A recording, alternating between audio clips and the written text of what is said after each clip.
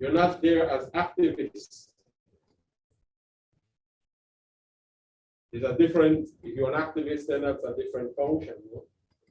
But if you're there for the documentation of the ICH, then that requires a particular approach. Very thin line, because we have a tendency to want to apply our biases in every situation. No? And passively, some people do it passively, some people do it more aggressively. But you want to stay away from that. Means not to exploit morally, legally, or commercially. And I've seen, especially foreign researchers in our countries in the Caribbean are emerging in the practice. Foreign researchers come into the country and there is no mechanism. Monday is here with this Jimmy. Good morning, Monday. Morning. Because it's an emerging practice, people come into the region and they go into the communities because there is no established procedure at the national level. And people who are involved in working with humans have this experience. Even in the particular practice, for example, I've seen, let me not go there, let me reverse what I was saying. You've seen where they come in and they go straight to the community, and the communities, not knowing their own rights, are pleased to have someone come and look after their ICH or whatever it is their heritage about traditional medicine and so on. And then the researchers disappear with samples of their plants, with samples of their secret mixture or whatever it is that they use, those medicinal combinations to treat particular ailments. And they go off and they experiment with that knowledge, and the communities are left behind and they don't benefit from it. So there's a commercial exploitation because the state has no legal structure. So one of the things that there's an opportunity for you here to do is together to set up a sort of legal, because we're not the government per se, but certainly set up sort of policy recommendations in how you will function and how you will train other people going forward. But one of the ways through which things become legal is through practice, no? It is through practice. So what you'll do, as you go through the practice of community-based research, community-based inventory, kind of research, you will be establishing precedent, practice. The more you do it, the more you apply the ethical principles that you have agreed among yourselves to utilize, that becomes precedent. You understand what I mean? So there'll be others who will come behind you, and that will continue to be practiced. It will continue to be refined if you set up a process that way. Darrell, the last thing Darrell said before he left here yesterday was that you can picture you having an annual 2-day meeting on ICH, right? Where you come from in your various roles from tourism, and you report how it is that ICH has been integrated into the tourism development agenda, sustainable development. You report on how Monte will report on how he has worked to transmit the knowledge of the drum since the last time we met. Celine Dion will report on what she has done in terms of the youth in promoting ICH.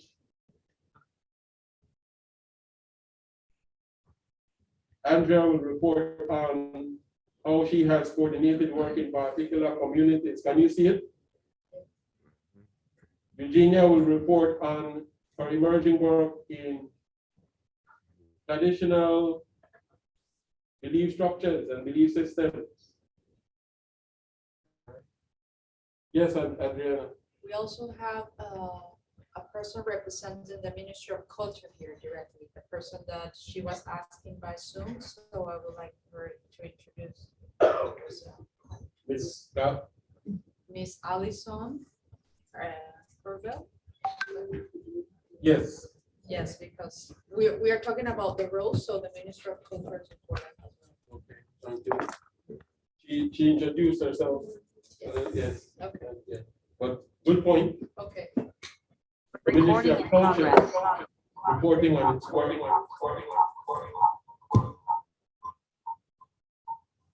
In terms of implementing the convention, along with its partners. Mr. Newton, for example, very humbly yesterday, by the way, said that that's a tough thing to do, you know. Said, I didn't know about, what was it? Shakespeare man. I felt good because I knew about it.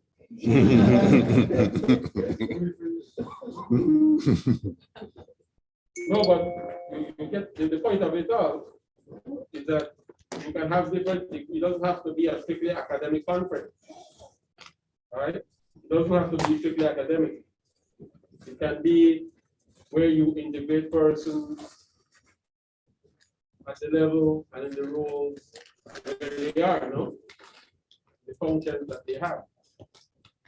Marlene as a teacher, right? Julie as a dancer, right? Morally, not exploiting morally, of course, is that's also a subjective thing. But you will know in the context of your society what it means to exploit persons in your community from a moral perspective. You know what the norms are here, no? You have a pretty good sense, right? And so there's ethics involved there as well, right? So here are the related terms. When you're doing field inventory, there is acknowledgement.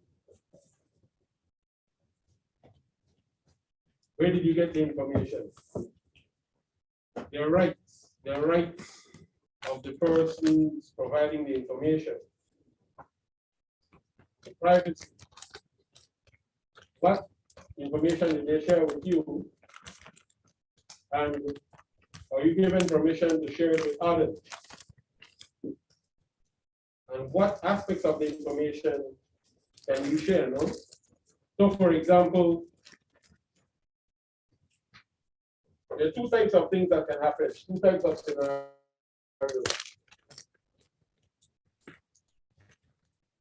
One, they will tell you that I can't share this aspect with you. You have to respect that. The other scenario is you'll be told, well, I'm only sharing this with you, and you can't share this component, this part of it can't be made public. So when you're doing your field inventory, you want to take note of that, because that will tell you how to treat the information, no? And who will have access to it. There's the concept of permission. This applies to the concept of free, fair, and informed consent. Respect. What is considered tradition? Confidentiality, creativity, and customary practice. Now, on the terms of tradition and customary practice, two things come to mind that relate to the convention itself. And that point is ICH, by its definition, are practices, beliefs, and so on, the domain that are transmitted from generation to generation. So you'll have to have on what constitutes ICH in that regard.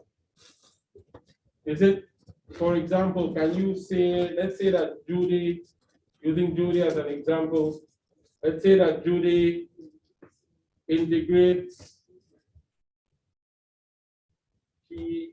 just like Monty, they have knowledge of, she has knowledge of dance, Monty has knowledge of drum, Monty explores the world in the way that he does, Judy does the same. And Judy develops creative pieces in dance. When you look at that, you'll have to ask yourself, is that ICH? Or what aspect of it is ICH? No? I don't know, I'm just putting it out there as questions you want to think about. Does that mean, however, you notice that there is creativity there as one of the key terms? Does that mean, however, that ICH does not allow for creativity? You take, for example, the carnival. What happens at carnival? Isn't there a repeated attempt to creatively represent the practice of the carnival on an annual basis? Do you see the same costumes every year? You see the same costumes every year? You have some that are traditional. We see a lot of skin every year. See a lot of skin. So you see the same skin. So you see the same skin. But I'm just using from the board. But today, are the bikinis and costumes, are they creative representations of something else? Yes, that's the creativity. But what's the ICH? It's something that's being done year after year. The practice, that creative practice is ICH. You follow? Because it's transmitted from generation to generation. Yesterday, for example, Newton said to me, was it Newton or Peter? Let me see. Said, well, carnival used to be done in February, but now it has been changed to August. So what that told me right away was that it used to be a practice, whereas now it may have been translated to mean or maybe sort of crop over or associated with independence or something like that. Emancipation. It has something to do with it because competing with Trinidad Carnival. Oh, you see? Economic. In June Revolution, the government changed.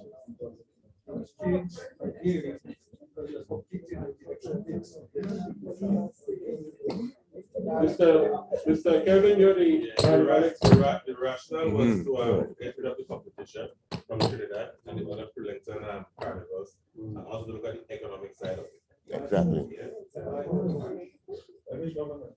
I'm not sure which government that is. Yeah, I think it's So, Can I just Order. when the revolution took place in March 2079, 1979. the carnival of that year was in June or July around May, right? Not the time it was postponed.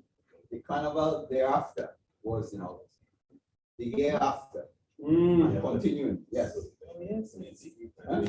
From 1980, carnival was in August. Right, me, Huh? you see, for that 1 year. Well, 1 year it was immediately the revolution took place in Trinidad or during the revolution. The first change came on board because of the February. Oh, yes. What, 1980? No, 74 of the side. Oh, close to the fence, and Gary changed it. Gary changed it. In 74, all we had was matching Yes. and so on and so forth, and prices in 74. The So you first can't change be- of animals got like it. What was that first change? What year? Me. What year it was?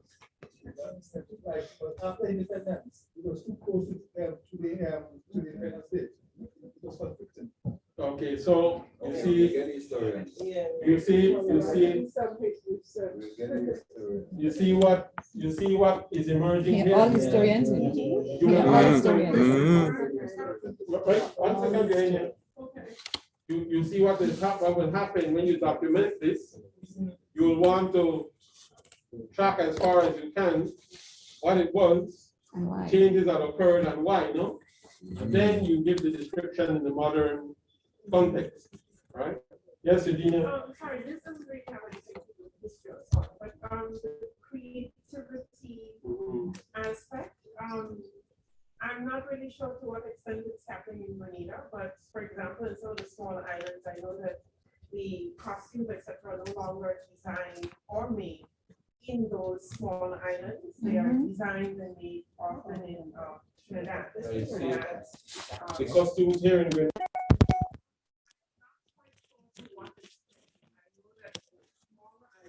I don't know but I'm raising the issue because to me, if we're going to be talking about creativity, how is somebody wearing a feathered bikini that was designed and made in Trinidad or Brazil or even Alibaba? Alibaba has the same costumes for sale. So to what extent is Carnival representing if the costumes are not designed or made? Okay. in Grenada? I'm not just- Very good question. One that you collectively will have to debate. Because, for example, Kevin, I understand you're the head of Spice Mass, no? So I have seen where you have debates on this issue, Eugenia, regionally. You have one school of thought where it's supposed to represent the cultural practice and creativity of the people within the territory, which makes it distinct and apart, if you want to use those terms, from a Trinidadian carnival or a Haitian carnival or a Miami carnival and so on. Then you have the school of thought is that by integrating other cultural practices, it adds to your own, no? Then there is an economic side. It might be cheaper and so on, I don't know. But I know in other places it's pretty expensive to be a part of a band. I don't know what it is here. So these are the discussions you have to have, giving you a lot of work ahead of you. If you haven't been having those discussions already, but feel free to tell us. So find out from an ICH perspective, what it is the goal and objectives associated with your own carnival, no? All right. So an important thing here is this, though. When you're documenting, you are not there to judge it. That's the key part. You're to describe what it is. It doesn't mean, though, that you can't influence what it will become if it is you're pursuing social cohesion, creativity at the national level, and this sort of thing. As Eugenia, by saying what she said, I'm sure Kevin was able to hear that, no? The debate between Peter and Norris in terms of their memory. You see there's a gap there somewhere, no? So it means that it requires further delving into. And then that will help to inform the tourism. You see how everything is connected? If you get that narrative straight, that helps to inform the tourism people. That helps to inform the culture people. All right? So you understand how ICH is the basis, as Judy started off by telling us, how it's the basis for development, for creativity, and all of these sorts of things. Monty? And the last carnival I went, the Venezuelan ambassador asked me to go with him to see Mars. And while we were there, two ministers showed up from the government playing short. So as we went further, he said he's not taking no picture of anybody in the evening. So I only want authentic pictures of Grenada culture. And I was stuck by that. So yeah, if the ambassador is interested, and he's a foreigner, what about us? So we should really appreciate our culture and push it. You know, an observation on this: globalization is good and it's bad. Globalization, sometimes because of television and because it's like a self-perception kind of thing, no? You think that Trinidad Carnival is, I'm not disrespecting it, it's a wonderful practice. And you want to replicate that. And is that a model, because there's an economic side to it too, no? Where people make livelihoods and so on. So maybe those are considerations that go into it. I'm talking collectively, no? The collective practice of carnival, where individual bands and what goes into their decision making, right? When they decide to put these bands and groups together. So the best you can do, if that is something you want to discuss, Monty, the best you can do is to identify and make an observation, and then have the stakeholders say, well, this is what we understand we're doing, why we're doing it, and so on.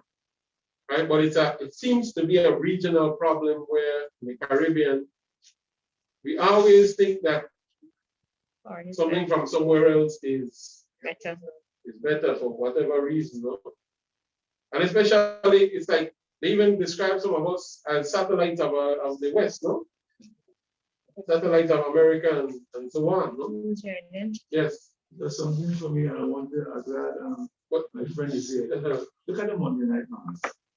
It's a killer. You know what I'm saying? The big fellas who own the money, let's take over our money, Canada, and say, okay, we organize it, get a bottle or something. I'm not bashing it, but I'm saying that was 2 days of Grenadians to enjoy themselves on the street. So the big company just stay there. I can't support it. That's the night. Well, I mean, but it's tired for the next day. You know what I'm saying? It's a given anyway, you'll give you something like that. Well, let me make another observation. We're looking at dynamics of ethics, no? But I always say to people involved in safeguarding, if you're a safeguarder, safeguard. If you're a creative, create. If you're a promoter, like in tourism, for argument's sake, to attract economic growth to your country and so on, that's important too. But at the essence of it, you know who's important in all of it? The safeguarder. Because what you're describing with the skin and what you probably in terms of your own ethical, collective way of thinking of it,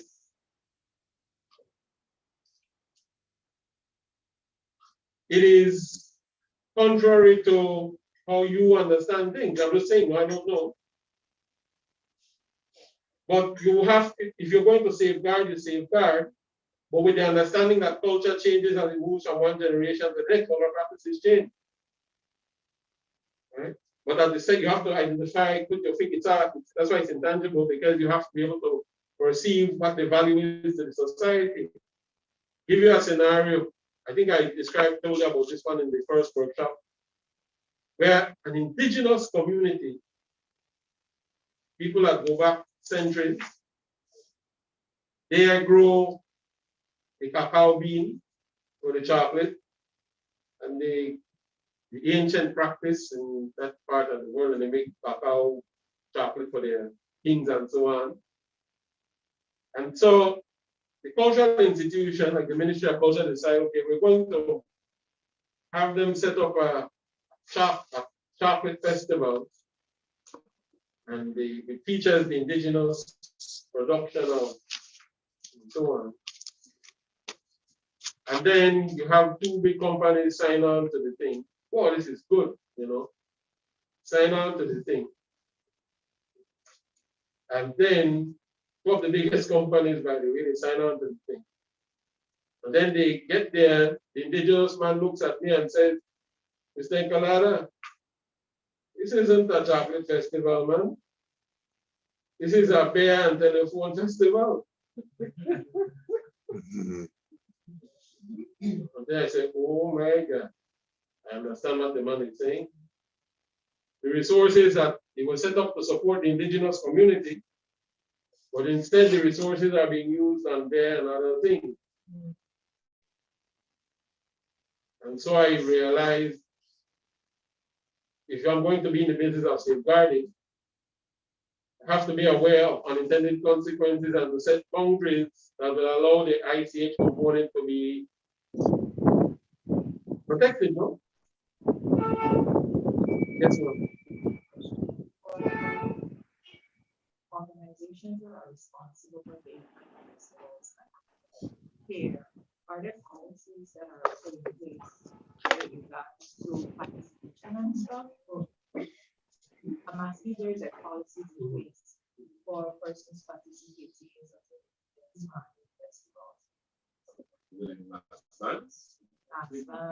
Yeah. Yes, for carnival, yes, there are policies. Okay, so in that policy,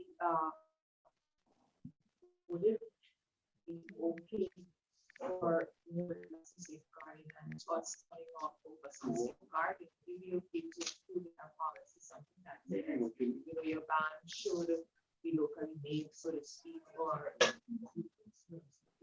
would that be say that? Well, it would limit creativity, limit participation. How would it do that? I really creativity, probably participation.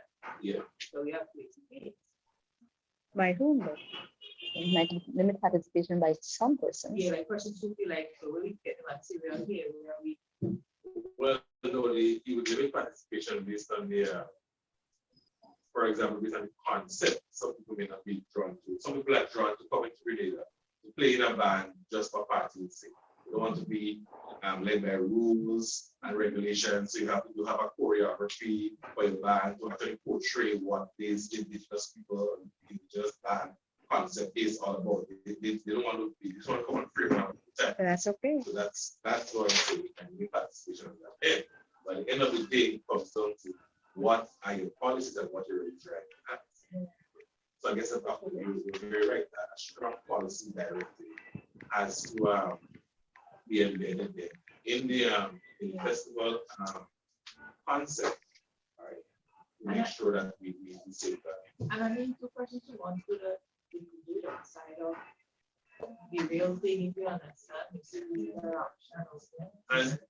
And Spicemas Corporation, we have identified that as a problem for the years. We're seeing that we are moving away from the traditional aspect of our mass and moving to impact that. And we have made a concerted effort to bring back and revive the traditional aspect of mass. And so, for example, our traditional mass festival happens in St. Mark. I don't know that this will happen again this year. Right? Bring it back on the road, the streets of St. Mark. That's what we're doing. We want to bring that back and see what traditional mass coming from the schools.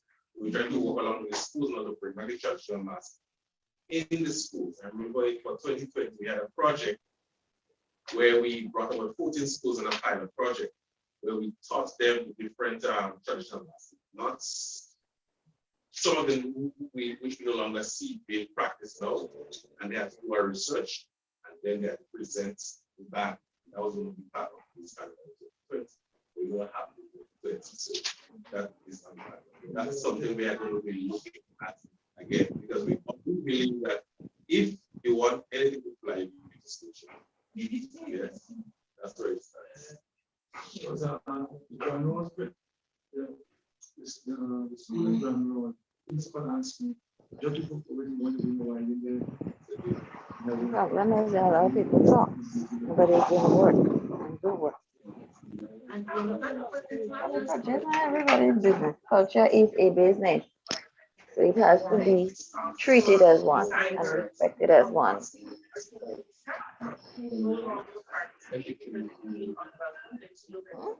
Everybody's tuning to the exhibition is sort of thing. And so they don't participate, but they were the local people who were doing it and who had actual mass camps and they designed it. So they had the seamstresses who were it was a real community. Now it seems like, oh, you get on and you import them, and then it's whoever imports it who's making the money or who's benefiting from it rather than the community. Yes, Ms. Marlene. And then after that, I want to hear from Celine, Leon, and Ingrid, and I want to hear from you in all this kind of discussion. Yes, sir. Yes, just forgive me for trying to contain myself.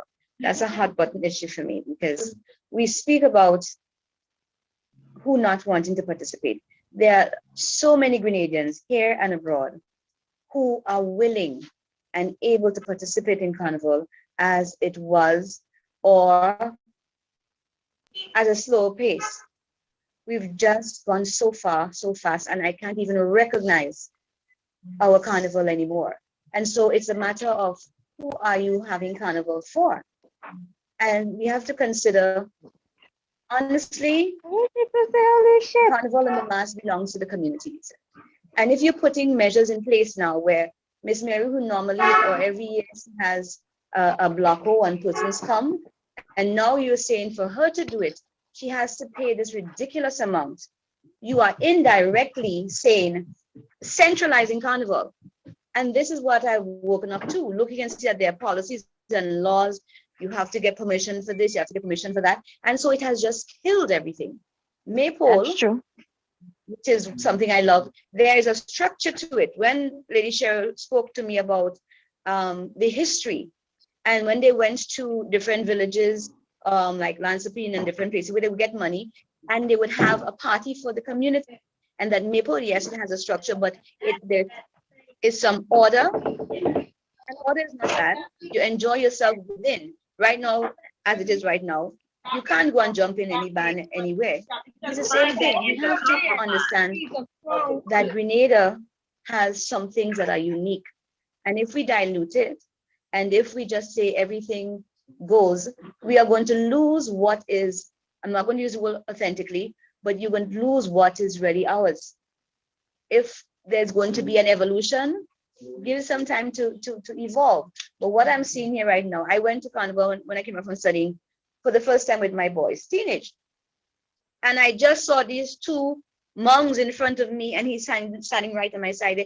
I couldn't deal with it. So I had to take my teenage son and go away. The adults and the elderly in the community, and I don't want to come and see that. It's not reflective of me. So Carnival time in the community where you had little tarts and you had little coconut this and all these different industries that developed around it, that too is being lost. And so we have to ask, where is the money going? How much of it for all these persons who are coming in, how much of it is staying in Grenada? And when they leave, what do they leave us with? You know, children's minds. And in our society, we have to clean up all these perceptions and all these issues. So it's a matter of where do we want to spend our money? In the rehab or in something else? We have to, as Grenadians, decide what it is that we want to be reflective of us. I just, page 1 of the chapter 1 of the book. And I want to be clear here. I'm not trying to.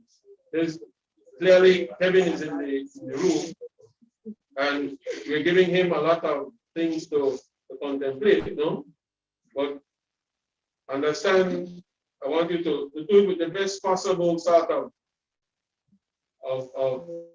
spirit, no? Yeah, Because he's in the right place. Together, right? And thank God for him because he knows what he's doing. I want to, yes, no, but you see, I'm just trying to imagine a country. The ideal situation would be where you have zones you have an ultra high-tech zone that is international standard, cutting edge technology, everything, so that the young people who like that kind of lifestyle can remain in the country and then participate in that. Then you have on the other end of the spectrum, you have the heritage zone where people want a more peaceful, a more natural way of life. And they can do that at any stage in their life. They might experience it as children and then come back then as retirees. A heritage zone. I like that. You see? Mhm, And then you have I will go there. I don't have to go and see somewhere that. in between where the compromise of the two Mixture, extremes. mixture, yeah. You Yeah. know, so that The first zone, the high tech, the cutting edge zone, because you could, the same way you have an industrial park, just one part of the country. Because you see, you don't want the bright young sparks leaving the country either. The brain surgeons or whatever it is you want to call it. You want to have a high-tech zone that they can stay in the country and participate, especially now as we have this kind of internet connection. People can work from anywhere at any level. So the thing is, in terms of carnival, maybe if, let's say, Guava or Shantimel or whatever had the heritage carnival, then the people in town who didn't like the, let's call it the Trinidad or Brazil style carnival could go up there. I went to Trinidad Carnival and I enjoyed myself behind a pan around the neck band. It was a small group, maybe 500 people. That's small for them, not the 5,000. And people were just walking in the street, jumping along behind this band, 10 fellas playing with pan around the neck. It wasn't a DJ truck. It wasn't a huge, huh? And a rum. But the point is that you're not doing one at the expense of the other. Even Trinidad Carnival had a little section, a back street, where the small bands were having a good time. Adriana, you've been in carnival too? No, not here. I mean, in Venezuela, we have a different one. But what I want to add, because I don't want to put like more fire, you know. Fire. More gas to the fire. Throw it in. It is, I understand the different perspectives, as Marlene, Ms. Marlene and Daryl, but I'm guessing, I'm just putting again a little candidly here. If the resources are limited, correct? Who decides how much? Because pardon me, Daryl, but I believe that Trinidad has more maybe resources to cover those expenses. So maybe you have a variety, and maybe there's non-profit who can cover those type of several activities, or the diversity, the diversification of those different carnival activities. But what if you have here one specific budget or two specific budget and it has you know, a limit on the top, and who decides where the money goes? I'm just leaving that. I don't want to have like too many hours here with that. Yes, I hear you loud and clear, but you see what we tend to do? We more senior people tend to dominate the discussion. And I still want to hear what the youth have to say about this kind of thing.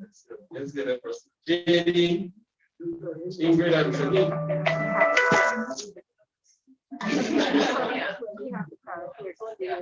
I can speak to you after.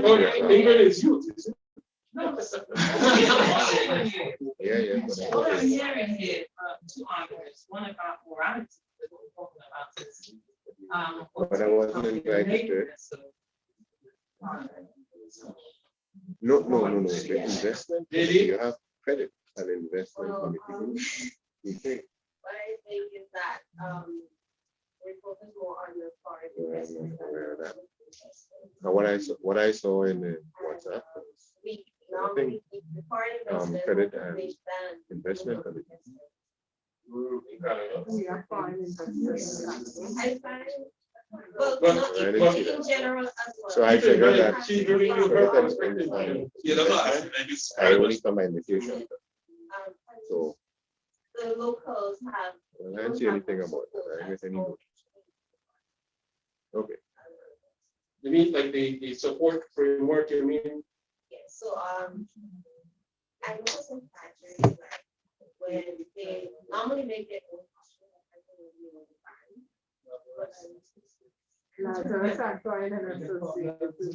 I know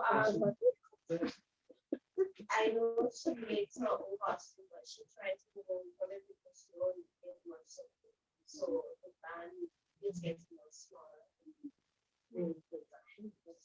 I don't think I go ahead.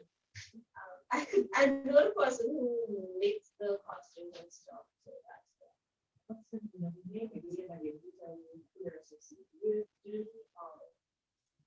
Julia? Yeah. And as I said, that's one of the things we recognize that was that community support. We give subvention to local banks to bring all the capital. Or the foreign banks, well, we someone foreign banks, they don't get us subvention. All right, they strictly sell the costume. But when it comes to the corporate community now, we find the corporate community gravitating towards these banks. It has more flair, it has more excitement, so the brand is going to show up there.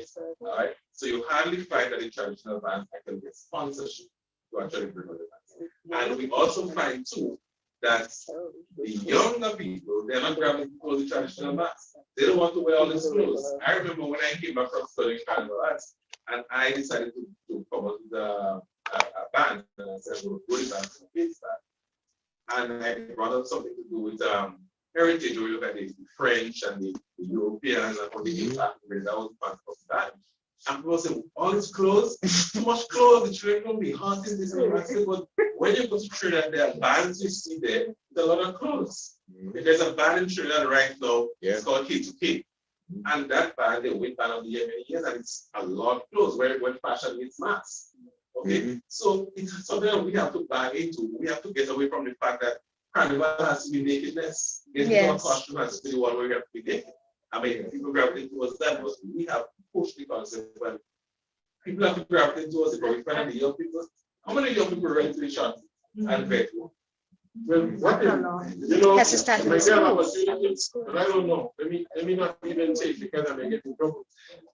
Where you have creative representation of traditional in the high-tech zone, if you want to call it that. Yes. Celine and Antonia.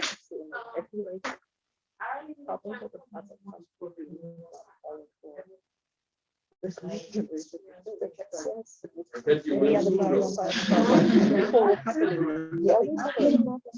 child told me that it's like you didn't teach me about it. So don't expect me to know it. You don't have to know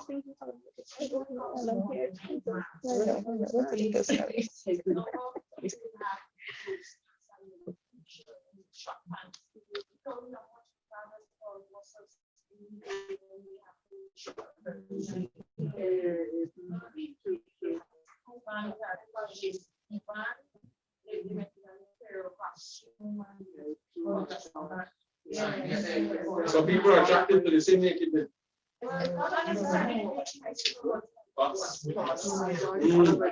Is it cheaper?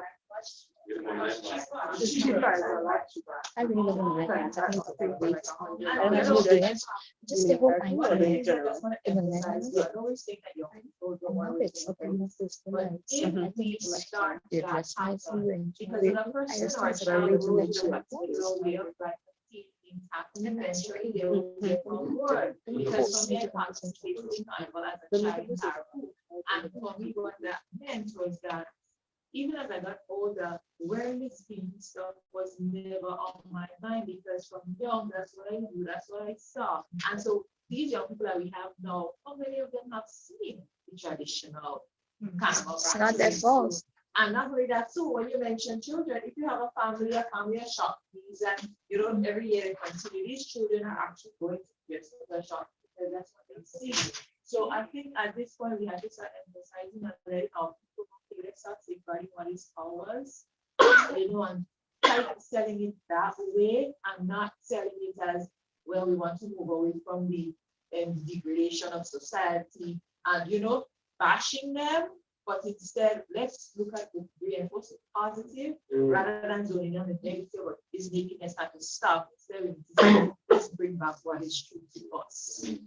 That's it. I mean, I think I've been kingdom already. Indifferent to God.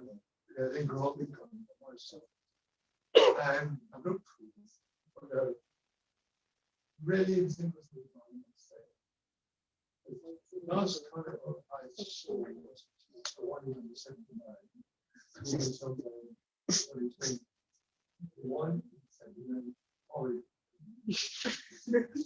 In 79, but people, in 2019. And it horrified you? Yeah. Really? yeah, See how long this thing will affect people? That is what it is, jab jab.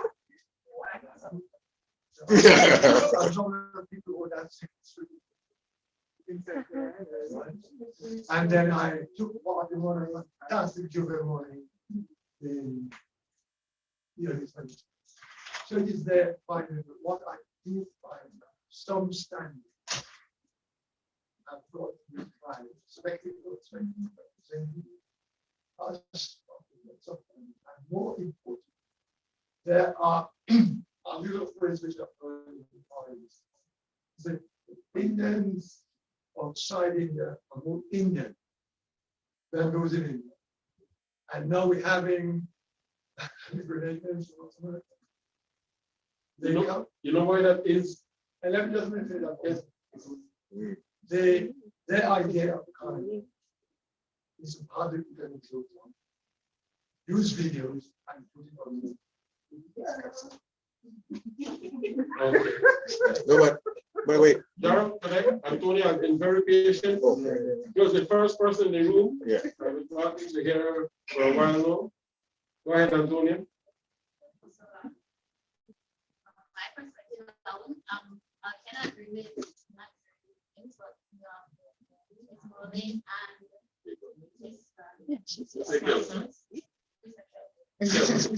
Mr. Kelvin. My grandmother is a seamstress, and she normally does the costume for Carnival also. But from my experience, what I've noticed, it has a lot to do with what Miss Medina was also explaining. It's the fact that the older heads are going out and not even informing or educating the younger generation on what it means to them or what it means to us actually. So the young people will grow or go towards what they would see mostly in their pieces, that's what they would gravitate to. And those that are in charge will obviously gravitate towards that too, because they're pulling the younger generation is a bigger crowd. So that is what they would pull towards them. That's what they would study. They would study the younger people. So if that is what they want, that is what they would offer them. But yes. That's a good point. More visible. Yeah, more visible. Next slide. I just want to add something, and it's not directly related to Carnival, but the watering down of our, cultural heritage is,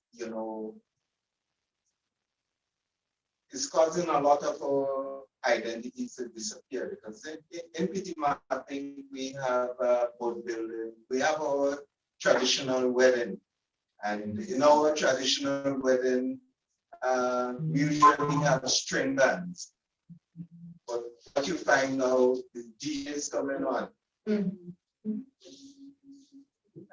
With the traditional wood building, where we use wood, now fiberglass is taking over.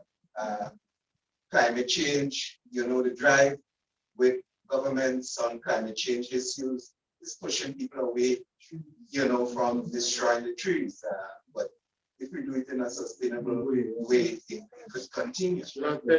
Yeah, so we're losing a lot of the skills that we had before. And I think, something must be done to really protect and see that, Let's go back to Petit Martinique to document that boat building and string music. Yeah, to do the traditional wedding would be nice. Just one thing. All right, one thing, Marlene, and then we continue. I want to add that I went to one of the couple vessels on the Carnage from Petit Martinique. I was looking for a tool called an ad. And Thank you. Thanks Yeah. for taking my drums. Yeah. And a lot of them guys didn't know what it was. I see. So they always pointed me to the oldest guy. You found a sharp one? I didn't get one. They didn't get one. Yes. Sure, I'll follow. Marlene? Yes, I just wanted to say, I agree with you. Sorry for the name. It might be a better thing to present alternatives rather than bashing and saying that this is negative. I have been put in my place several times by young people who say, you know what, you have not taught us the things that you're claiming is mine. And so you have to teach me first. And so what my friend said down there, I do believe, Antoinette, I'm sorry, just if we teach them, if we expose them to it, many of them come from great families and they have the examples, they would really take it up. I have had the experience as a teacher where I would have shared that before, giving young people the opportunity to learn ring games and maple and so, and they love it. So it's a matter of presenting it to them and giving them the opportunity. We can't say they don't want it if they don't have the opportunity. And again, Mr. Jacob, I really commend the fact that you're trying to bring back the traditional mass in St. Mark and so, but what we need to understand is that we have these pockets throughout the island. And so putting it in one area, I find that to be a challenge as well, because people in St. David's, the old lady in St. David or the church, they would not go all the way over there. So if we allow them to have it in their community, and then it pose a problem for us as persons who safeguard or documenting it. Because if I'm seeing, okay, you come into me every year, you taking the resource, you're taking all stories and the information on, and then you're going with it, and then you're stifling it, you're not creating opportunities within the community for me to be a part of it, then after a while, I may just take sense from nonsense and decide, you know what, it's not for me. So you're taking it from the community and then putting measures in place where the community is not able to really showcase itself. So as we take these stories and we learn these things, try to ensure that we create festivals or opportunities within the community. The government doesn't have to do it. It doesn't have to be a centralized thing. Spice Mass doesn't have to do it, but just create the atmosphere, the environment in which people can do what they've been doing for a very long time. So when I go to dance the Maple in Bella and they say, what are you doing there? That's nonsense. Do it so, and you have to do so, and wear your whip, and wear your whistle. If I went into St. George's where they have no clue what's going on, nobody to correct me, I am learning right there, so it has to stay there, even if it's every 2 years. We have to find a way to ensure it remains, not just in one parish, but it remains in the community. So Thank you. I think the point is, I think the people who take, so at least you bring it to other communities. And you can see what they have, yes. So as a collective, you have decisions to make, no? In terms of the safeguarding and how that enters into your, not only Spice Mass, but into your other festivals and public events. So you have collective decisions to make in that regard. And a discussion I would propose that you do reconvene at some point to have these discussions and to put it in black and white, no? And with the power brokers, and many of the power brokers are right here, right? In terms of these particular events. No. Yes, sir. I just want to suggest one thing that you see, we stumble across as we go through the presentation, we stumble across problems that come up spontaneously and people point out, just like the heritage mass and so on. But every time we identify a problem, we should start thinking, what's the solution? Because if the problem is, here we are, we're training the teachers to go and teach a classroom, but the problem now seems to be that the parents of those kids are not aware that they should incorporate some of the family traditions and some of the traditional experiences in a family experience. So we now have to add to that curriculum technique. How are we going to train the parents? You see, so I'm not saying we're solving our problem now, but we must anytime you see a problem, let's start to identify where the solution could be. And in the air, Judy. But I would say one of the ways to train the parents is through the community, like the facilities of the issue as a child, because I remember being a part of a community group, like a children's performing group in a community, and deciding that a few of the adults were going to play traditional mass. And then the children decided, a lot of the children decided that they wanted to play too. So there were instances where we had to get the money for the costumes that the parents could afford it. But the children really loved it. They really loved it.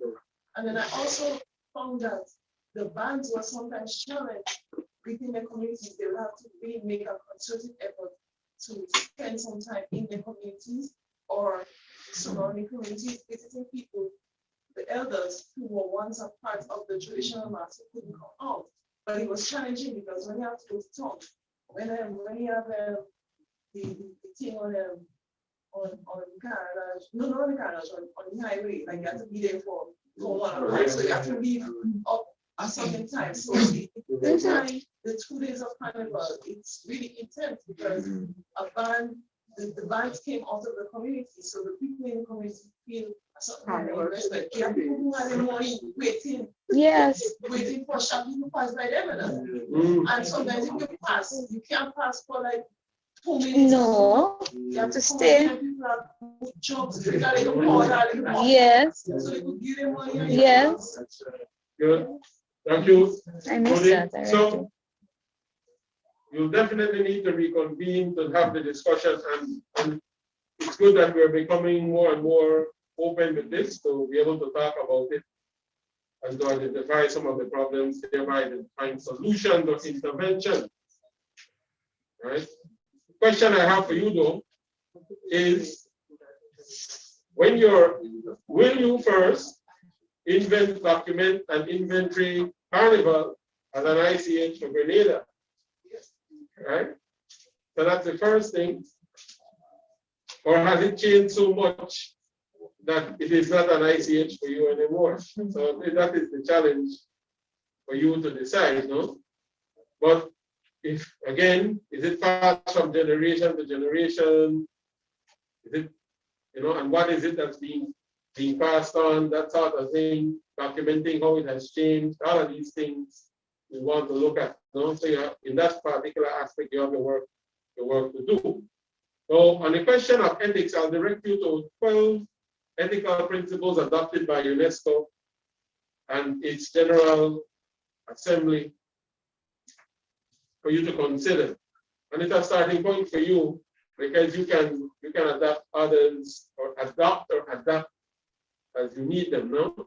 But the reason for this is because as you go into the documentation inventory process and begin to interact with communities, you want to be thinking in these terms and other terms that you will deem fit in your context. So I have the website link. There's a hyperlink in the presentation itself. So you can always click on that. It will take you directly there. But here they are. Communities and groups, where applicable, should have the primary role in safeguarding. A lot of these are deep, so you'll have to really reflect on them. The right of communities, groups, and individuals where applicable to continue representations, expression, knowledge, and skills necessary to ensure viability of ICH should be recognized and respected. To be recognized and respected. Mutual respect as well as respect for mutual and mutual appreciation of ICH should prevail in interaction between the state and between communities, groups, and individuals. Between the state. So the state is not the dictator, but the communities and state parties together, no? Meaning you have institutions that function on behalf of the state. Then you have community actors. All interactions with communities where applicable, individuals who create, safeguard, maintain, transmit should be characterized by transparent collaboration. Transparent collaboration. Dialogue, as we've been doing just now. Negotiation. Consultation. contingent upon their free, prior, sustained, and informed consent. Notice the word sustained and informed consent. First, we used to say free, prior, and informed consent. Sustained consent means, what we talked about yesterday, that relationship building, that trust building. That's how you sustain it. Continuous dialogue, continuous understand, and that's how human life is, right? Access of communities, groups, and individuals to instruments, objects, artifacts, cultural and natural spaces of memory whose existence is necessary for expressing ICH should be ensured. So you have some spaces that are, was it the Sensei House? Who used the Sensei House yesterday as an example? Eugenia? That's an example of a space associated with an ICH. That space were to disappear with the ICH be endangered. Yes. Right? So I think that's a key part of it too. You had some countries that we've seen that are what you call non-examples, where they attempt to take the ICH out of its context and put it into another context, and the meaning changes altogether. It goes from having social function and a particular meaning to having the meaning something else. You have to be careful not to contextualize ICH, meaning taking it out of its context where it, if it moves out of that, it's something else. Each community group shall assess the value of its own ICH and should not be subject to external judgments of value or worth. Yeah, no. It's a real thing to pay attention to. Listen to this. Here we are saying that that's not how this is, that's not how this is, that should be this way, and that should be that way. But really the one who should inform you is the community themselves. So you have to be very careful of that balancing act, no? The ethics of it, right? Community groups, they should benefit from the protection of the moral and material interests. They should benefit from it. If you are going to go in there in the spirit of transparency and honesty and so on, and you know that there's going to be commercial value or derived from it, community should benefit from it. If there's going to be awareness raising, then the community should benefit from that awareness raising. It doesn't have to be financial, especially if there's no financial gain to be concerned. But for example, you take a scenario like this, the GNT and this project, there's a broad awareness raising. The benefit to the community is a broad awareness. There's the training, there's the media, and all that type of thing that go with it, right? The dynamic and living heritage, living nature of ICH should be continuously respected. Authenticity, watch this. Authenticity and exclusivity should not constitute concerns and obstacles in safeguarding ICH. There is no such thing as authentic and exclusive in ICH. Why? Because for it to be transmitted, it can't be exclusive. If it only belongs to Andrea, how is the thing going to survive? There has to be some other actor involved for transmission. If not, then that's the end of it. Yes, So an extent can't be exclusive. For example, we talk about some practices that are belonging to a specific small group. So to an extent, it's exclusive. The rest of the country can't partake in it. Right, except that we're using exclusive in a different sense here. It's exclusive to the practitioners, but for its transmission, that knowledge is being passed on to somebody else, will also then become part of that group. You understand what I mean? We're talking in terms of the transmission side of it. Because if it's also exclusive, and then that group dies off and the ICH dies. We're using exclusive in a different sense there, no? 9, community groups and individuals, and this local, national, and transnational organizations should be carefully assess the direct and indirect short-term and long-term potential and definitive impact of any ICH that might affect the viability of ICH. So Carnival is the biggest example. when you open up your country and tourism and all that sort of thing, carnival, think about this. Not only are you giving an experience to the visitors, but the visitors are also bringing an experience to you. So when you're out there on the road, when your young people are out there on the road with the visitors who want to wear no clothes, chances are your youth might also want to wear no clothes. You understand what I'm getting at? Listen, you have to think. It's a two-way street. You're giving and you're getting. So you have to be careful on what it is you want to get. There might be unintended consequences. I think that might be some of what we're dealing with now in the discussion with Carnival as an example. No? And it may happen with many other types of events. Right? But it's for you as a society to negotiate, as we talked about up there. Communities, groups, and where applicable individuals should play a significant role in determining what constitutes threats to their ICH, including, these are words I want you to remember. See them here?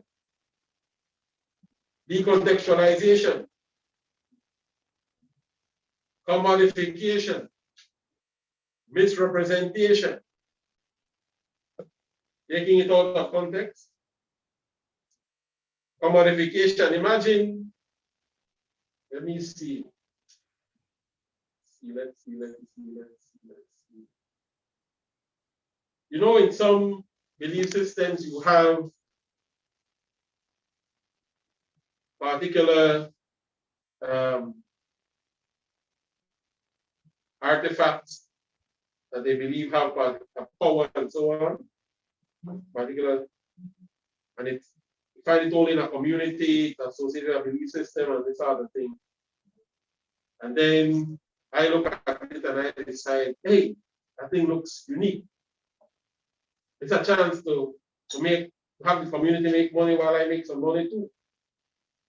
Let's reproduce that because I don't see where we go and 3D print it and all sorts of things. Then we say this is from the sacred culture and belief system of the St. George's townspeople in Grenada. That's commodification that is no longer associated with its true meaning. Be wary of that. Right?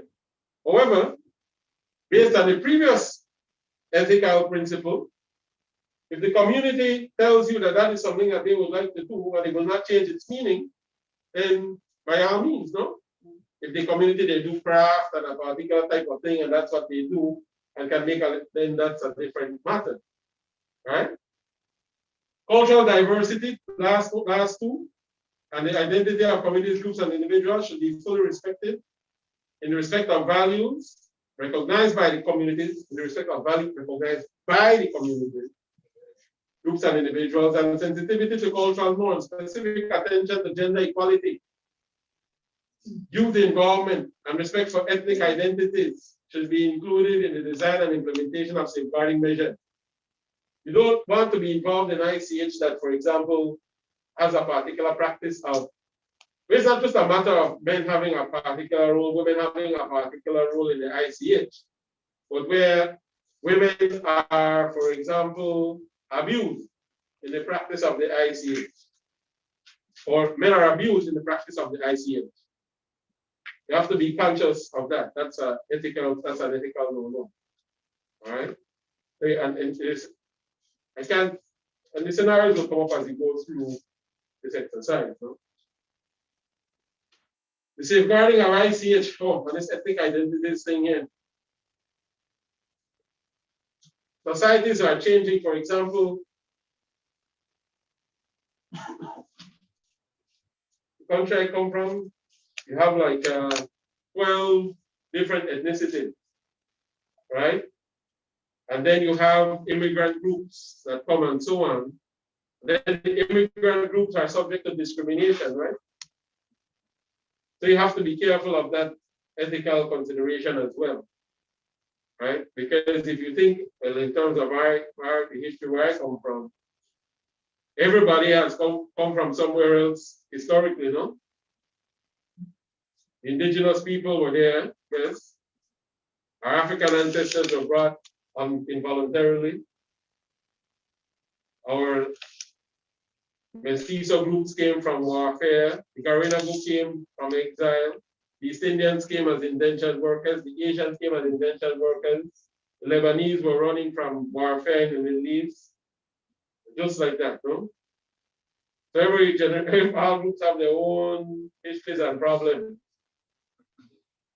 And so there needs to be psychological shift toward the respect of the ICH that you might find as well. No? And then finally, ICH is of general interest to humanity and should therefore be undertaken through cooperation among bilateral, sub-regional, regional, international parties. Nevertheless, community groups and individuals should never be alienated from their own ICH. Should never be alienated from their own ICH. There's now an emerging practice in UNESCO, and I'll end with this. There's now an emerging practice in UNESCO where there's a mechanism for ICH in the case of emergencies.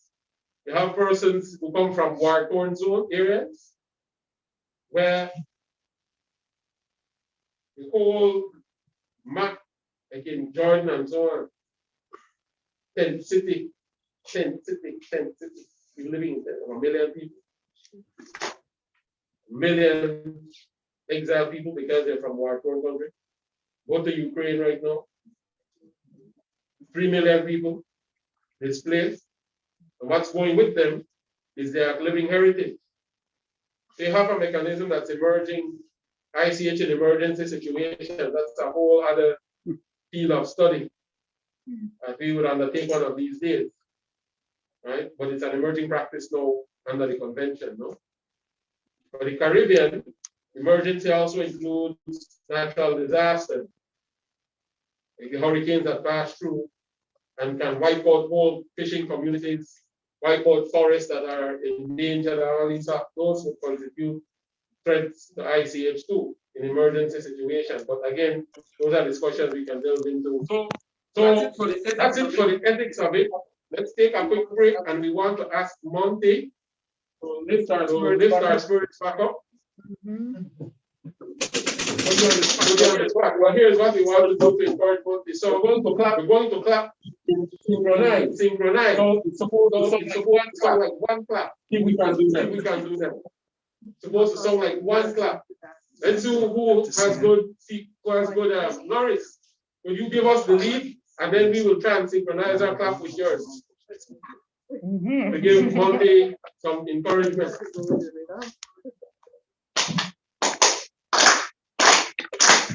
Supposed to sound like one clap.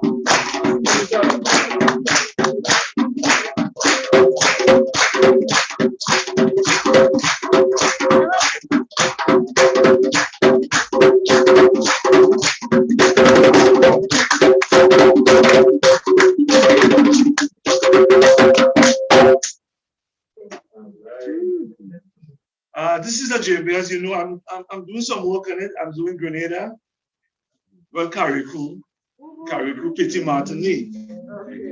But I'm doing a boat here. I'm doing a big drum on the Carriacou, and I'm doing the pure Grenada logo on Grenada. So it's a work in progress, not finished. Whatever I do, I try to always portray Grenada. Okay, Mr. So we get a little song for the folks who warm up. Me mama gone, me papa coming, we go cook rice and peas to eat. Me mama gone, Papa coming, we go cook rice and peas to eat. we go cook rice and peas and boil up some and wait till me mama come. We go cook rice and peas and boil up some and wait till me mama come. Me mama gone, me papa coming, we go cook rice and peas to eat. Me mama gone, me papa coming, we go cook rice and peas to eat. We go cook rice and peas and boil up some and wait till me mama come. We go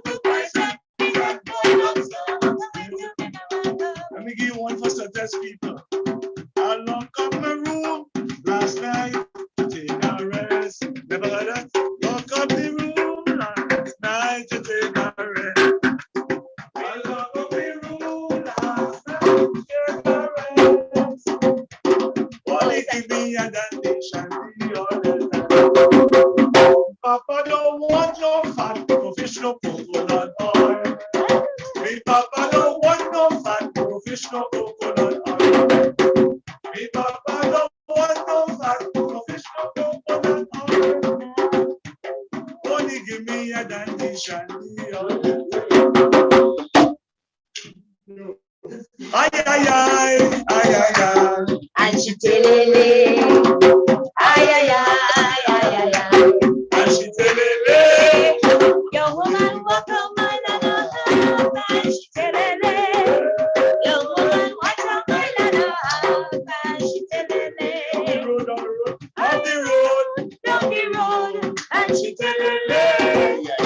Up the road, down the road. and she telele. Your woman walk a mile and a half. And she telele. Oh, lady walk a mile and a half.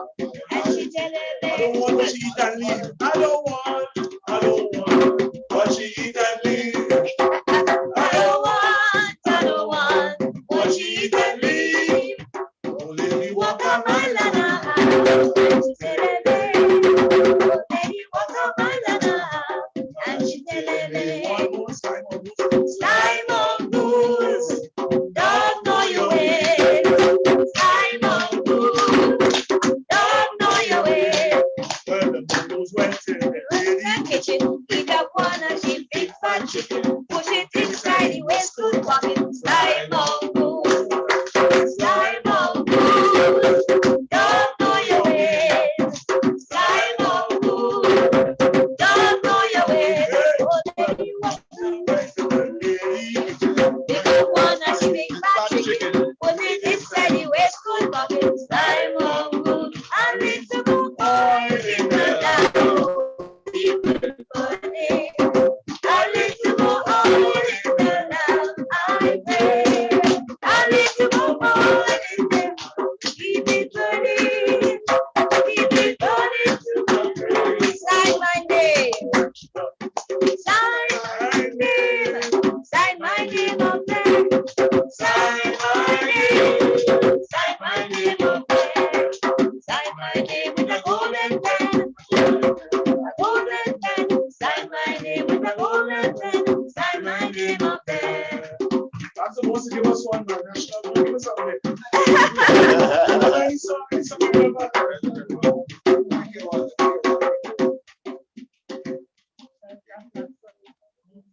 Want all Grenadians to know. We want all Grenadians remember our first 1838. Slavery ended in Grenada. All Grenadians to know.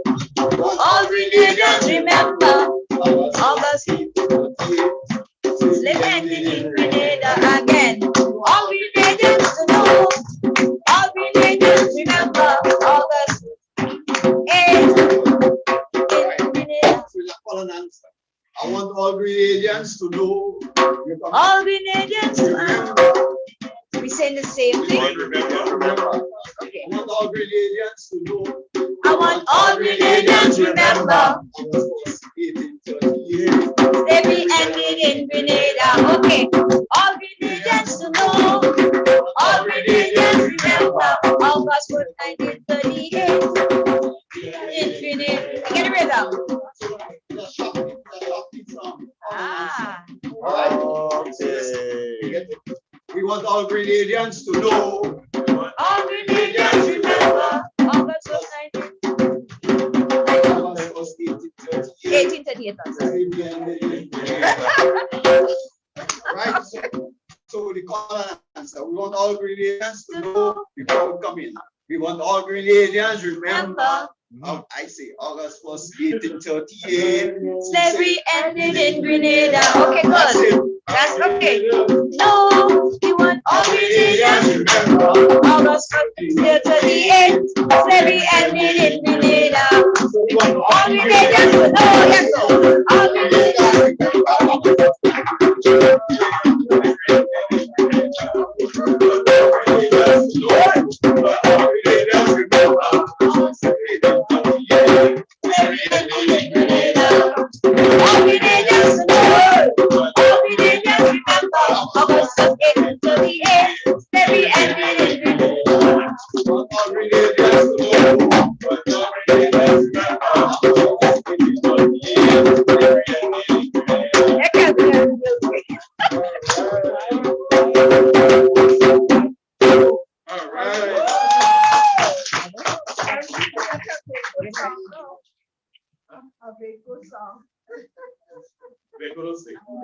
They don't say? Yeah, no, then. The stamp, okay. But a while, maple one.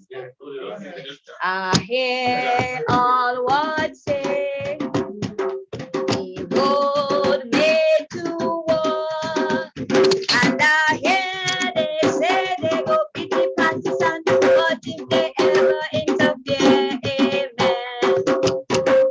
I hear all what say, the road made to walk, and I hear they say they go pity partisan, but if they ever interfere, amen. Motion.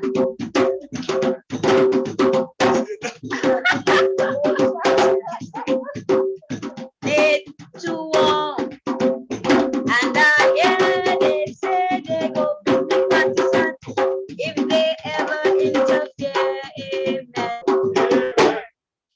All right.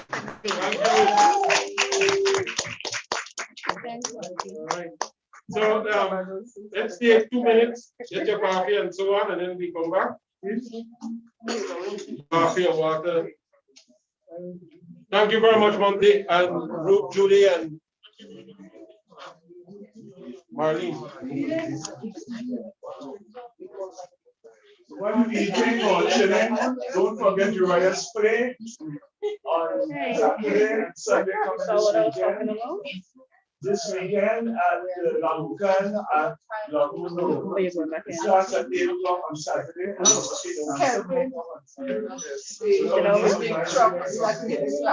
really stuff. Oh, you're gonna do that song. Killing the street father.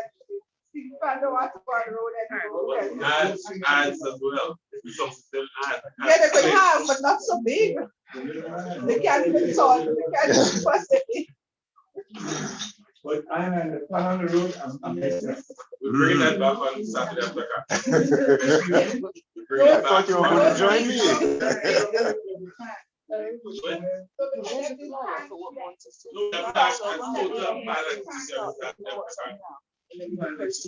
Yeah, so the same whole parade or climax everything. Bring your costume. Nice, brother. From thumbs up to you, man. Thumbs up, thumbs up, thumbs up. No DJ that. And then I want a serious interview after that. We get people feedback concerning that. And maybe that's a step in the right direction. I can't. I mean, yes, I'm moving, but I'm trying to comprehend this big truck DJ. It doesn't fit. It's like it's miles away from you, but the bang inside. I mean, you grow up pushing pan, your brother, your father putting pan. I tell you, man.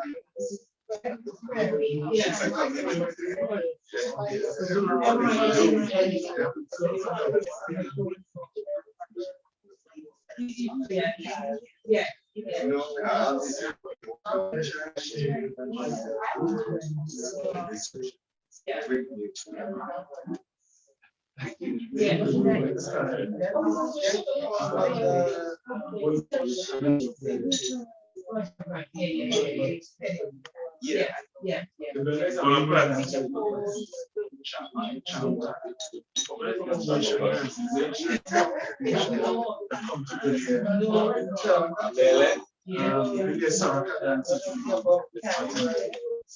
to bring that up.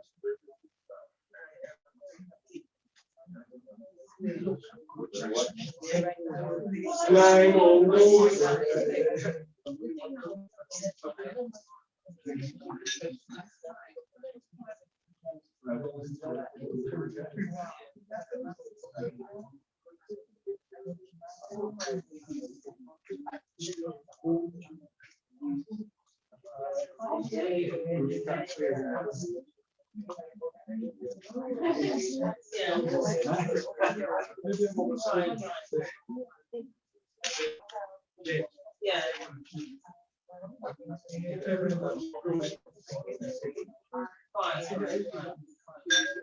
Yeah. Me? No, I've never done. Maybe not. That's one? That was? A very long. Many years ago. I don't know how to do that anymore. I have a left foot. That's I'm uncoordinated. No, but that's not culture. Most of the people oh, yeah, I see that. Oh, yes, I see that. Oh, yeah. That's what I have no coordination whatsoever. Terrible.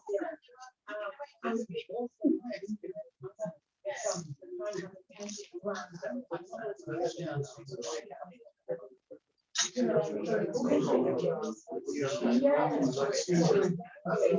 want to just take a picture. I want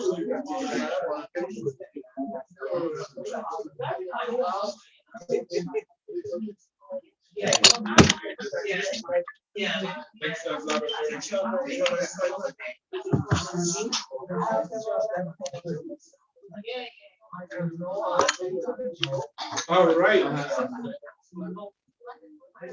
Let's proceed along.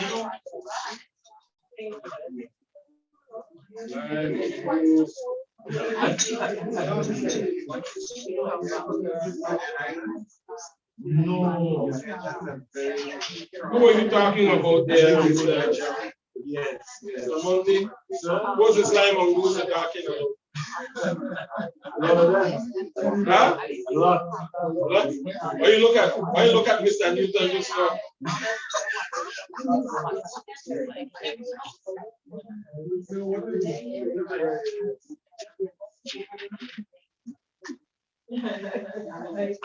All right.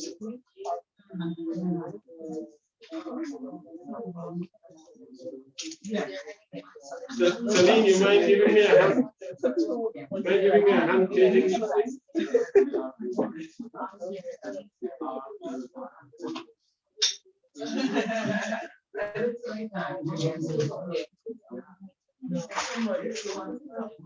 Mind giving me a hand changing these?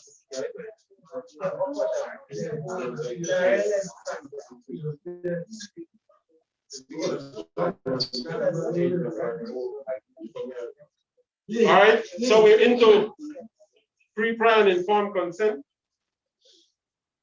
This is central to any of the work that you'll be doing, and even if you want to inscribe, let's say the next time around you submit a proposal to UNESCO for a project, it will clearly have to be a part of your work, pre-plan informed consent, the submitting entity, because now you have a group of practitioners, persons who are trained, you have the stakeholders you have stakeholders which are now yourselves who will be trained on understanding this. And then as you go into the documentation process, you'll also want to establish pre-plan informed consent.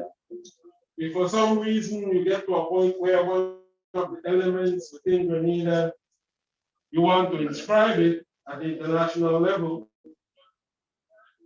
you will also need to get pre-plan informed consent. Now, one of the things I sit on the body internationally that review files that are submitted by states, and one of the practices now, states used to prepare these standard forms, and have people learn it, no? What they want communities to do now is to write in their own words that they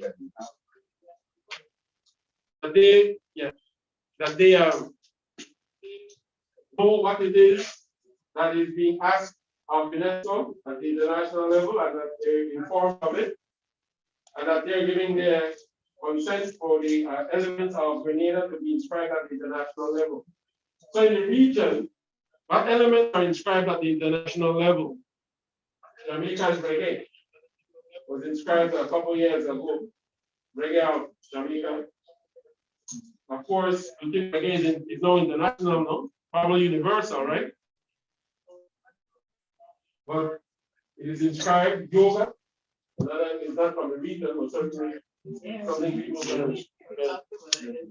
You did? Yes, because it's like on the post of those, like what happened when you get embedded in a culture, somebody wants to add a grade and twist to yoga. Yes. You know, the weaponization.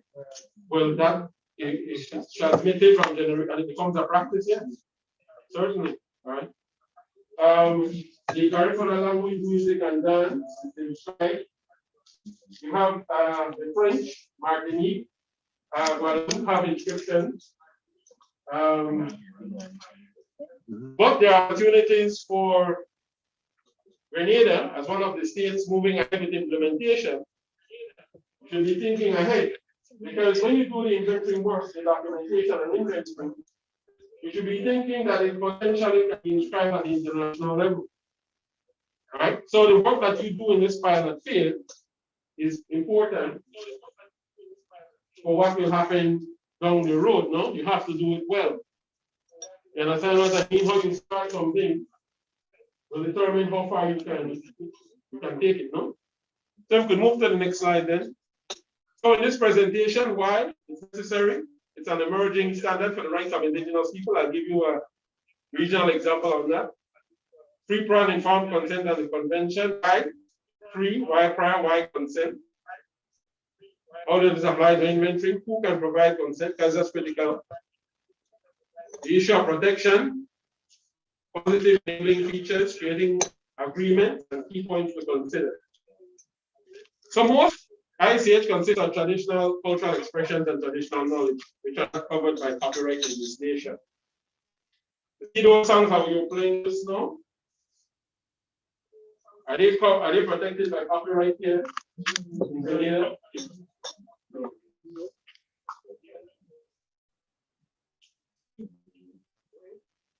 You know why? It's hard to copyright it. I don't know who you belong to. Huh? That's it. That's it. Flora hit the nail on the head. Could you repeat it? Who are the owners of that?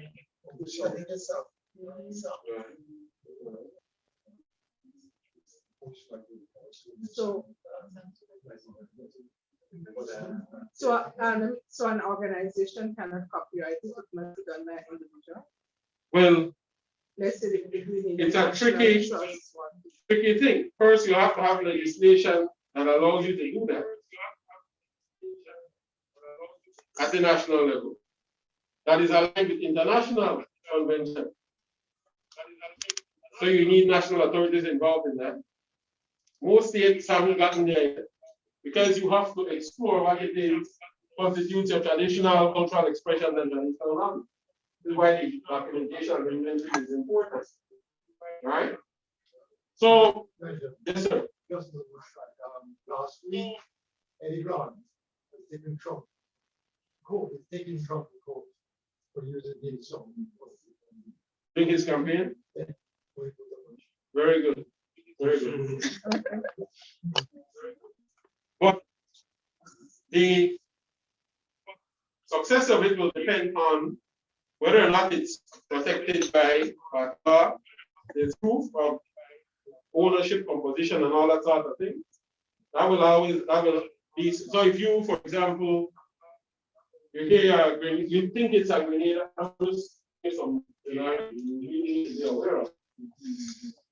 you're singing a song and you say, but I hear that for a long time, that's a Grenada song. And then you end up in Antigua, So what did you do singing this our song?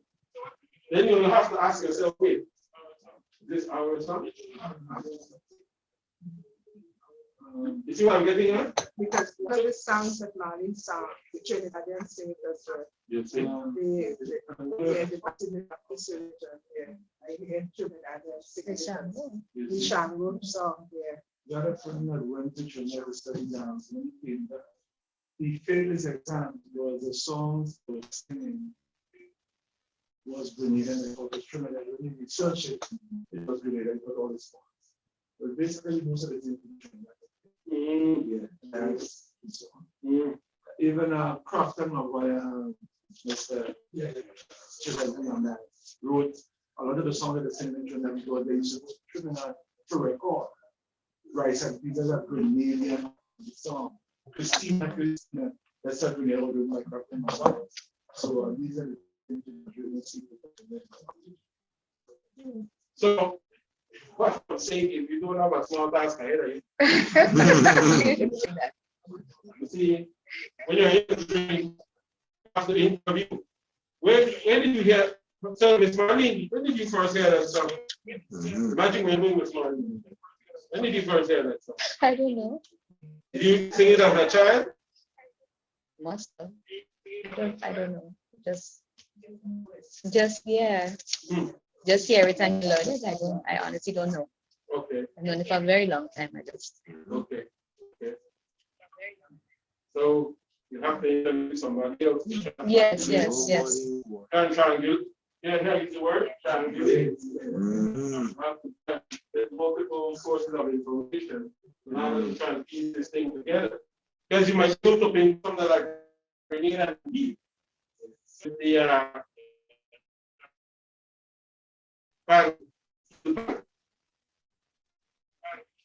clear right away. Have some idea where it originates. Consider that. Right away. Really? Not a instrument, but not a song. Instrument is Grenada. Well, time to educate me. Yes, I'm not denying I'm listening. Yeah, tell us about that, please. No, I think there's a debate. Well, I want to get the debate.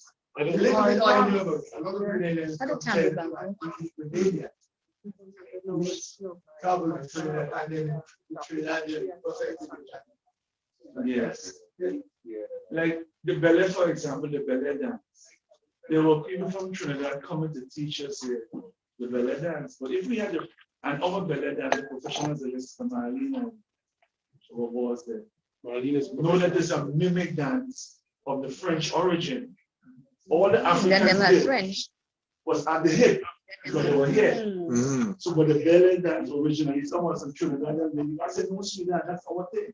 The French was not down there; they were here fighting with the British for. Yeah, but check this out, right? So if I live here and I go to Trinidad and I practice Salakai, practice Shango, and practice belly, and then my children are born over there and I pass it on to them. And they're Trinidadians, they could be Grenadians because I'm a Grenadian, but they don't become Grenadians. They remain Trinidadians, probably never come in, and then they have children and they pass it on. Comes on ICH there? Yeah. So I just think, I hear people saying that, like Trinidad took it from Grenada, and I said, how did Trinidad take it? I don't think I don't think the things that happen in Trinidad that are connected to Grenada, I don't think it came through research and taking it back. I think it came through the migration. It's a migration, yes, after the French went. Powerful perspective. Yeah. Consider. Yes, Ms. Yeah, thank you for that. I was watching a documentary, I think it was on GIS sometime this year. And I think the issue with the steel pan, that why some people think it's Grenadian, because I believe there were a lot of Grenadians migrated to Trinidad to work at the border place. So I believe that there were some Grenadian men that was involved in either carnival or some aspects of The oil industry? So it could be possible that it's a Grenadian that started the oil drums, but the Grenadian was living over in Trinidad at the time. Well, Yeah, so and because there were two of the gentlemen on the program, and they took back the culture also to Grenada around the same time whenever it started. So it's like it kind of started around the same time in both islands because there's a Grenadian connection because there was Grenadians living in Trinidad at the time who was involved in the whole oil drum. You see, you're giving a narrative there. And when you do the documentation, you'll want to see if you can get that from multiple sources, no? Like the who, what's, and so on, when, where, why, and how, so that you can document it properly. And if you can get it in black and white, better, no? I just want to add. Or from, yeah. Most of you will know Mr. Philip. Like used to say stories. One night we were performing just over there for her. And she said to us, when there were 2 other Trinidadian guys, she said, let me tell you something to you all young men. Folk and folk dancing, Grenada and Jamaica was kind of top in folk. The other countries of the Caribbean was not involved in folk dance as Grenada when she was performing as a young girl. So we have a lot of work to do in relation to that history. Grenada was very early in folk and culture, while Jamaica was kind of coming close to us. So I'm just saying this from this time of time. You know, what makes it difficult to face these things in the region is because we have a shared history, you see. So it's not unlikely that these things will emerge regionally. Those will have slightly different variations and manifestations. Right? So you have to keep that in mind. And that is a challenge. So what really has to happen, the more countries begin to implement the convention, the more we have to have regional conferences and meetings on these things. And I know Eugenia, for example, she has an experience, I'm sure when she did her work before we had to, these cross-cultural exchanges, we build an awareness about the particular elements and so on, so that you can begin to see the interconnection. Right? I'll give you a good one. I'm very Belize, and I feel proud of our Garifuna heritage and so on. And then Belize is in the Western Caribbean. And I go to Suriname, in South America, the gateway to the Caribbean. And I'm in the market. And I'm looking at the market. I said, but what is going on here? This looks like the Garifuna people in Belize. And then right down to the implements that they use. And yes, ma'am. No, you can say, I just wanted, you said the impact we have in the actual taxes of the but how it was risen about by English prices. They use these systems to interpret what they do from there. But I think it is now a lot of Canadians think that jobs is the fact that Race and to Grenada, but it really isn't now. I did right now. We also covered in that way. Okay, we are racing. Sensory, I mean, they have to go on. So, you know, I mean, it's interesting. All French Caribbean is one French island, but it's not the English, but it's not to. Okay, couple things to remember. Slavery,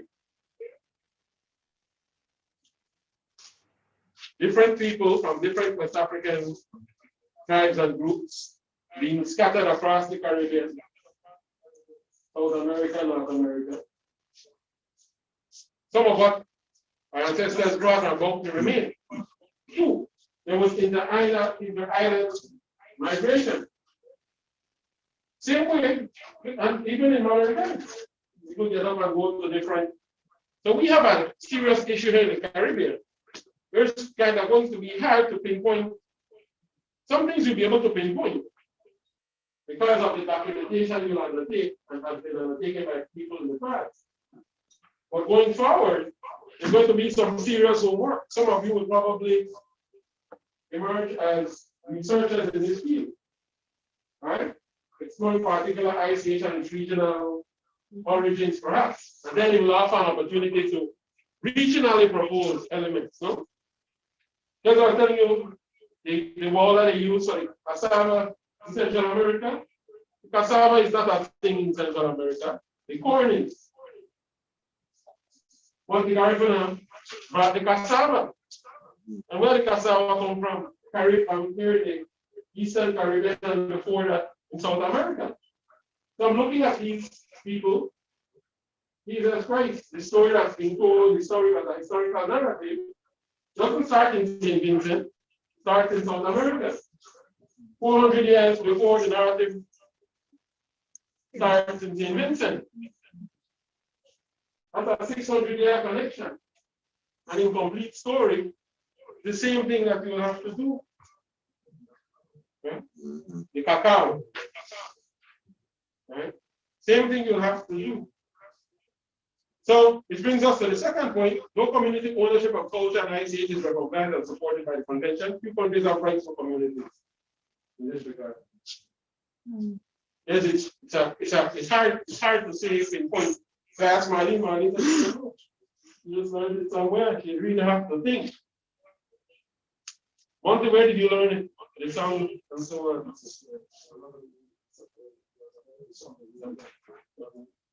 But you learned it from somewhere. Yeah, I'm talking about when the groups that we taught up there, some of the older folks taught us. Excuse me.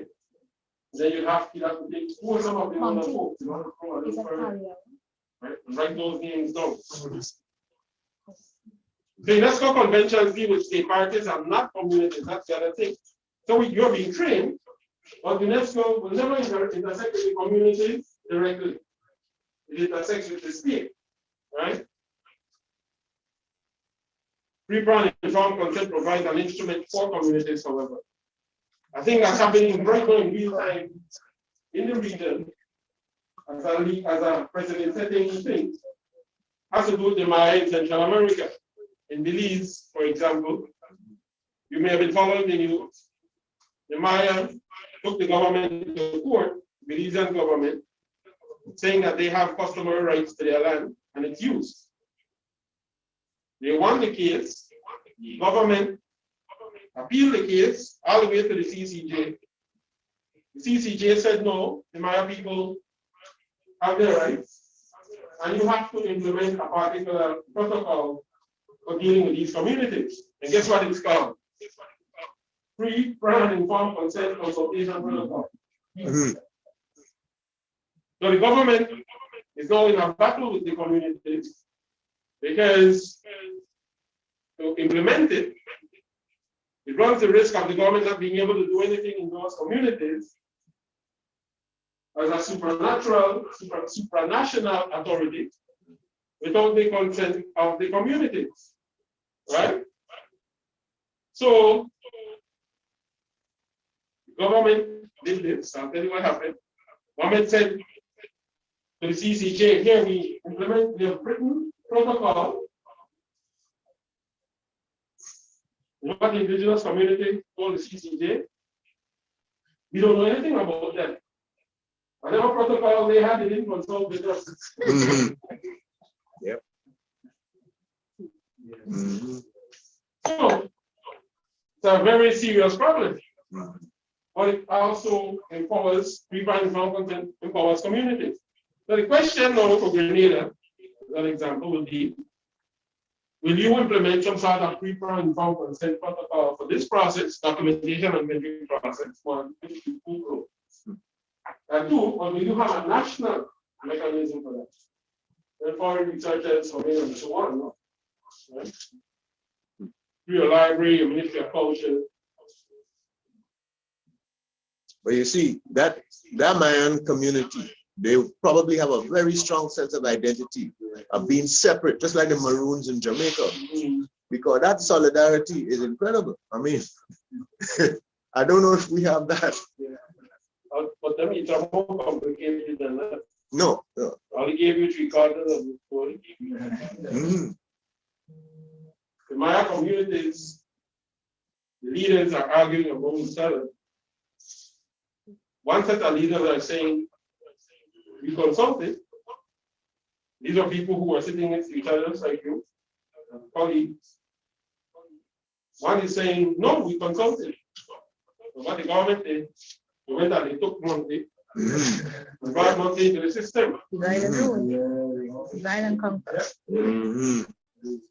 That's right. So money is saying, we consulted. And then Nadina, who's sitting there, says, no, you're a sellout. Yeah. Yeah. We would believe. And this is a multicultural society. This is one of 13 different ethnicities in the country. It's a very complex thing, multiculturalism. Right? And then take me, for example. I have a Spanish last name. I'm 75, I live 75% indigenous, 15% Afro, and then the small minority European. If I go into my communities in the East and tell them I'm indigenous, they want to go around with me. Right? So the mixed heritage thing is also a problem. Right? Yesterday, who told Adina she is 1.5 something? You notice I said, no, she can't be half. Adina can't be half of anything. No disrespect, Dexter. She is, if anything, she is two. You can't be half. That was a colonial type categorization of people. You understand what I mean? That was a colonial categorization. To see how much black you had in you, or how much white you had in you. Right? But in modern times, you have to hold on. That doesn't apply to you. If you're one, you're both of your parents, you can't be half of each. Right? So even for me, when I looked at it, I said, no man, this can't be my thing. This can't be my DNA thing.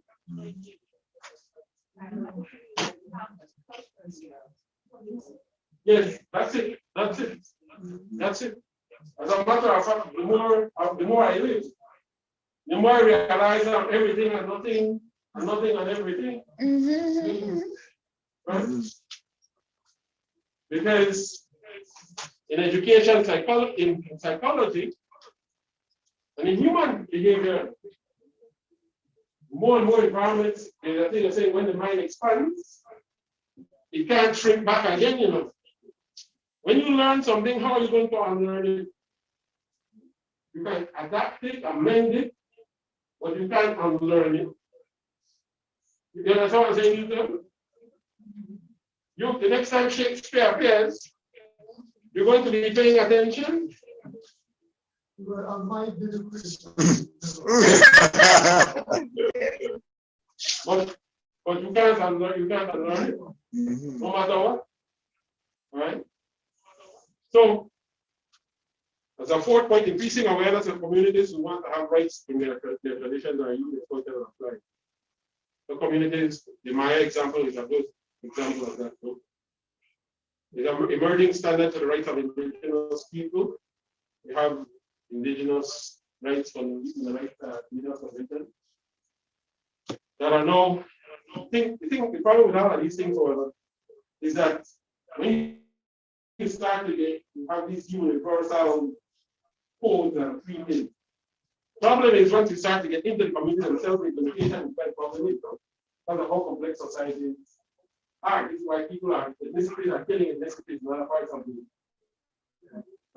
world, right? Going on for generations.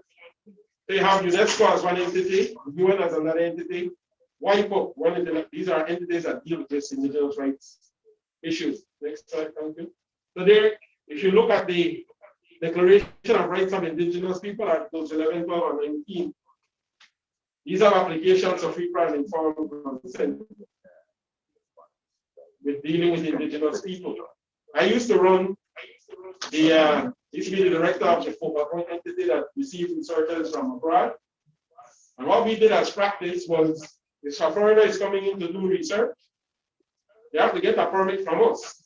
But before we give them the permit, they have to make sure that they have contact with the indigenous community and bring that in written form to us. Then we go to the indigenous community, consult with them, is this okay, you have contact, what we discuss, and so on and so forth, to cover our details, no? How would they get in touch with the indigenous community in the process? They have to come in, inform us of what they're doing. We give them directions. If you're doing this particular research, go see this person or that person. And so also we know who the leaders were, no? Who speaks for who, which is an issue we'll bring up right now. All right, so the ethics issue. Ethics is intertwined with the legal instruments. Legal instruments are defined many times by what the ethics are and the ethical practices are in a country. So what I'm saying is the practice that you develop now, the practice that you develop now will become precedent for what happens in the future. Very critical thing, you know. Like if you're in culture, it's something that you have to pay attention to. You're in tourism, can't let it slide by because it will have tremendous backlash for your society. If you're in education, you have to make sure that you have some set of practices that you establish now and continue to adapt and change as you learn more about the system landscape. So you're setting precedents. And better yet, if you put it in black and white, in terms of what your ethical procedures and systems will be, Darrell and Adriana can't emphasize this enough. We will have to reconvene to establish a practice. What will be the procedure in terms of how you go about the pilot first, and then expanding documentation inventory. Then, while you're doing that, culture is listening and learning, because they have to develop a mechanism for the broader society. Education is listening and learning. They have to develop a mechanism for the broader society. Then ideally, you want culture and education to be talking. Then tourism, listening, so if people like that come to your doorstep, you know exactly where to send them, right? This is why that sheet that we established at the very beginning, the process, practice, and all that, was critical. So you understand the landscape, who's doing what inside the landscape. Each of you should have in your mind after you leave here, you should have in your mind, you come across a situation, you should be able to say, hold on, you know what? You have to go see people at culture. No, you need to go see people at Spice Max. You need to go see the people at tourism. You have to go see the people at GNT. You understand? This is what needs to happen so that it begins to become like a well-oiled machine. Everyone synchronizing, building trust, relationship, and so on, right? So, free, prior, and informed consent is required.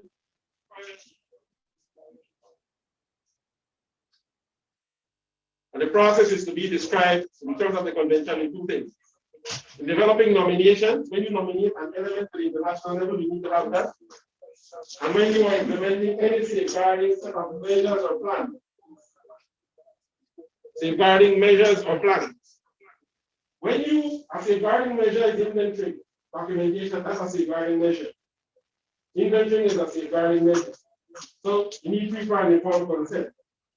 If you, for example, identify a threat to an element in your inventory and you want to develop an intervention, the free, prior, and informed consent to develop the intervention must also come from the community. You understand? Culture will be very tempted to, and I hope they are. They're saying, you know what, we have to help drumming, for example, want to teach that, transmit that, because there's certain risks to it for argument's sake. But to do it, they need what? Monty? Free, prior, consent.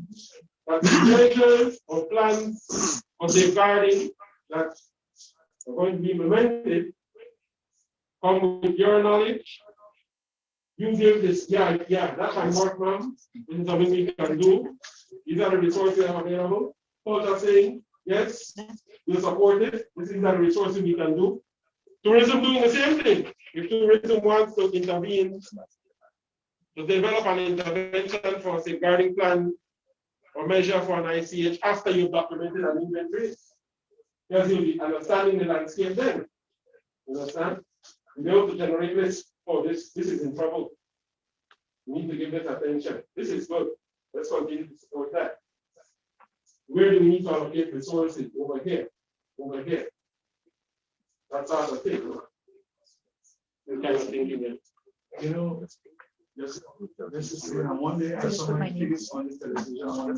You saw a face on television? Yeah, I jumped in my costume. Jesus, and somebody took some place and ended up Caribbean competition and won the winner for the tourism sector. And I was there and I said, nobody had to consider, you know. You win the competition, I didn't know. No, not somebody took a picture of me and independence and entered a competition. And I just saw the picture. They showed up on the screen. Monty, you must be good, brother. Well, it's supposed to get half of the reward.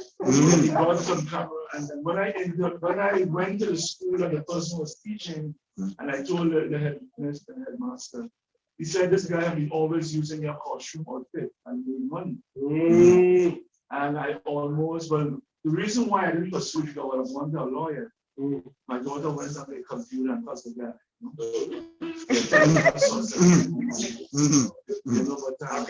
I really glad your mother. This is what it's not good. They don't like it, but you know they will take it and make money.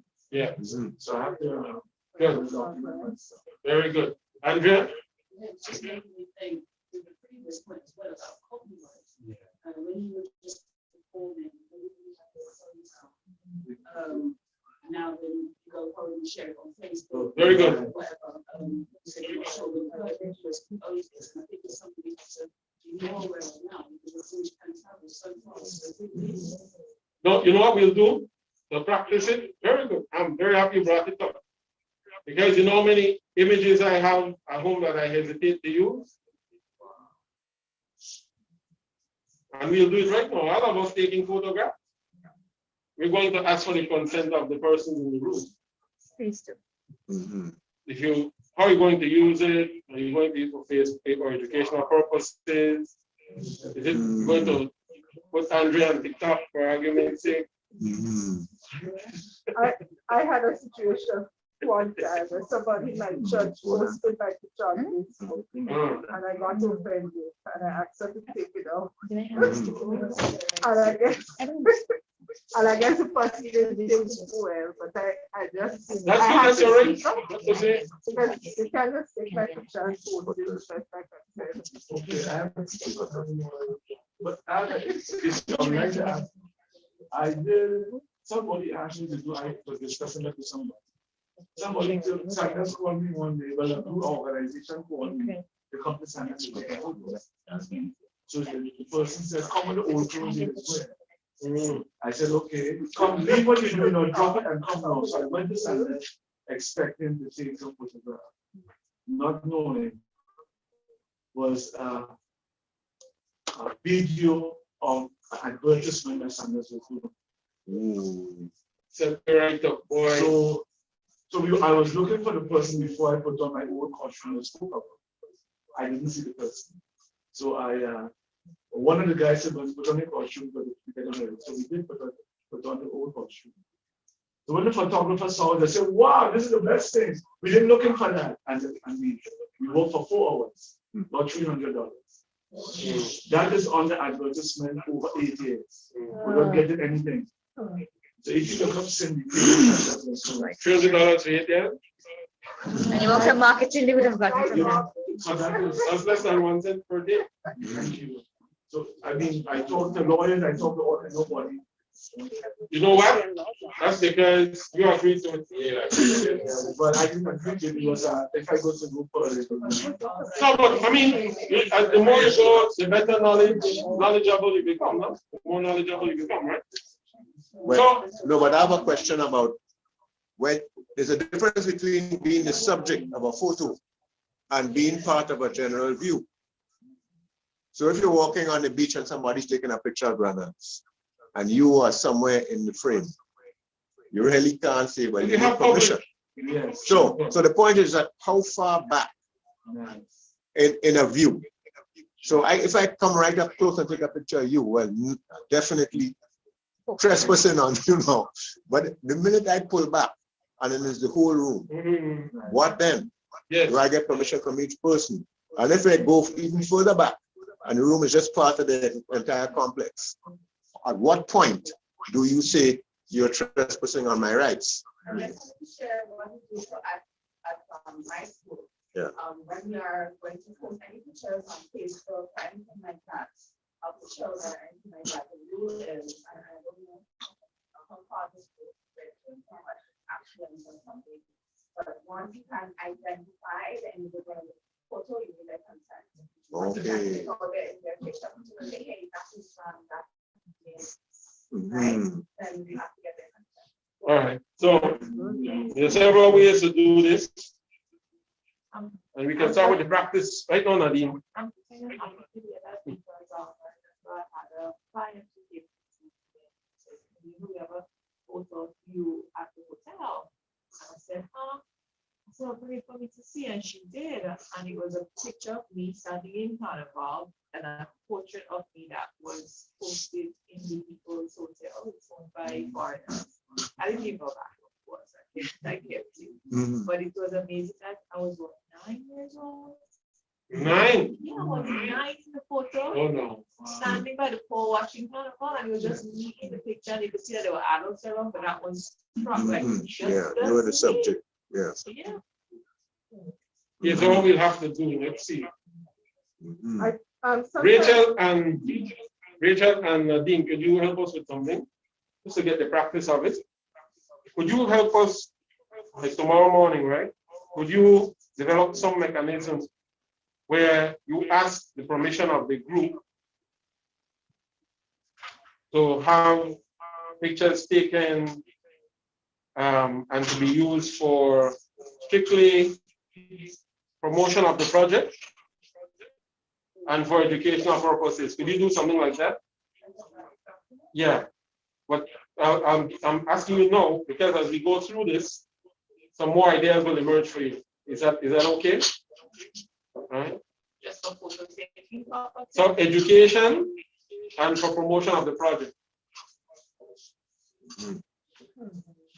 Is there another reason why you want this? No, but you see, there's another thing, a news item, because journalists will take a picture, somebody has an accident in the street, you standing on the side there, you're pretty close to the car, maybe you're looking over the person who got knocked down. You are easily identifiable, but it's a news item. It's a different thing to somebody doing research or publishing something in a magazine or whatever. Sometimes, you know what, sometimes when they meet the news, people are aware of it, they tell the journalists, don't use my face. Yes. But you have to be aware. Eugenia, and then Newton. Eugenia? Maria? Okay, sorry, Maria. Sorry. But as me as a photographer, it's a priority. A priority. People and myself. But I know the photograph have the rights to take photograph in the space, public space. Public like space, the yeah. street and everything. So we have the right to take photograph. As I say, for example, in a Carnival stadium, is absolutely right. The massive public gathering. Exactly. Because by law, we have protection of it. But the main thing is the trust, building trust with the people that I want to photograph. As for example, if I approach you I just talk to you as my parent. So this is my job.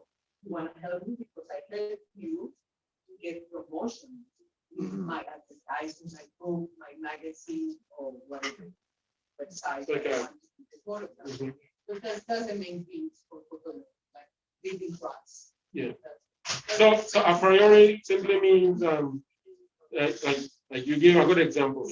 You're in a mass public event, a football game, you know, the message running down there, you know, you. Well, with him, though, if you're going to use him, his image, he has protected, he has his image protected. Yeah, boy. Right? So you can't go sell that to Laughing Tires and use his image because he has his rights protected, no? Yeah. However, if you're one of the people up in the stands over here and then you're then that the photographer does have some rights there, no? There was a Marcus, the same picture with my face, an organization in the States in Marcus Garvey. I think there's someone in Marcus Garvey. They was hosting this party and they used the same image. And the guy got re-harassed. And that organization in the States used the face as a business. So that's Marcus Garvey, you're running for trouble. I'm not sure about that. I believe there is another intention moving to, particularly with as a child, publishing child. Yes. Yeah, boy. Yeah. Yeah, that's as a standard practice, don't do it, no? Removing for those. Yeah. I remember to bring up a little with all this passing the camera, they're just taking pictures of, I don't know what the pictures are, but how you just smile. You know, one of the things you have to do here, as part of this process, you have to look at your legislation. See what your legislation, existing legislation says, no? All right, Eugenia?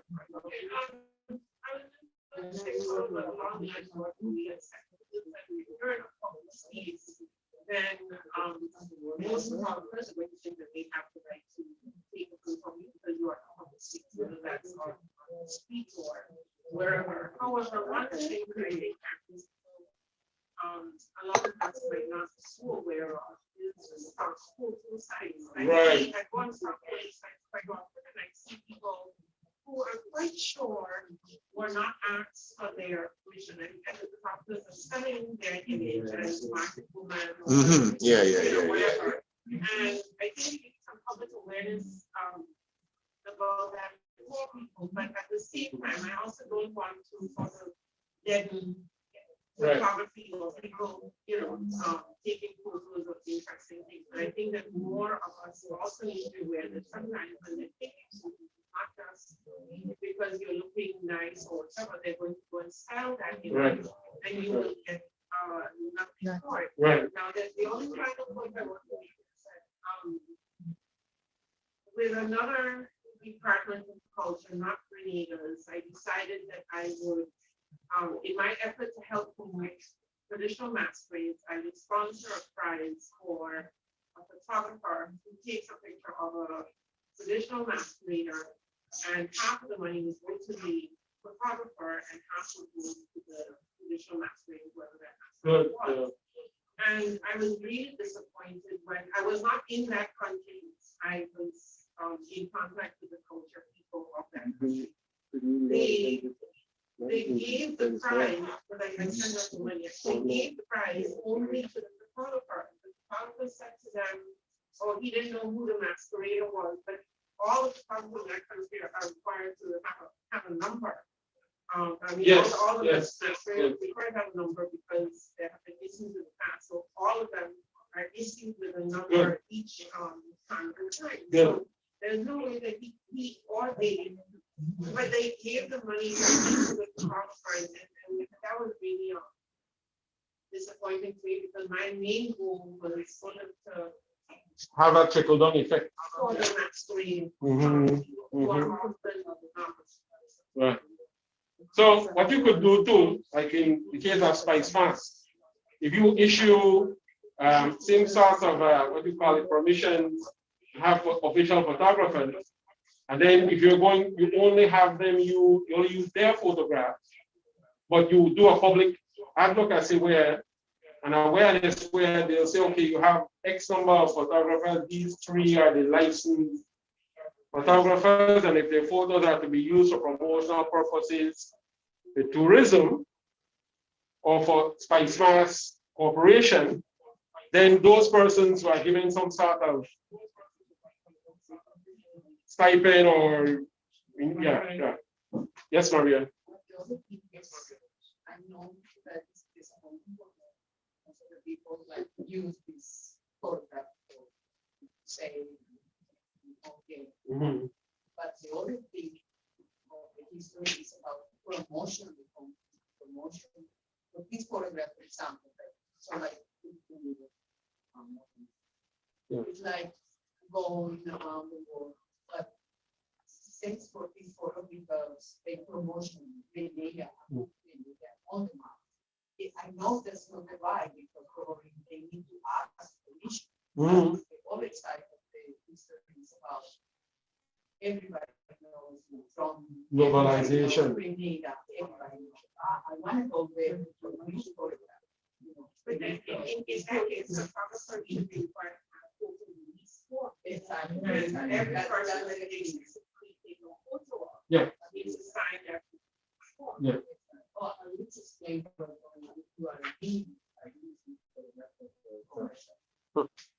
Yeah, it's a tricky thing. If you can't catch all of it, but you can say that you have these official. So what I remember I used to work with the national celebrations, and you have 2 official photographers, and you give them upfront, here's your money. All the photographs come back to the institution. And then the institution uses those for promotional materials and so on later on. But you're paid up front. But if you end up using that, you have to either come back to us for permission, or you can't use it at all, depending on what you agree to, no? But so those are the kinds of things you'll have to get into your practice, no? So let's try and wrap this up. By the way, you can help yourselves to this. There's snacks in the back if you want something to. You're getting hungry.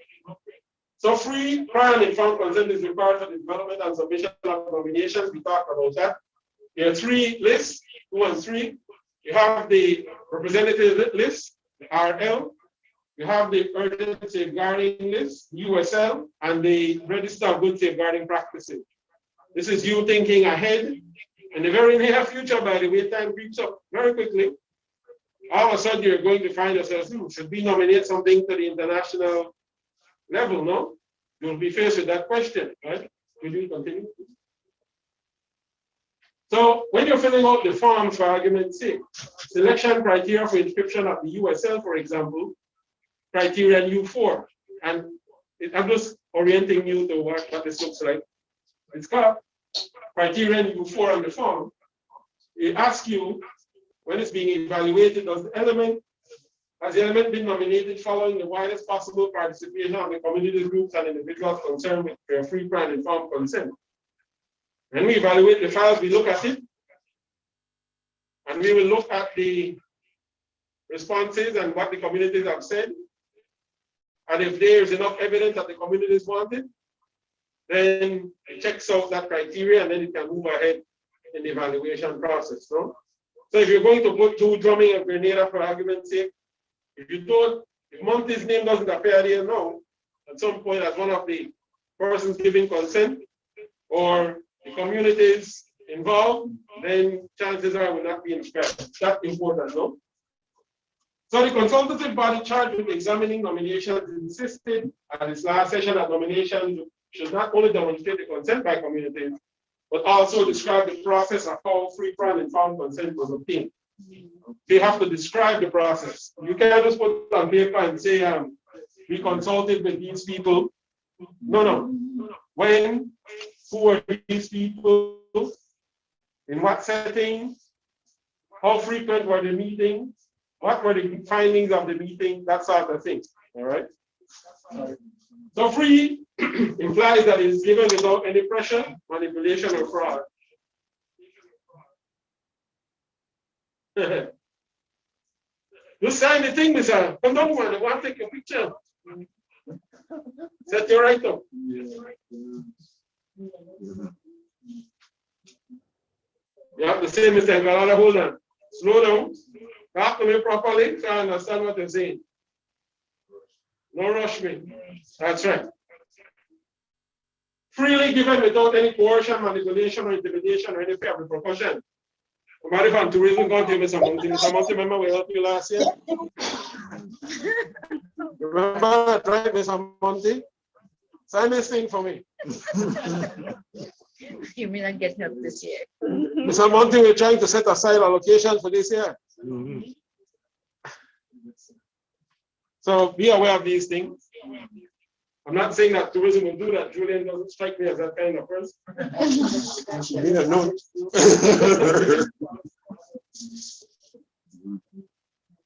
Can I ask for some help from the group? Somebody posted a picture of me tightening a drum at the museum. At the, we call that place where they park the cars behind the museum. A drill yard. Yes, you will see somebody pulling some drum with like 50 drums on the ground.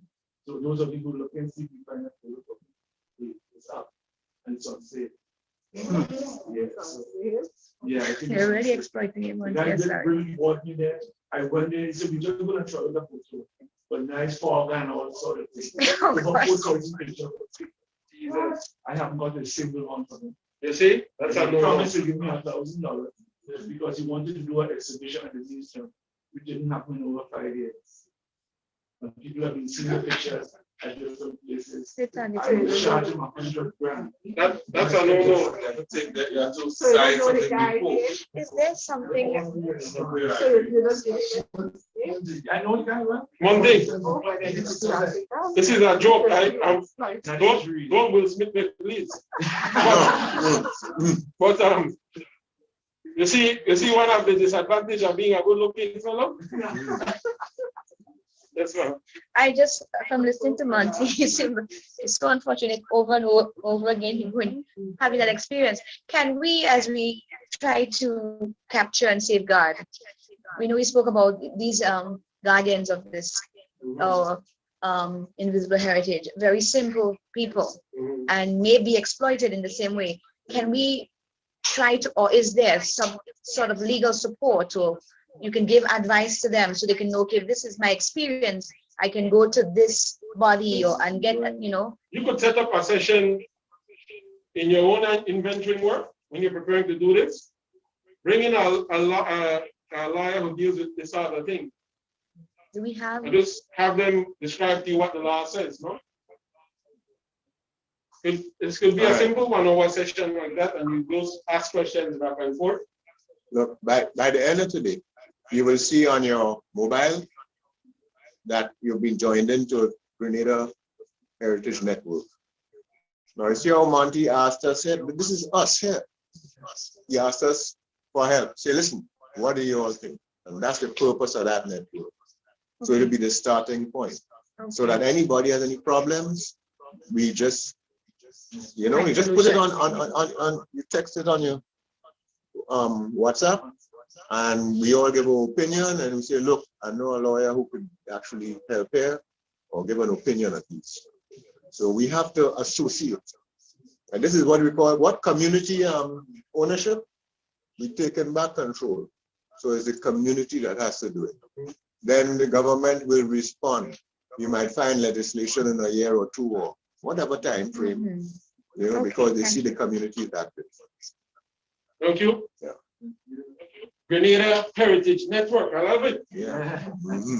So prior means consent is given before any decisions are made. No rush, Monty. Communities concerned must be given sufficient time with the internal agreement and activities for which consent is sought in accordance with their custom. We have communities you go to Monty. Monty, sign this thing. But Monty said, hold on. Slow down there, Mr. Darrell. I have to go back to my drummers, talk with them first, and then I'll get back to you on Saturday. Is that okay? Call me Saturday at 11. If you don't get me at 11, the deal is off. I'm just giving you an example of these sorts of things, what that means. No?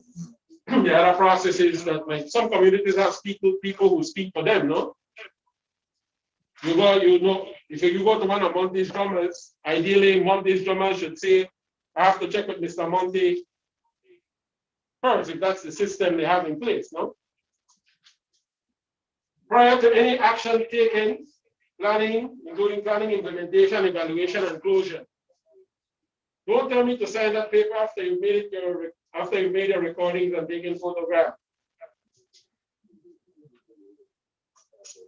See this? And all of you will be taking photographs starting tomorrow morning. So Nadine and Rachel will help us with this. Don't tell me to sign anything after you've made your recording and taken a photograph.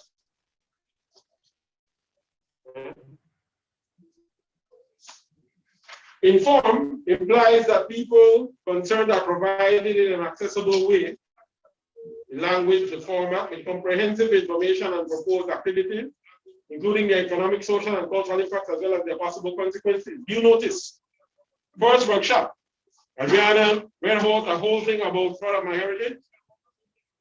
Did she provide a table that you looked at? Yesterday when we started, she did the same thing again. All right? And we're moving into this phase. And you have this phase. It wasn't because she was trying to impress you. Well, it's a very impressive thing, Adriana. It was because she was informing you. All right? So that you are aware. Informed about the nature, scope, purpose, duration, benefits, impact, risk, personality. Was Adriana doing that? Can you see it? And if you have questions, it's important that you ask.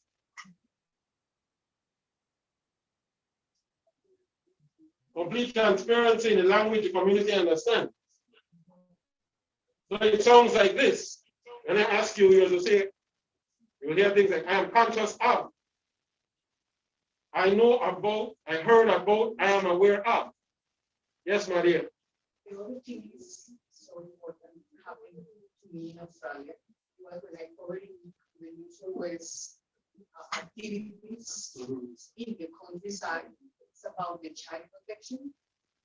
That's the reason the concern is must be so important to everyone to sign, because I just hear a bit of the sign that the child over there, they have probably the parents are divorced and they have domestic violence and they are separated, the mom and the child, and they don't want anyone to know the location of the kids. So to protect the safety. Protect the child and I think you sign. Which reminds me, Maria, since you raised that issue of Australia, if you want a model, Australia is one of the few countries that has a model for indigenous rights, Aborigine rights, developed by their communities, by the Aborigine people, about how to interact in those spaces. No, they're one of the few places that have that. Consent, the right of the target group to say yes or no, the right to form an independent opinion after being well informed. That's when consent comes. Consent by the representative body of the peoples involved and includes the right to say no. In no case should consent be presumed or implied. New consent must be sought. Listen to this. This is where we're getting into the nitty-gritty now. New consent must be sought for uses other than that for which the original consent was granted. So we'll be talking tomorrow, for example, about promotion and awareness of the project. We'll be talking about educational purposes for inventorying and so on, where when you're promoting this inventorying exercise, you have your photographs up there, you're the trainers, and so on. But if Daryl wants to use it, Daryl is a very terrible example I'm going to use. You can slap me if you feel like. But if Daryl wants to use your photograph on the side of the cooperative bank outside there. Gloria Newton, saving for the future. empowering our communities, then you say Andrea and JD. Right? That's how he wants to use the photograph. You know already that he has to come back to you for that purpose. Then you have the right to say yay or nay. But Daryl isn't going to do that. I'm just giving it as an example. I'm going to stand away from Daryl now. I have something to throw you. Suppose you ask all of those things up front. You went to the person and you made that quick. You don't have to keep doing that and ask for permission. If you do it up front, no. Because if you're saying we're going to use for educational purposes, for commercial purposes, but here's how you as communities, I'm thinking the community perspective now. Let's say 10 commercial purposes. You see how Monty made a whopping $200 for 8 years?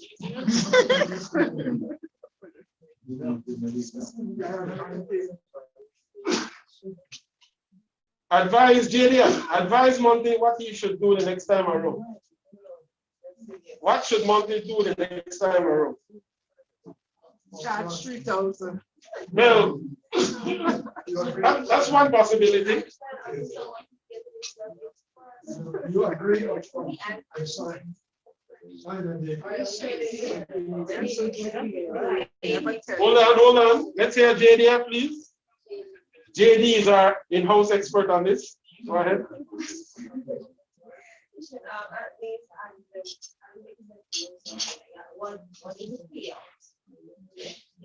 Okay, and if he agrees to that, right? There should be a written contract. A written contract. Terms and conditions. Terms and conditions. Whatever those are. If you agree to a single $300, that's fine. But if you, based on your experience, want to know how long will this thing run, you can run it for a year. If you run it for a second year, you'll have to pay that sort of thing, right?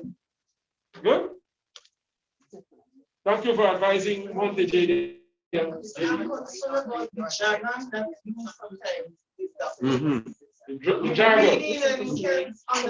know it's a pause. Go back to the slide. Go back to the previous slide. Watch this. Go back one more. Sorry, go forward. Sorry. Informed.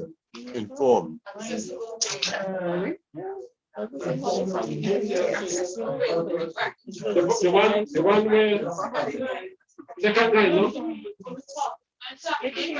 Accessible. Yeah. So you have a response. You're looking at two ends here. When you're doing it, make sure the communities understand. Don't try to go down to the community and try using big language for them and don't use that. That's trickery, no? Mm-hmm. Right? Go back one more slide, please. Here. Must be given sufficient time. Don't hurry and sign it either. You see how little Monty come now. Mm-hmm. Don't worry about it, just sign. Come now. No, I need some time. But Monty, there's $300 here, Monty. Come now. No, you need time, right? How about example? I know someone whose artwork was put in a music video. And when you saw the video, there was a woman on her head, whining on her head, and she held on the ground, and she legs up in the air. And he was like, Yoga. So he asked them to, they said, told him that he cannot agree for his work to be something like that. And they said, okay, they're gonna change, they're gonna take it out. And they leave the work in other spaces, but they didn't take it out, and then they published the video on YouTube. And he was like, if you don't take that down, you're gonna have to leave it behind wires. Take it down. Yeah. Yeah, I hear you on that. That's exercising your rights, no? How many of you haven't you saved YouTube videos in your stream or playlist and then you go back and start time after and it's not there? Have you not seen that? Those are people contacting YouTube and tell them that's a copyright violation. That's what happens there, no? So inventory and the use of free and informed consent involves individuals, groups, communities, practitioners, the interviewee, person being interviewed, head of a village. Like in this, there's some terminologies, they call them maroon leaders, alcaldes, van leader, is that something? Van leader. What else you can add here? Missing anybody?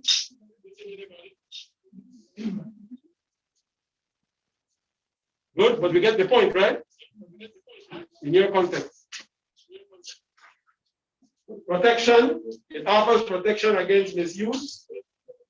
Protect customer practice. We talked about this quite a bit in terms of the Sensei House being one example.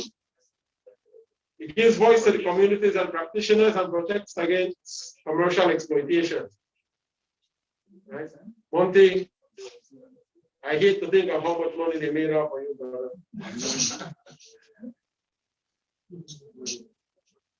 I'm hoping it was a lot.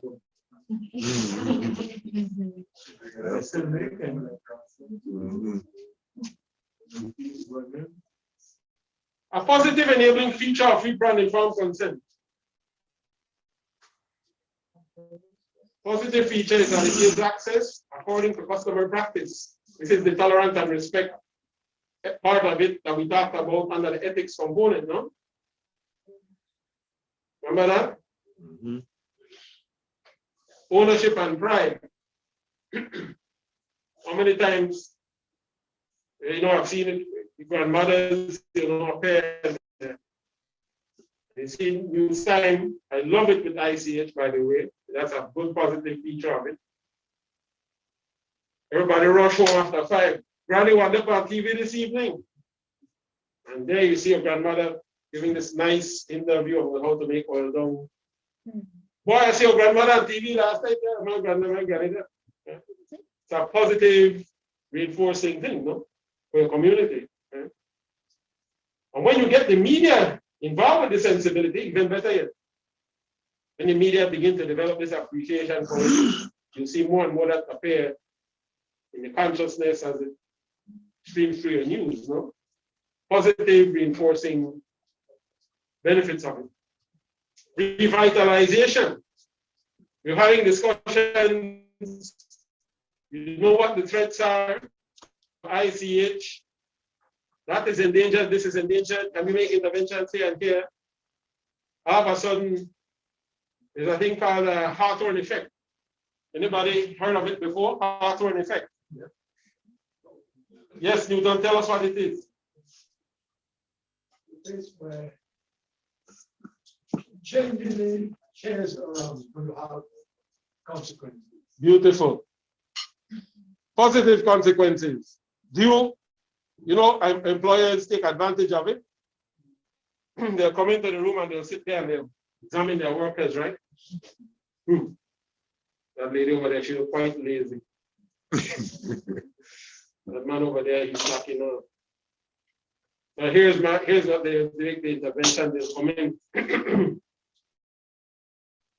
Ladies and gentlemen, I'll be here for a week and I'll be conducting an inspection of the site. And I'll be observing your functions in this institution. Starting on Monday. And sure enough, that lady over there, she grinding. She's the best worker in the home. The guy over there was slacking up, mess wrong with that. Doing a thing, it's called Hawthorne effect. Can be used positively. What you give attention to grows, it's nature. You water something, you water the plant grows. Some plants need little water, some need more, but water nonetheless, no? The same thing you're doing with ICH. You're watering your community, giving them the spirit, no? Or they're giving you the spirit. Awareness raising, educational use. When you're going through that textbook and you see the ICH in the textbook from Grenada, you're not looking at ICH from the United States. Grenada's ICH, Grenada's people in the textbook. That's what you want. See all the photographs you take from here on out, by the hundreds and the thousands. Only a few of them will make the books, by the way. It is an interesting thing about photography. But you want people to see themselves and their communities in these books that you produce. That's a positive look on these things, no? Research, respect and recognition. Monty finally getting the respect without him having to be surprised that he appears on TV just for, how the hell did I get there? And the bigging up Monty on the street. But Monty said, boy, I don't know nothing about that. I didn't a big up and I didn't know what it's for. I didn't give them permission for that. What if she gets a proper recognition? You understand? Nomination of the elements. Creating agreements, and this is now Nadine and Rachel. Zooming in, is Rachel here? Yes. Rachel, you just blended into that. Nature just slow. You can see you at town. The green, the green. So free brand informed, sorry. Free brand informed consent, is there a fixed format or form? Nadine and Rachel? No. The format can and should be created according to the context and issues that it covers. So quick question, countries that have already started this process, they have not, where UNESCO has said, okay, we seem to capture what we're doing. UNESCO does not interfere to that level because it depends on the context and the use and so on at the particular time. I want to just ask another question. I know going back to what we said with photography and stuff. So let's say we attend a festival and we happen to be recording the performance on the stage. Would we need to get the consent of the persons? Free, prior, and informed. The reason why I'm asking that is because I guess just being here reminded me of so much things. And I remember dancing from our own face years after years. And we had one video camera guy, and he would always video. And years later, that would be played on television stations, you know, without no prior consent, no nothing. And I remember, you know, person saying they will see me and such happening. You see you? Yeah. You're hearing a lot of these things too. I know, but the thing is, he could do that willfully. When he was, I understand what's going on. But I'm saying to myself, who was go find those same videos just in the archives, so we go back to the person. Okay. It would be a show to see. Yes, I can't tell you about the past, but I can suggest how you deal with the future, no? So you're going to Carnival. You're going to go inventory Carnival, right? You use, what are the proper protocols and procedures in place for documentation? So you'll have to have some agreement. Is it Spice Mask Board? Is there a government component to it? The Ministry of Culture authorization? You see what I'm getting at? This is what you will have to understand. This is why there's a phase called preparing for inventory, preparing for documentation. Because before you go out, just as you get the practice on Thursday, you will be your ICH coordinators have been making calls, looking at possibilities, speaking with people. I heard Peter on the phone this morning. I know Andrea so they've been discussing. Same thing you'll have to do each time. So it's advisable that you systematize the process. So the next time you convene here for public inventory exercise, you will convene, and some of you will be the leaders of the discussion. This is what we're going to be doing. We're going down to St. George's. We're going to be speaking to Miss Margaret, who's known for her basket making and weaving. We spoke with her 2 weeks ago. Give a full briefing, no? Spoke with her 2 weeks ago. She provided us with consent to interview her, but she'll have some of her family members there. So take some extra consent forms, and we're prepared if you need them. If there are any additional persons that you want to make note of who they are, you give a pre-inventory session, no? So you're prepped mentally. Do we have the equipment that we need? How are we going to recover the information? What are we going to do with the information after we, you see all the things you have to do? So it's not just go and come. A system that you're deliberately a part of and you know what the system is, but you have to create it together. All right. So who can create this document? Anybody can, but it's recommended to include community representation. I just volunteered and asked Rachel and Nadine, and they agreed. You heard that, right? Yes. All right. Yes, they did. And the only reason I asked them was because of listening to them talk and listening to their expertise, I realized that they have some idea of how to deal with this, no? That was the reason for that. Key points to consider, Nadine and Rachel: transparency, creating trust, create involvement and ownership with the inventory, create basis for safeguarding, access and use. This is critical. Access and use. When you go to Ms. Margaret down at St. George's, who does the basket making, what access will she have to the information that you compile? As a rule, whatever you produce, let's say you get 3 hours of footage, put it in a flash drive, put it in a CD, take it back down to Ms. Margaret. Ms. Margaret, here, all of this is yours. Ms. Margaret, send your son up to the office and I'll give it to him on Tuesday morning. Tell him bring a flash drive. Ms. Margaret, when the documentary is done that we're using to produce for the schools, we're going to bring it to you to look at, to critique it. If you don't like it, tell us what part you don't like. We'll edit the video and then we'll have you look at it and give it your blessing, Ms. Margaret. That's exactly what you need to do. I remember we had experiences we spent 2 years inventorying a festival. And we produced a documentary and say, yes, this is it. Nice, nice. And we'll hype up. Go back and we have a screening for the community to critique it. No, that's not correct. That person wasn't saying this correct. That's not what it meant. Jesus Christ. I have to humble myself. Say no team. The community is telling us what is and isn't. We're not here to tell them. So we go back and we edit and we come back again. Show them and then they finally give their blessing for the documentary to be released. Yes, ma'am.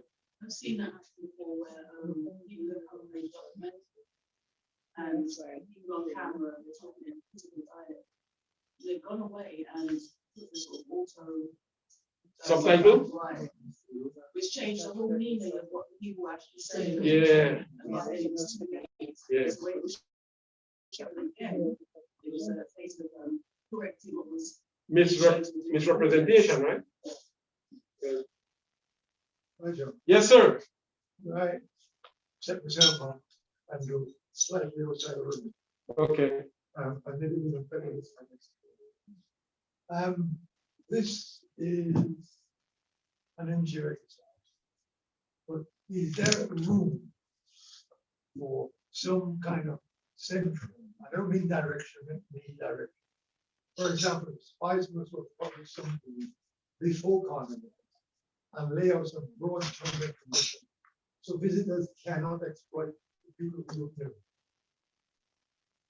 You get my point? So repeat it one more time. Spicemas is responsible for Carnival. That's a broad statement. Mm-hmm.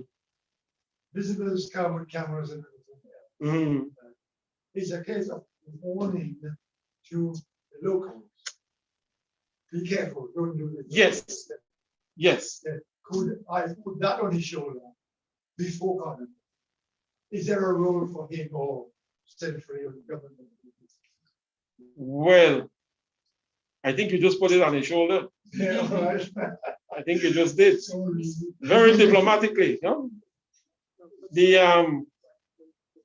yes, it's something you want to do.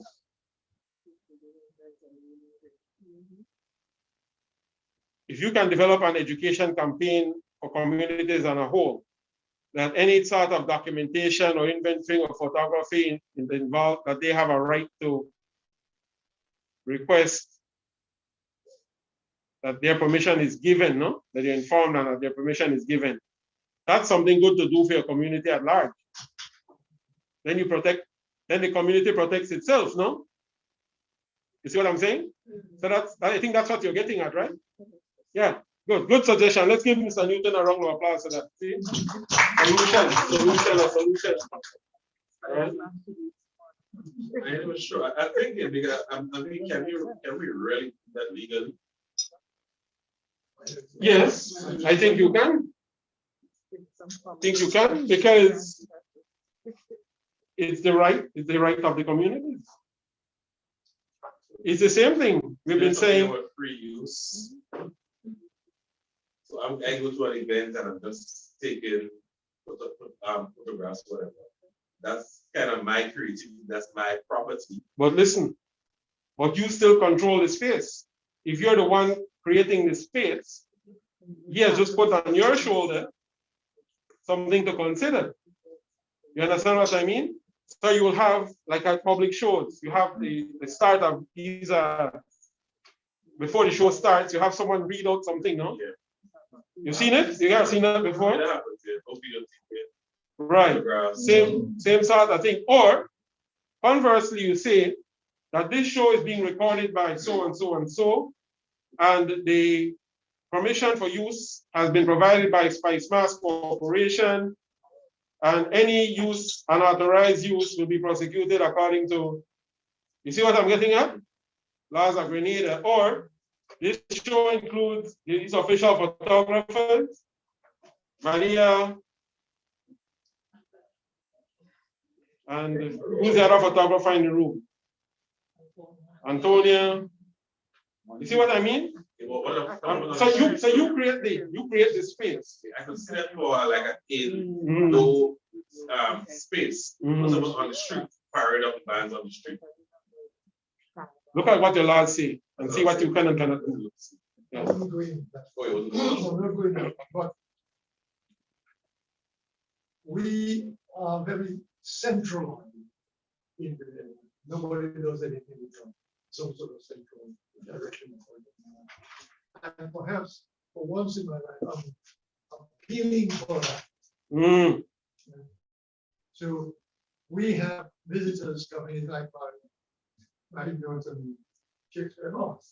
We have visitors coming in there, taking photographs, left, right, and center, going away, then putting it on electronics, and you even end up with tourism, using those photographs.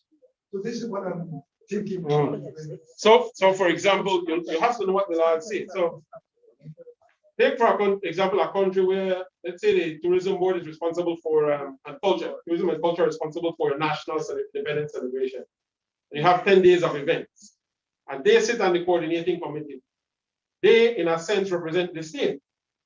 So a part of their preparation and education campaign on behalf of the state for that is to make these public broadcasts, no? Announcements.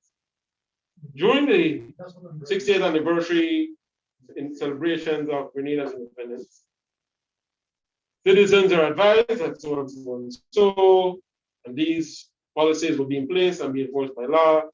Official photographers will be designated by the state. That sort of thing, if that's what you want to do. Some people might call it undemocratic, but some people might call it protecting the state and the citizens, no? So, but that's a fine line. You might have groups within the country that rise up in arms against it. But who knows, no? I'm just thinking out loud. But there's a solution somewhere, no? Solution somewhere. Somewhere, I don't know where, but somewhere there. Because they're not, solutions are not always so easy to come by here. Yes, you're going to.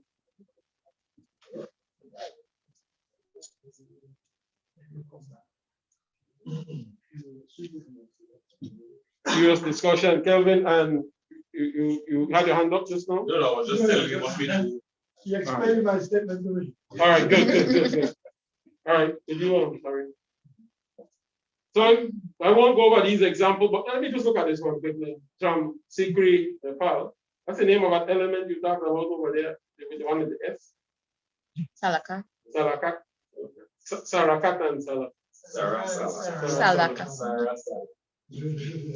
So what they did, they had an inventory workshop, just like we had in the communities of Jiri and Sikri, the Jirial community, 50% of participants from the Jirial community. Small translation in Jira, which is the language for the workshop. Participants took part in exercises, did role plays and sessions. ICH elements of the community were presented by the members. They said we are going to invent this. And all participants attended a ceremony on the first day of the workshop, which was part of the practice, no, in their community. So in preparation for the fieldwork practicum, the elements to be invented were decided by the participants. The introduction to Sikri, the village, for fieldwork practicum by various Jira participants. They took them to the village. Pre-pro and informed consent was designed with discussion and translation into the Jira language. We don't have quite that issue. We'll deal with that maybe in a more oral way here. I'll show you how to get consent. If not in writing, you might want to record it. Okay. Workshop participants from Sikri held meetings in the village to discuss the fieldwork practicum. People from Sikri who were not workshop participants were welcome to join the fieldwork practicum. So it was an inclusive process. It was just to get them started. That's just an example of getting the process started. And that's that. So we've been doing that already. You'll see that emerge here very shortly. So let's do something. ICH coordinators, are you ready? Not yet. Let's take a 5-minute break then and give them a chance to get ready, and then we'll reconvene in 5 minutes. Go stretch your legs, take a jog, go take a swim, 5 minutes. I found the picture of the guy. Oh, my boy is serious.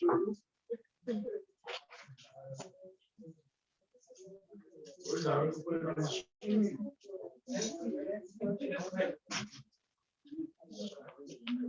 have, huh? Yes. So a problem with your shoulder? Darren, you know my back acted up again last night. What the hell wrong with you? I don't know what's This wrong. air conditioning blowing on you, man. I don't think so. Yeah. Maybe, but Yeah. My son said you. yeah, maybe. 2 o'clock, wake up. Money has that. Yeah. I didn't realize Benina will give me so much back problem. Yeah. But you feeling warm and he feeling cold. Eh? Where's your cardigan?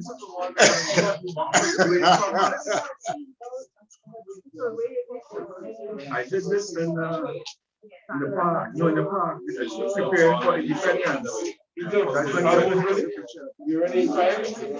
Yeah. Huh? You ready in 5? I stand here. It's equal to patriotic. That's what independence. Yes, you guys took the picture of one competition. A Caribbean tourism competition.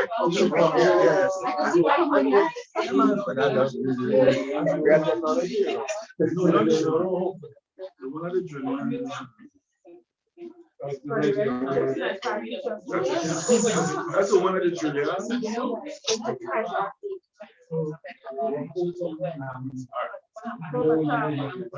I would have taken for them. I would have let him disqualify for the competition. They should have said, well, I want to join the competition. But it's got no word in that. So long. Because until a couple persons have been sued, then they'll get this stuff.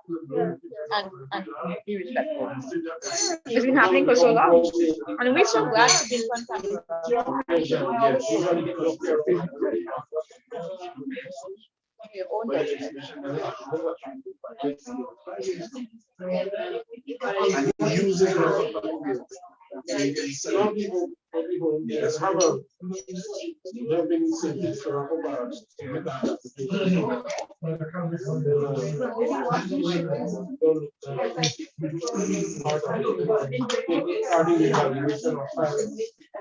Yes, yes.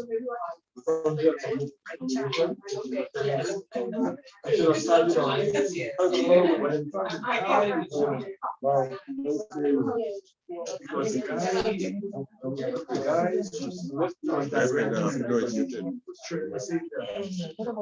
I no, you did.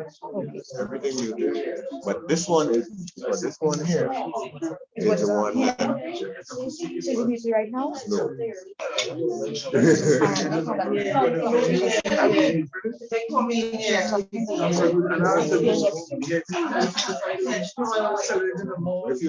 If you speak in softly, you wouldn't pick you up. I don't know how to do that.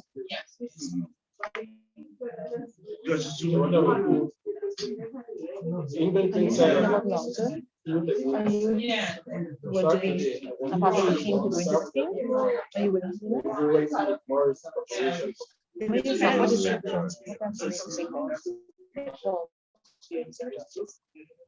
It depends. I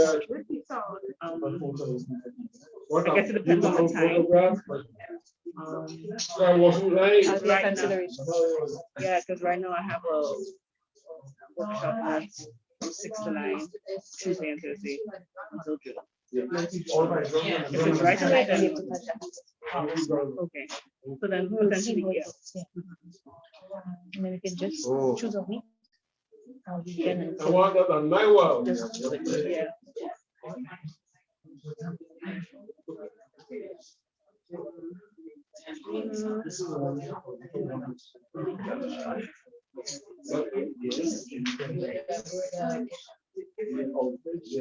This might be a good time to leave it.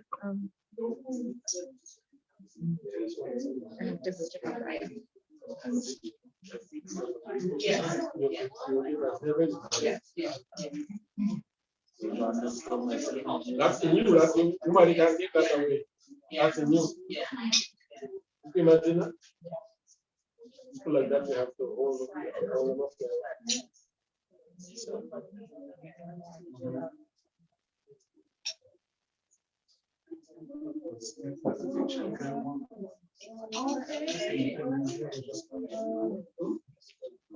So that's the picture that the guy wanted.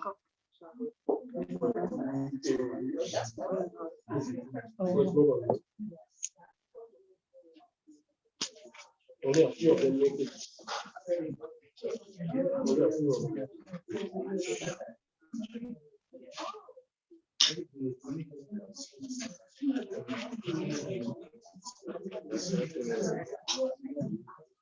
Having a job is great. I tell you, I don't have to stop. See why I usually this man going off this, do this, do that, this. Is that always the case, eh? You don't have that.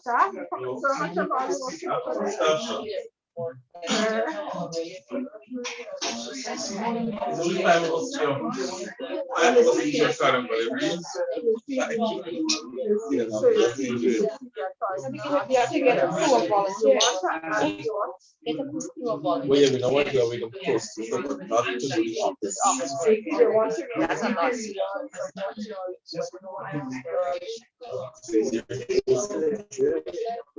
Because I'm here, I'm this thing and about with office at the same time while I'm here. I'm complaining that she's not seeing me before midnight. This week, and the same thing happened last month. That's the problem. Yeah. Because you still have the regular dating to do. That's when you committed to something. I mean, like I could say, our workshop don't come. Yeah. When it passes over something. Yeah. No, we're working on it. We just get together. Well, so why we waiting the workers to continue? Somebody else. We need somebody to manage the office.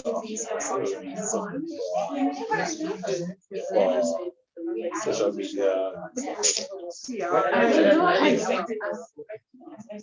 insert the phase of your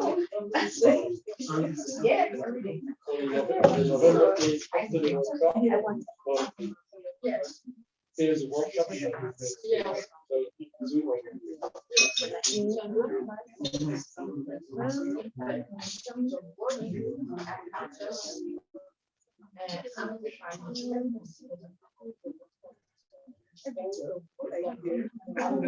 Break down your report. No problem.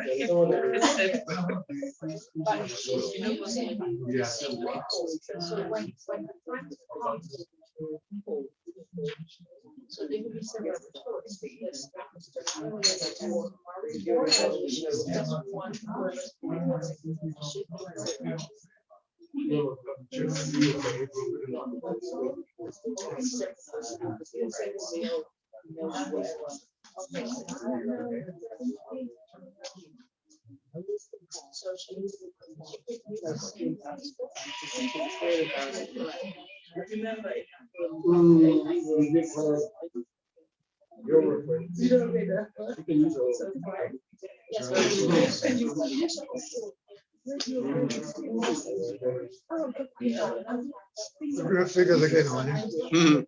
Yeah. Just relax. And don't tell me I'm good. Yeah, right.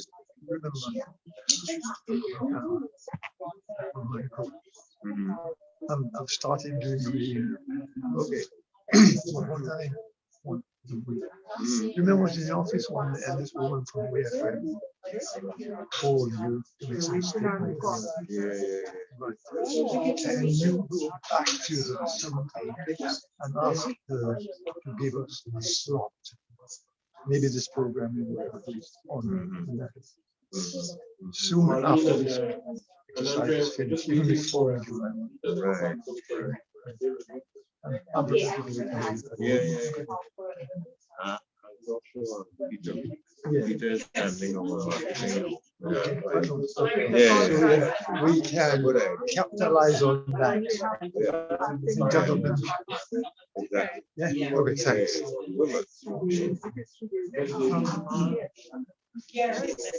Yeah, no, I know. 2873.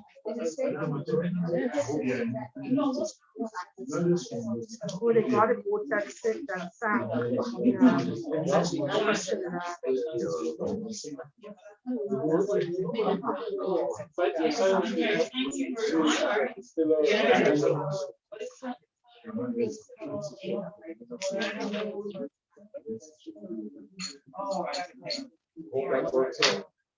There's a lot of women in that part of the work. So their company have the master's work. Then you have to show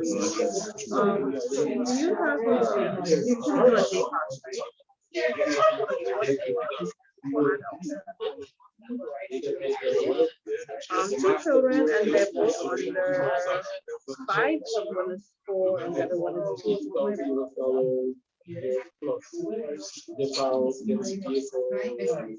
No. It's not one, it's gonna be a group of us, but I was just trying to get a read in terms of what the read for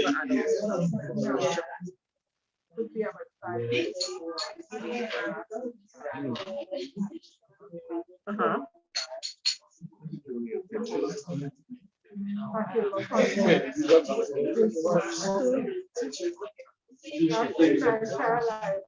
Oh, okay. So there's no like an individual. Okay, so I think it might be like a 10 of us or something like that. So yeah, about that.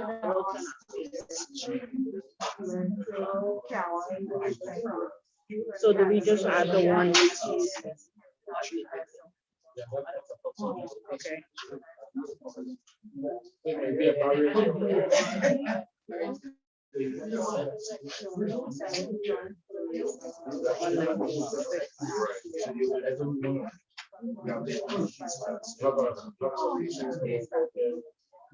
Okay. Okay. So you said children is 100. Oh, you don't prefer, so it's from what year?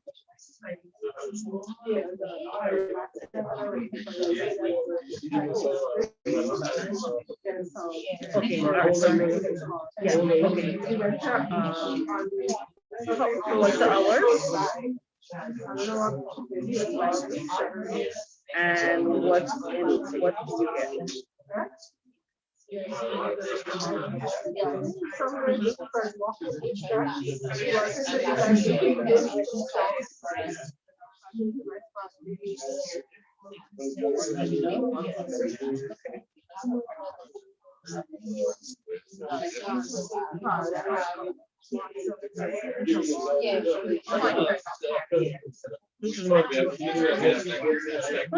Alright, thank you so much. Oh, question, how far in advance do I? So we're looking at the 18th, which is also Monday. Is that a bad day? It's a Monday. Well, it's about that. I think it's about 10. I was trying to count earlier, but I didn't really know.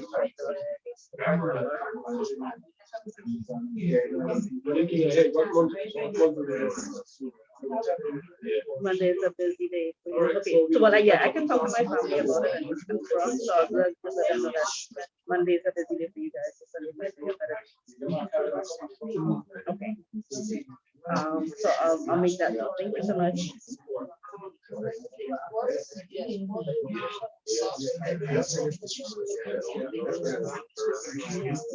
Yeah, definitely before the end of the week, exactly. Yeah.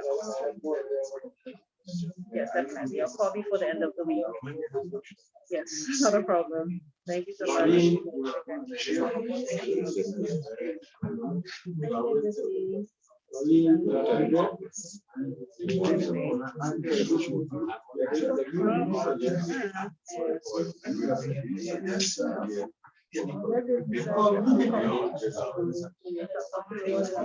Yeah,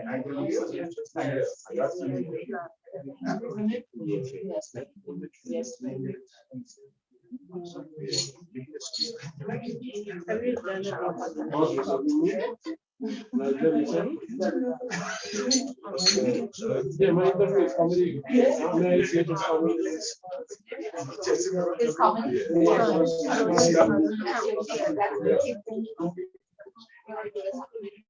I can't think of anything at the moment. I kind of shy. You don't know, please. I'm not how to say. I'm not good at it. But there's one joke I always give when I'm in a front. One joke I always give. I never heard of it. The animals going on the so the Easter was approaching, right? And then I said, so the one of them said, a little house in the edge of town that's abandoned. So, oh yeah, so the house was there, and when they got there, they were broke. I didn't realize. So they decided, someone has to work to get, so they look at home and tell them, who can go without being noticed? So they still. I just call it. So they pass and still didn't come up. 2 days pass, still didn't come up. Big quarrel in the house.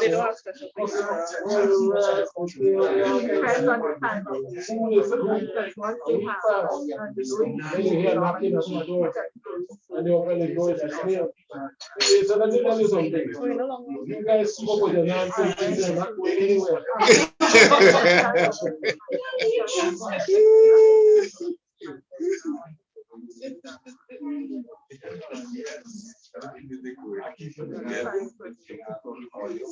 Yeah, maybe they went up.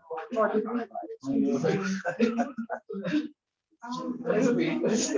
a good one, boy. I like that one. That's the one joke I remember. I told him, you know, like, it means, you know, like different animals have different meanings. But those two Cambodian guys spoke, right? And when I told them,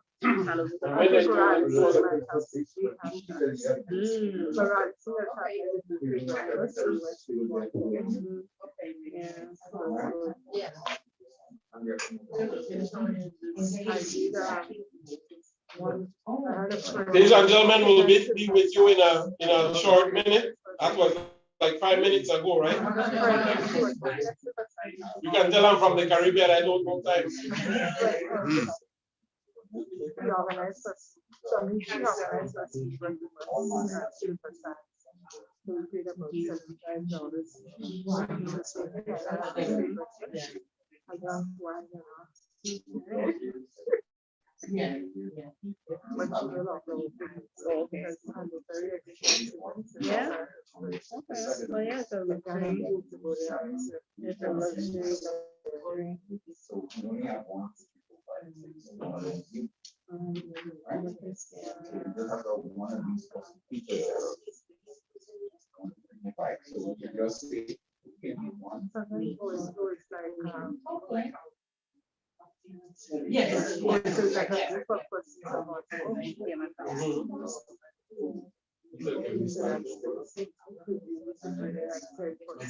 I just called Koyaba and they said that I just called Koyaba and said that if it's a group, then yeah, you can get it.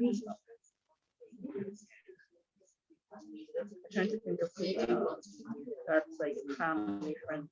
We have to.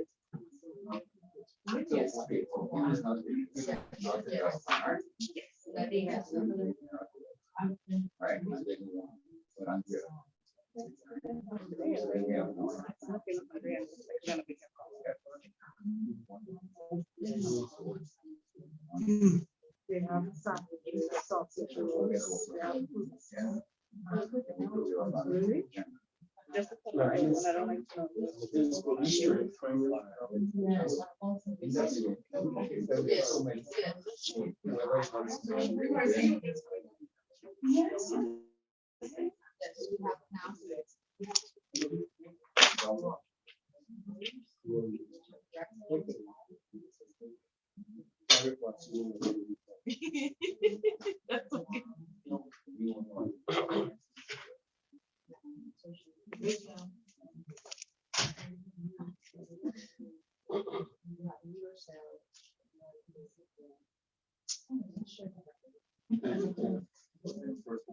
okay.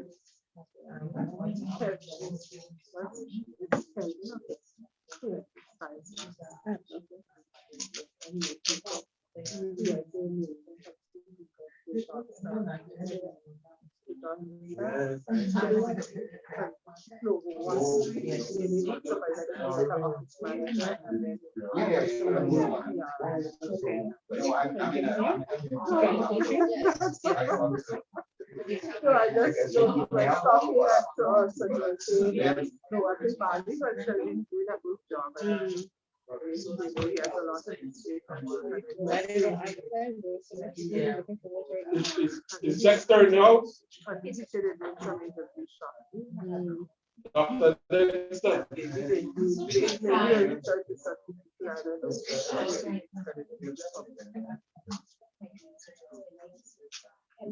I saw him too. I think for somebody.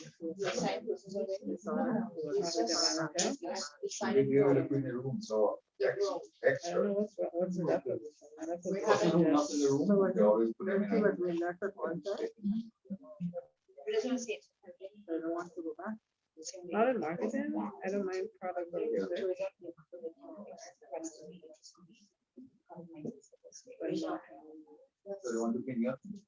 Because I think I figured that all the action is like what I should do. I say it seems like all the action is they're really focused.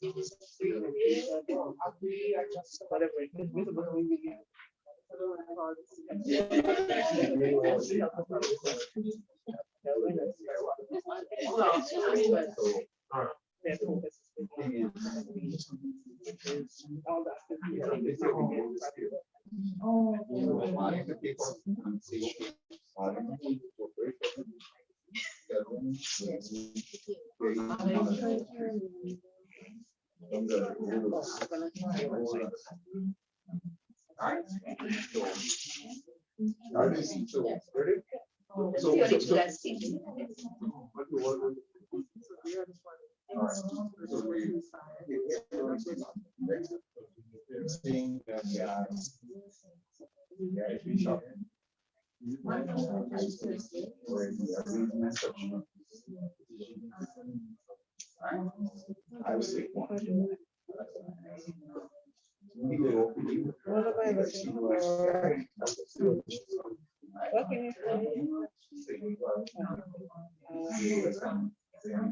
What's that thing called?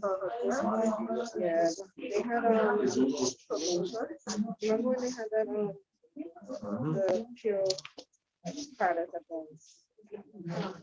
It's so happens actually.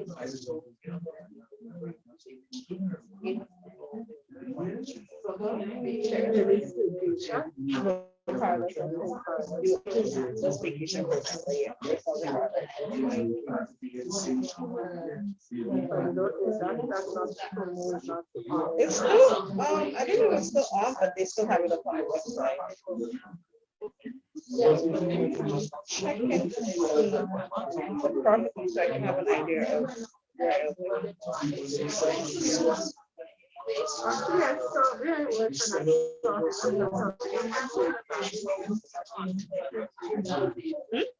saw something that have an impact.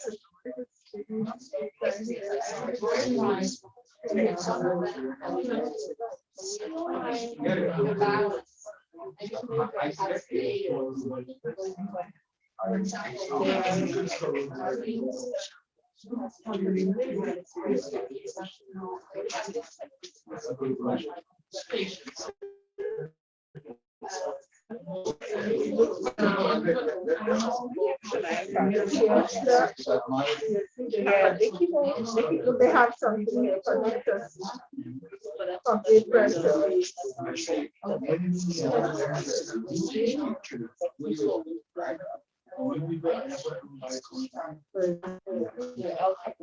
Sometimes I come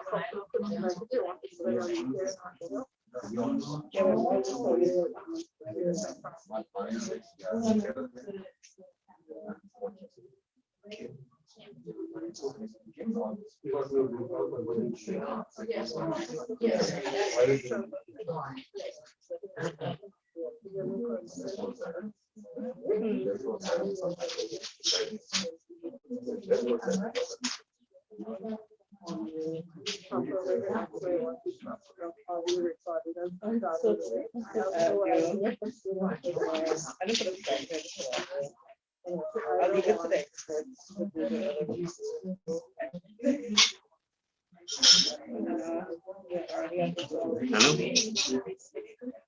No, they have changed everything. No. Yes, I'm in a meeting. You talk fast. Oh, okay. No, I'm not sure, but I think when he showed it up here, there was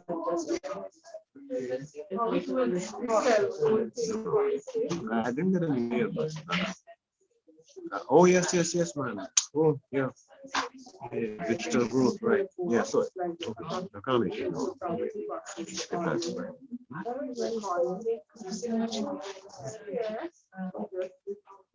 Oh yeah. Wow.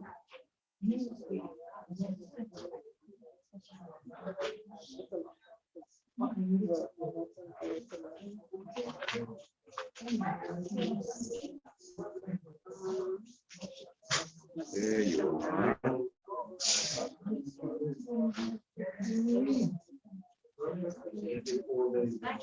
Yes, ma'am. I know you said we have to get from the schedule.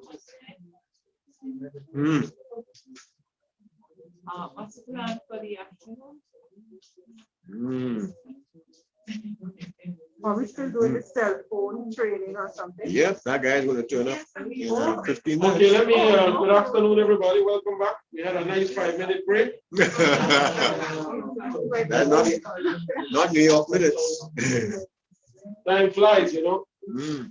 The setbacks of living in modern society. Mhm.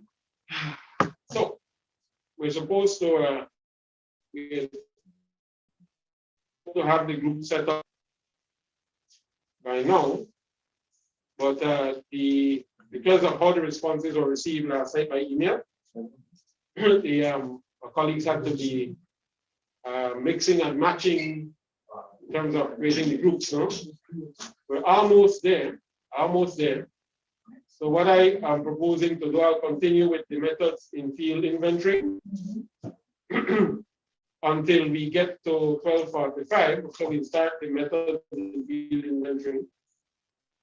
Once we get to 12:45, we'll pause because then we'll switch over to the phone use. The phones that have been purchased for the purpose of this inventory exercise. So the methods we'll be talking about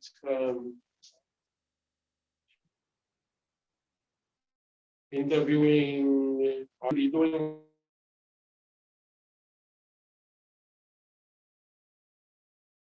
backgrounds, will be outside, take photographs of different styles and so on.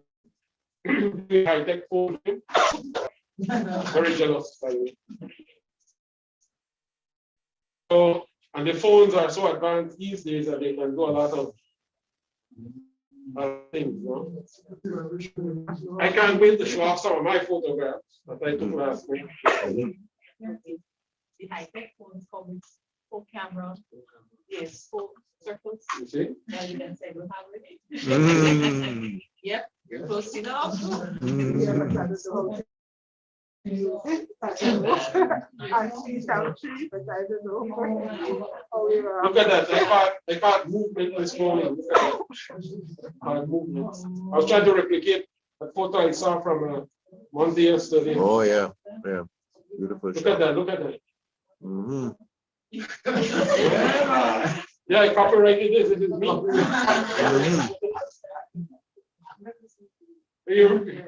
I'm sure you are, Martina. Sure you are. Let me see. Look at this. I want to sell this one. That's what we want to see. Look at that one. So tomorrow, tomorrow you'll be exploring and photographing each other, getting the best angles. So come, quite nice tomorrow. Some of us will not be able to do any better, right, Newton? You and I can't do much better than we are right now. Would we be then training in how to use, like how to use a camera properly with the Right. specs and so? Because right, but you'll be using the phone. So we'll be showing you certain principles. Whether using a phone or a camera, it's all about perspective. And so we'll be looking at that, you know, some thinking in terms of certain approaches, rules of thirds, we call it the rule of thirds. Maria will be able to help us with that. You know. Because you know sometimes you have problem with the lights in the background. Yes. You don't take a quality photo, they don't, you know, right. Not show what to press and so on. Yeah. Well, okay. Well, it's a good point. If you can think, the guy is going to be here in half an hour or less. The IT fellow. So if you can think of any problems you've had taking photos, and you can just make a note to ask him, right? So when he's finished his presentation, he can address particular photo challenges. But remember that, you remember when computers were first became like available to the public? There used to be a computer room and computer operators, and nowadays they don't have that. Everybody has their own. And it's the same thing with the phones and the cameras, that really today taking a good photo as up to everybody. Everybody's kind of expected to have email, WhatsApp, and a phone, taking selfies, family photos. And by the way, please check your WhatsApp, because if you don't see you're part of the Grenada Heritage Network group, then just send me a WhatsApp message so that I can just connect you to the group. And my WhatsApp number is 407-1212. 407-1212. Yeah. So if you haven't got a notification in your WhatsApp that you are part of the GHN Grenada Heritage Network group, then just WhatsApp me right away. So that by the time we break for lunch, everybody should be on. Because there's some things we want to publicize that will be publicized on the group thing. So in fact, those of you from the ministries, you might have given the ministry landline number. But if you want to be part of the WhatsApp group, you really need to put give me your personal cell phone number. I won't call you at 11 o'clock in the night. Please don't worry. It's just for messaging. Yeah. I know one person is ready for the week. Whoa. Serious equipment. Wow.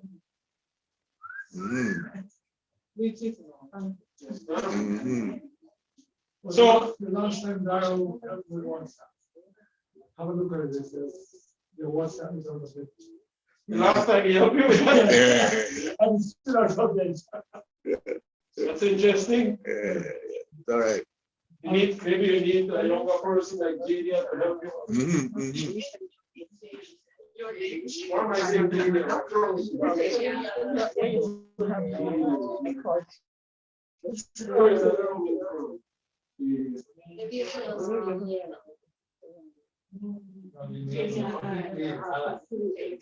And then, so that's what. Thank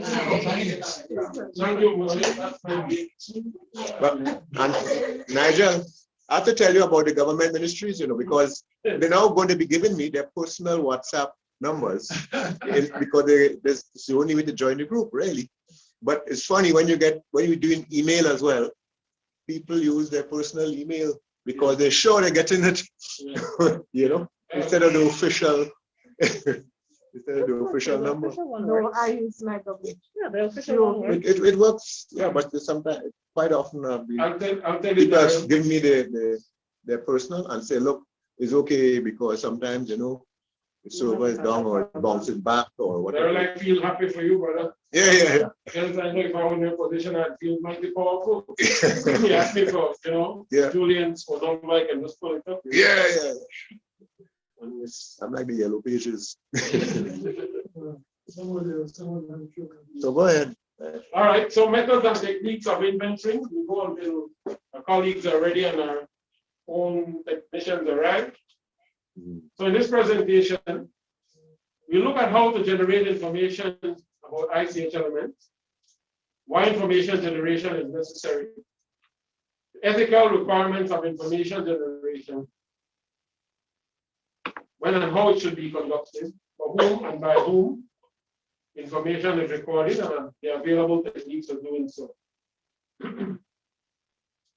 So Article 12, we already know this. One of the obligations of the convention is the state to set up an inventory, one or more. So the question I have for you now, have you decided as yet, or are we not going to go there as yet? You want one inventory,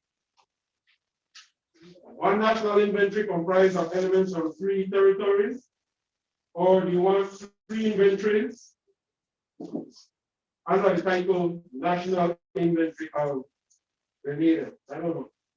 You have to do it out. I don't know. You don't. 1 with 3 divisions. What do you think? So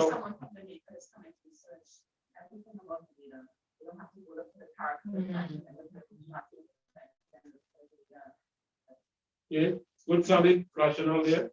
What do you think, Mr. Monty? Oh, you were doing something else? Norris?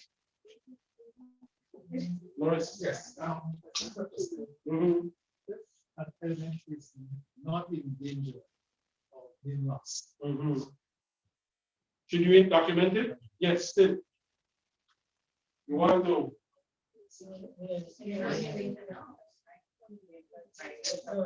Very good. You're an expert. Very good.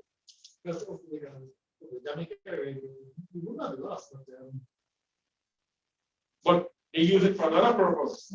They use it to project Jamaican culture to the world. Shouldn't that happen something? Japan and so making plants to hydroponics. You see? So yes, yeah. Other countries are making plants too. They call them hydroponics. They're bigger and more selling. And they pay more pan than us. Interesting. What's up? Japanese fan. Japanese fan.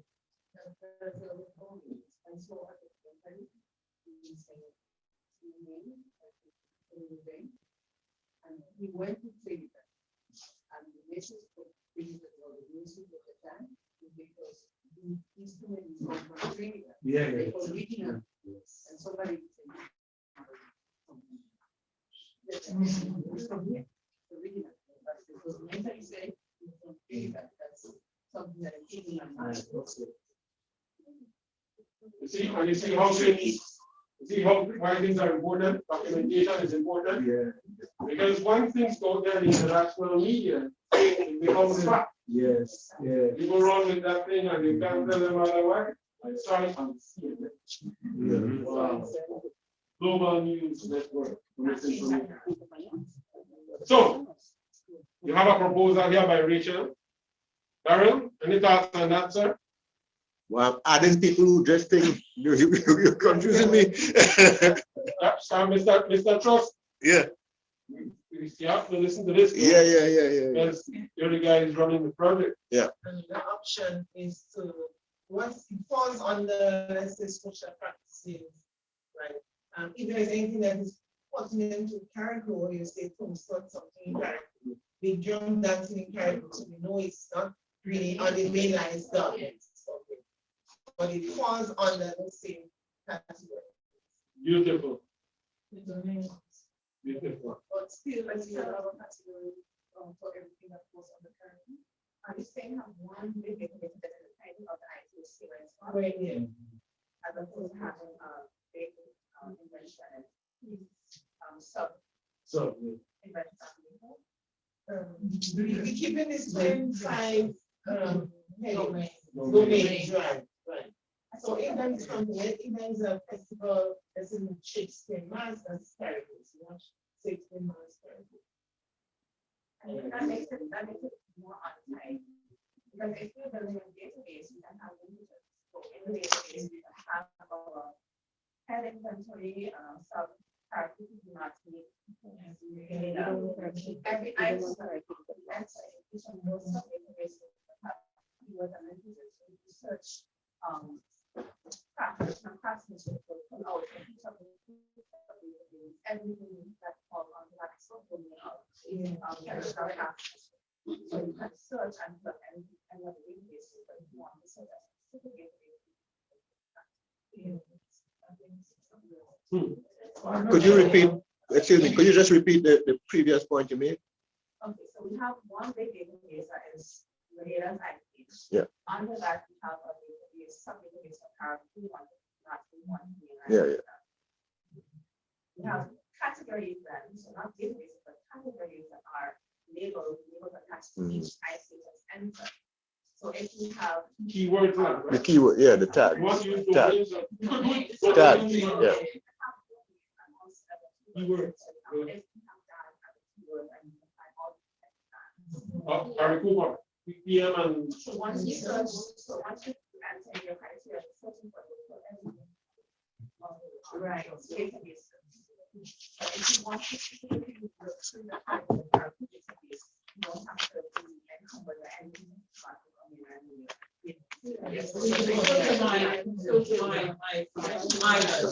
Filter, yeah.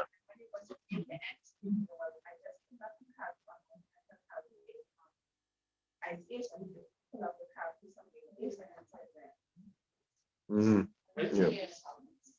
Yeah. I think I can suggest somebody to work with your designer with it.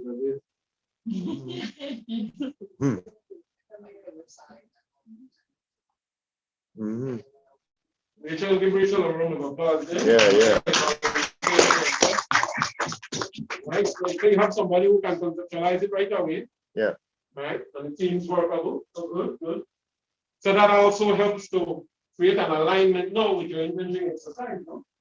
So when you're documenting and inventory, some of the things that she talked about, you know, integrate into the information you collect. Next slide, please.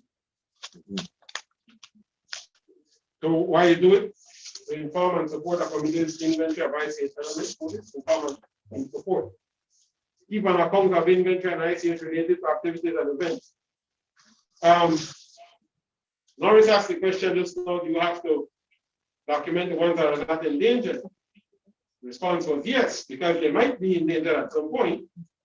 But not only that, you want to understand your full landscape so you know where to make your intervention.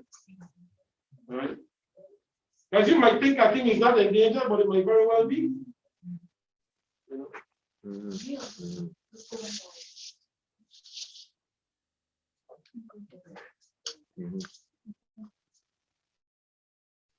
So the role of community members, their co-facilitators, remember the earlier slide yesterday, they're not only providers of information, the co-facilitators.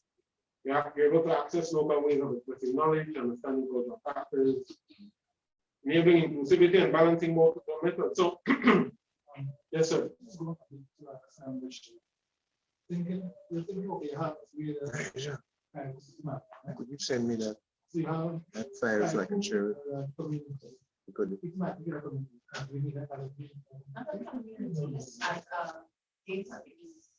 So I can think of that as let's say, okay, say Shakespeare Mass character, right? So you want to say Neko, really learn for set mass as well. So if there's a process, for example, if you want to say that something then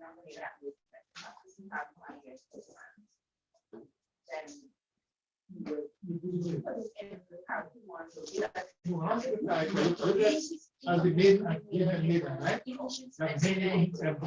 In the main like they go from the mass. So I think yesterday was talking about track. All the different practice for many people with personal personal and around the country and the people from each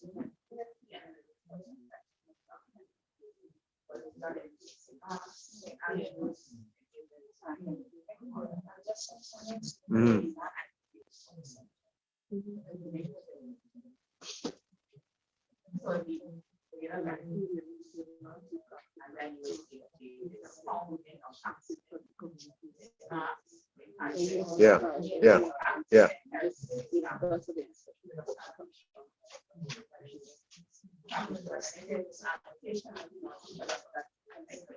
Yeah.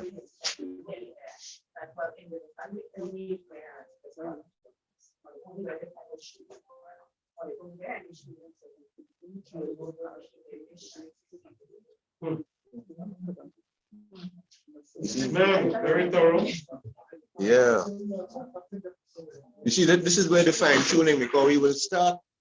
You see, there'll be several iterations of this. Huh? You start off just to get started, and there'll be a lot of gaps and shortage of information. But that thing about linking, so you have to make a statement in your narrative that says, okay, the main place for this is, let's say, Hillsborough or Caribou. Then, but also seen in, and then you put the links to the other places where people have that practice. You know, so and these are the kind of decisions we need to make as a group. Whether we should say also link to here or there, or whether we should say this is exclusive to this particular place and explain why. So it's actually by people logging on and seeing something and making a complaint and saying, no, that's not right. That's how we will get it right, you see, and pick up all the little gaps and add flesh to the bones. Yeah. Okay. Thank you for Rachel is picturing this thing very detailed already, which is good. Peter is back. Oh, Peter. What? The roof is on fire. Make an announcement. Yes, sir. The intent for the pilot on Friday on Thursday is to ensure that all the persons in the room are assigned to a group. So the idea is that we're gonna have 5 groups. We have 4 leaders, and the group members are, because you also stated which skill area you want to help your team with. So we have considered that as well. So it is not so much that you may not get what you actually would want to do for the pilot. The real stuff will happen afterwards. Okay? So we have 5 groups. The group leaders are, and maybe you can just show your hands. Andrea, Marlene, who just left, Dexter, and myself. So there's one group that's out Hey. there. 4 groups of 5, sorry. 4 groups of 5 plus. 4 groups of 5. 4 plus. 4 groups of 5. And there are other persons who are not in the room who may wish for the exercise of just being part of the pilot. The intent is practice, see based on the technology that we actually do and follow the instructions from manager. So the intent is that after the session this afternoon, the team leaders will meet with the respective members so assigned, and we'll discuss the logistics and the details. There are 4 recommended ICH practice and body of knowledge that we will inventory. There are 2 Shotney groups in St. Patrick, a maypole and weaving, the person who's doing the weaving is also doing the maypole in St. David, and some drumming in St. George's, right? So Ingrid is doing drumming in St. George's. Andrea, sorry, my apologies, Marlene is doing maypole in St. David's. I am doing, in terms of leading, I am doing Shotney with Lake in Montbridge, and Dexter, with the help of Judy, is doing Shotney in Champaign. Huh? Right. Well, you send it by email. So whatever mind. Okay, what you meant to say again? Say the whole thing again. Okay. Yeah. You're killing him. All right, no problem, no problem. I'll repeat, or somebody else can repeat for me. Yes. Somebody can translate for me. Anybody want to translate? Let me see if I have it. So based on the responses that you gave us by email yesterday about first which ICH element were you nominated to conduct this Thursday practice, and based on which role would you like to play, we have found that there are ICH elements repeated. So we are selecting those who would like to do that ICH element. A part of that with the coordinators, and a part of that putting in criteria the role, and doing inside of each group, each of you will play a different role. Okay, so the idea is to group you, if no matter where where you are, but based on your interest in trying to at the same time have a balance with the team and the spreading the teams in an equity way. We did have decided these groups. So in terms of where are you meeting and what time you're meeting, all this logistics matters. You will have that separate conversation with the team, with the ICH coordinator, all the leaders so you can figure it out. In case that there's an issue, don't worry, we will figure it out. A part of these groups, because we named 4, the 5th will be the Ministry of Culture itself that had expressed that she has her own team. They have been attending for the first workshop and the second one by Zoom, but now she's here. The leader, she will be their own leader for the Ministry of Culture. And those who are returning back, Carico has Nadina and Antonia, you have and somehow to conduct your own exercise there. Okay, so maybe you don't have an ICH coordinator, but you have also Dario, who has been attending to the first one. You haven't been attending to the first one too. I think Antonia, you are new in the second workshop. You're Antonia? No, you are Dion. Antonia, thank you. Okay, so you have to decide which ICH element in Carico you would like to do that practice on Thursday. So as you are there, and on Friday, you will be the only persons giving the feedback about your findings on Friday by Zoom, if you agree. I know that with the time is against, but don't worry to be perfect. This is a matter of doing the pilot exercise, and those struggles or those issues at the same time will help us to figure it out how to do it better when the real action comes. So that's what I think that Peter tried to say. And we get to the groups now. Okay, so the team that's going to St. David's is going to be Marlon, Kelvin, Delicia, I have it right, Maria, and Gloria. Right?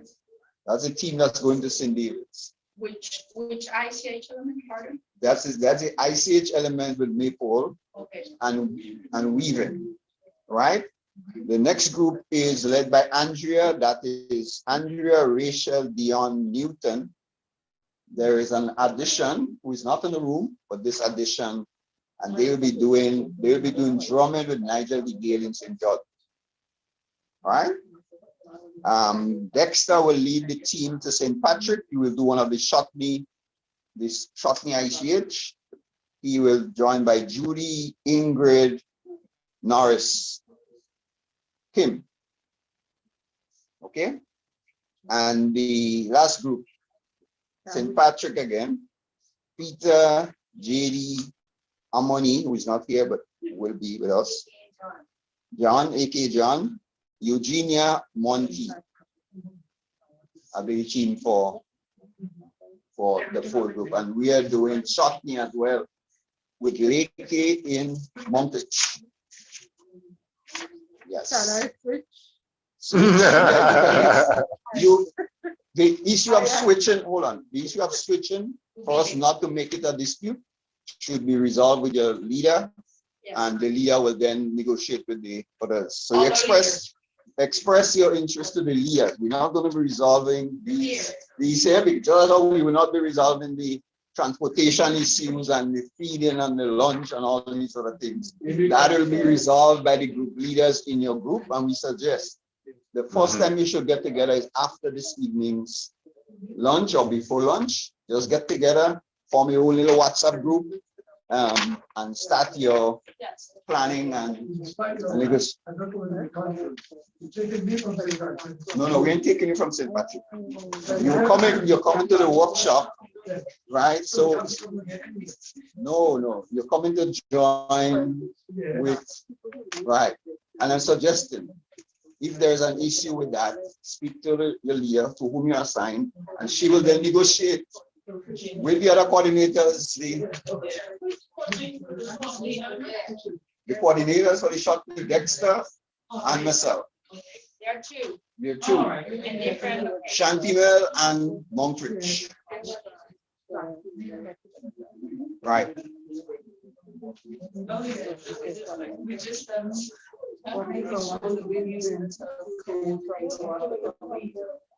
Okay, coordinators. Okay, ICH coordinators. Yes. Okay, so that sounds better. It's coordinators. So actually, that's the role described in the project. So ICH coordinator, because community leaders are a different thing.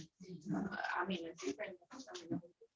So please don't be afraid. We will sort it out. Right. So let's And- continue with the agenda because we Yes, are. and I would suggest one, if there are any disputes, Nigel and.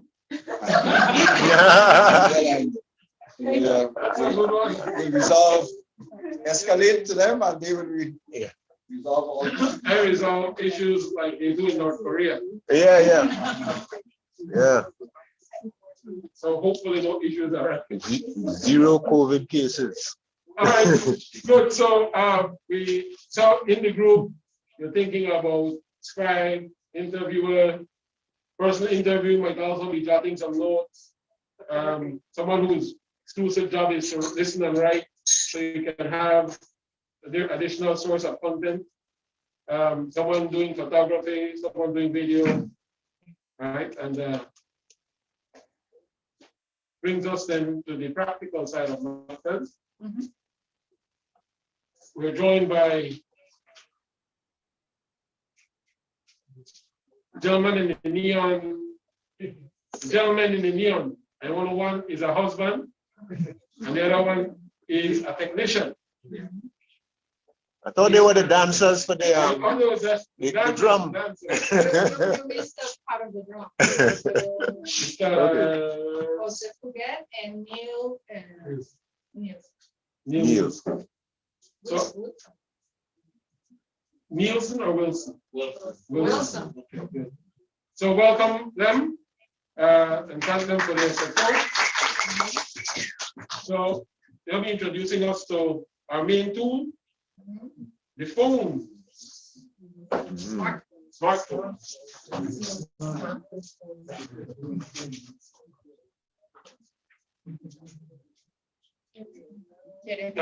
Could you bring a chair for Mr. Jose? I'll sit next to them. He's the one who's gonna do. So Dario, do you think it's better to keep them the phone before the explanation so they can go through it, or before? You prefer to be here or to be in front, because you have this podium to show. Yes, I did want to. You need to connect. You need to connect his phone to the projector. You have it's a He has a USB-C. USB-C. Meantime, they're organizing that part of connecting.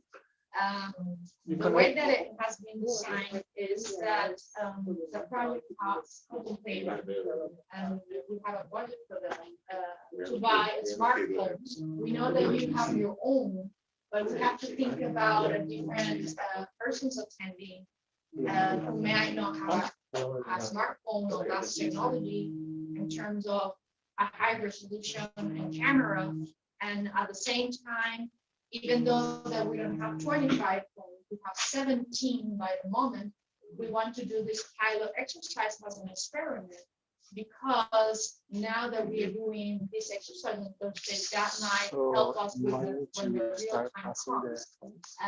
So the smartphones will have, and you see it already, set it up with a Dropbox account of Grenada National Trust.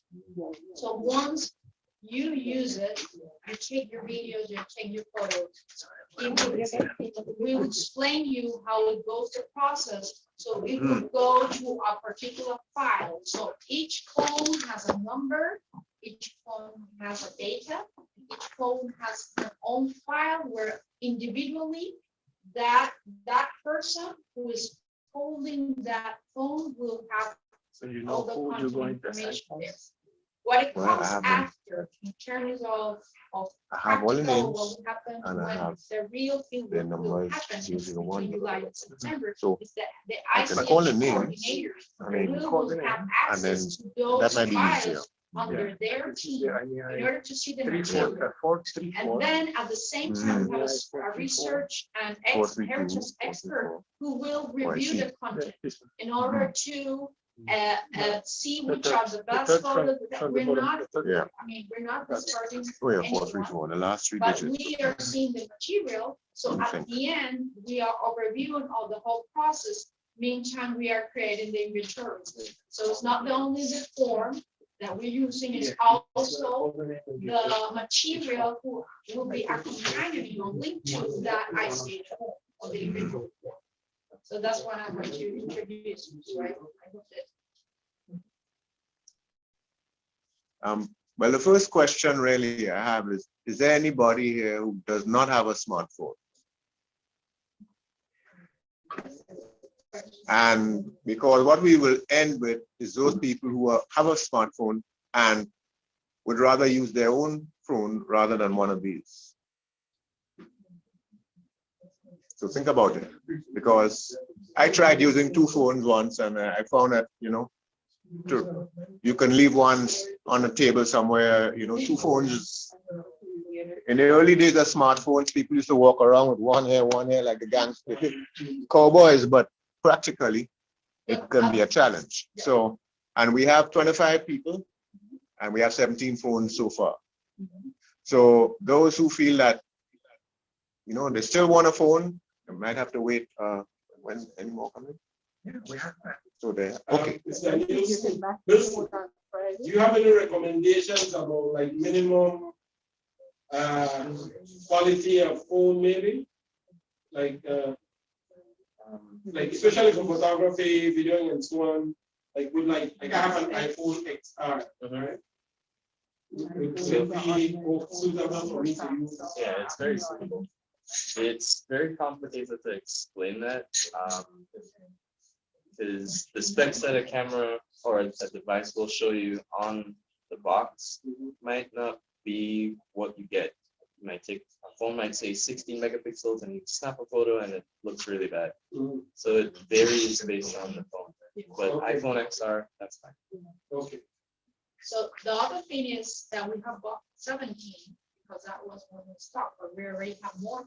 Yeah. So it's a matter of deciding because at the same time it's going to have data from flow. Yeah, so we have to teach. the project bring is those people covering individually. that. So it's a matter and it could Well, no, the better thing. this, another reason is that Is to your get personal 125 phone is your personal phone. Yeah. And your personal payment and bill is your personal payment and bill. So you decide how to use your phone. So that's why we bought this phone. So don't worry that if I think the 25 or maybe less. But if you decided you want to get a phone, tomorrow if the 17 are on today, tomorrow we can give you provided the rest of the 7 rest. How many people are physically present? Okay. We have exactly 25 or is it somebody missing? Sorry, 15, 15, 20, 22, 23. Right. We have 23. And then Marlene. And Marlene 24. Yeah. So And we have Amoyne, who's not here, 25. And Brenda Phillips, that's 26. But I mean, we have. Yeah. We have, yes, still. So yeah, if you could, yeah, so we're gonna need the 26, but 3 people are missing. So Okay. the 23, if you can get the other 17 and 6 more phones, somebody can bring them from your store. Yeah, sure. Okay. So can we, yes. I have, I use it prepaid. Easy concept. It was. It is very useful because they secure they will have enough data. See, the first question. Yeah. Is gonna be used. Because then we will have an issue. Yeah. If you're linked, if your personal phone first is a matter of you don't want your personal phone information to be automatically linked to the drone. Yeah. I think it's better everybody just get one of these and it's simpler. Okay. Right. So we have to simplify things. And there's a data plan and everything in it, so it doesn't interfere with your personal life. The data plan on the phone is for doing the national trust work. So that's the best. Should I ask you 6 more? Yeah, 6 more. Yes. Yes. And reserve another 3. Yeah, I have one. So, Okay, that's important. Yes, thank you, Peter, for clarifying that, because we're only focusing on this Thursday. So these phones is the purpose of having these phones is not only for these educational purposes, is also to be used when the ICH inventory work or field work comes. So the ICH coordinators will have that and have to oversee and know, and each technician or you who are here, who will be coming in technician and being on the field, then have to be responsible for the phone. Because UNESCO is asking us to give back the phones once the project concludes.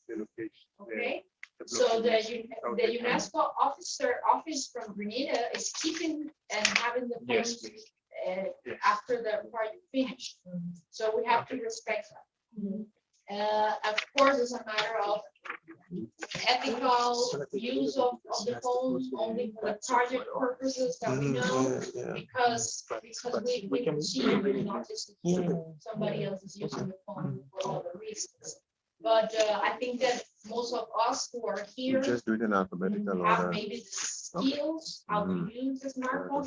If not, we are here. That's the reason that's why they are here. And if you have any issue or any doubt, they are here to help you with that.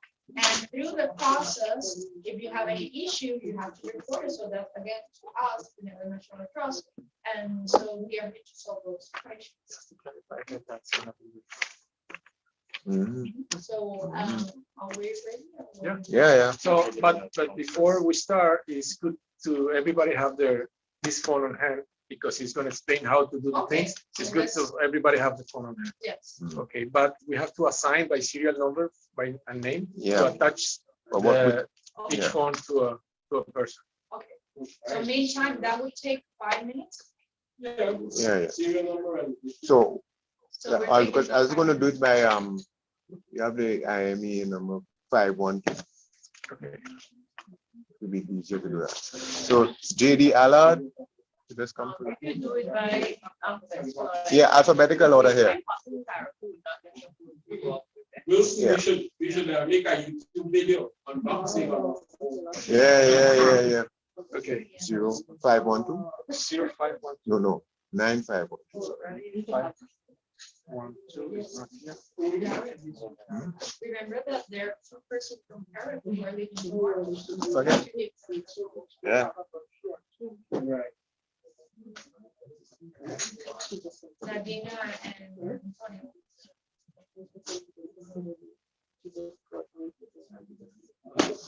Right. So that's 001.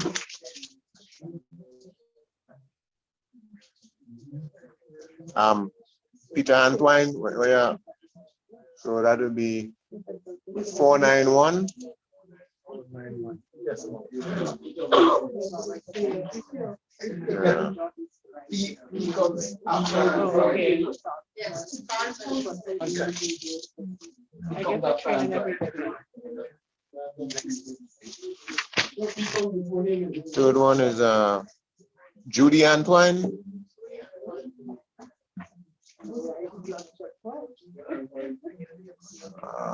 173.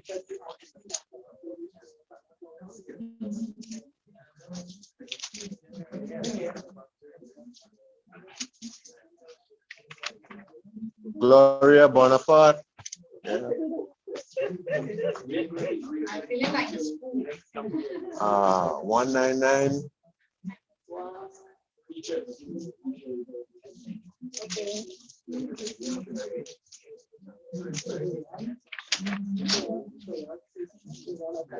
Wow. Delicia Dicoto. It's there, right?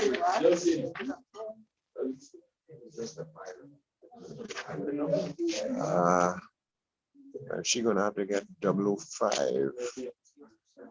Sorry. 005. 439. So in terms of the usage of the phones, so once this exercise, once this second workshop finishes. Yeah, William Dayton.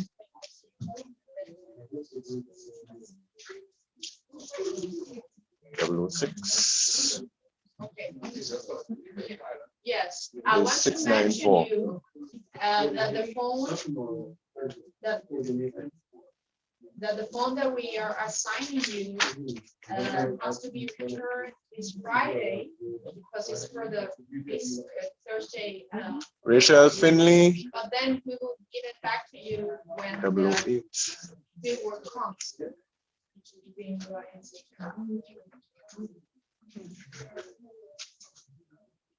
210.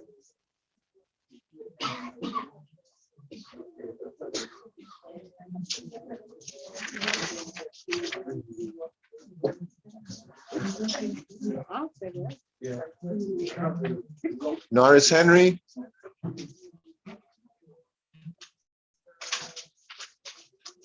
Double nine.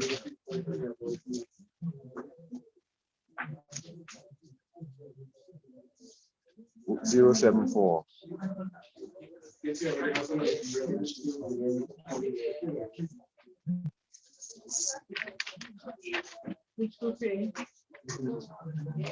Kelvin Jacob.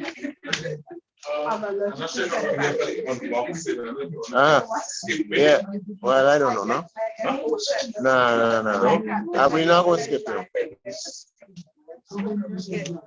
0, 1, 0. What are you? 496.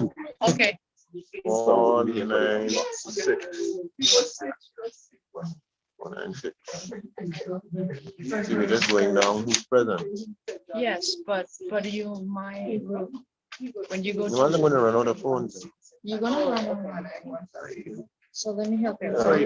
Dion Legard. Mhm.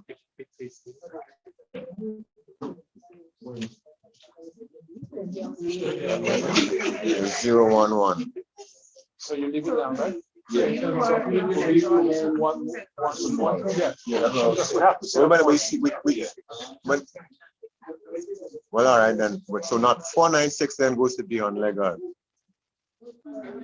496 that you had there. That's your one.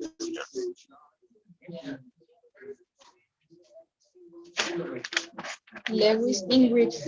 Next Ingrid? one. Ingrid Lewis. Lewis.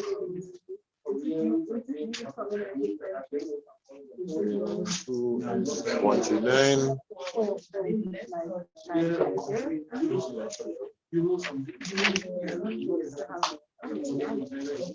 Maria Mafla. Maria Mazda. Remember that Latina? 574. 574. For Maria Mafla. Then it's Andrea. Olivia's not here. Andrea. Dexter. Andrea McLeod.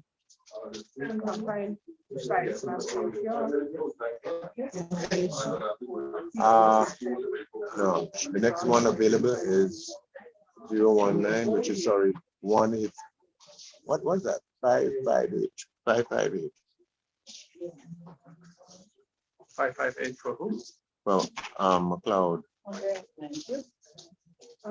5.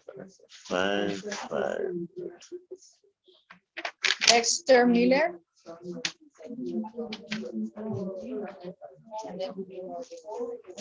Dexter Miller. 020. 470. 470.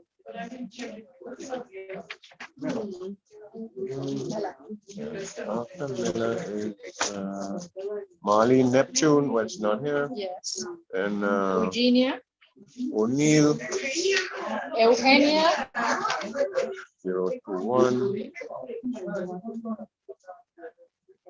021 is 434.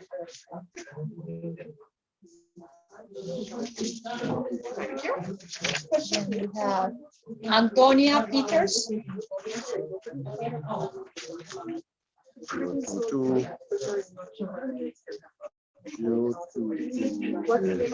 437.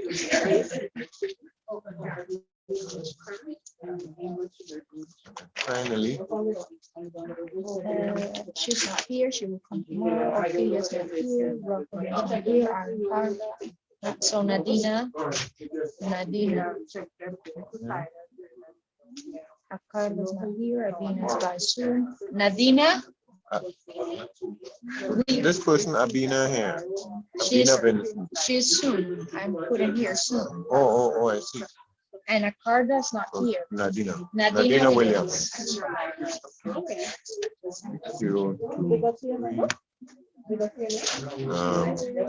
023 is 657. So now we have to count how many we have. So, and then we have, the administrator, American Alexander, or the administrator. Hopkins is not here.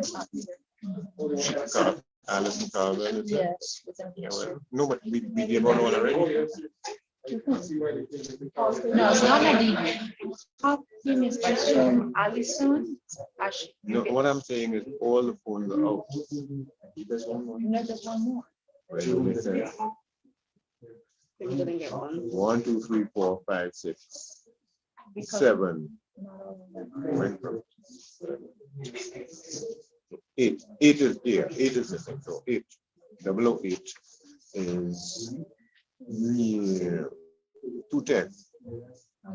Who's getting that? Alice. Yeah. The one remaining is 416. Hold on a second. Carmel is 008. And the number for 008 should be 10. Maybe it's a type. Maybe it's 216. 416. 011.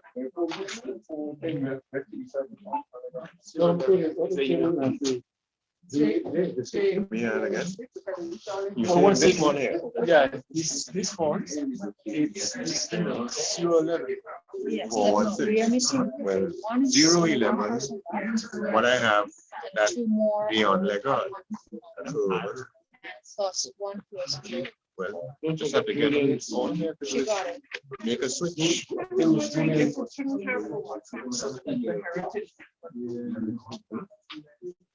This number is 416. Let me ask them. Let me ask. Right. Yeah, it's a problem here globally. Or I don't know. Maybe the men dying off. I don't know. So Finley got 008. Yes, that's Rachel. The students, we don't have Yeah, much so then friends, so this Carvel, it's a global problem. she can't have 008. No, but you have two numbers. Yeah, this is the number. So we have This Miss is the Rachel. email. This is the IMEI number. And Miss Kim Julian doesn't have it. No, they're not getting yet, right? The point is that we're matching up these numbers with the phone, the email number. with the email number. So this number is 416. 416, which to go down there. Unless I didn't write it in there. What is the engine of she removed? Each one of these has a number. Is the end of This one here, 008. Okay.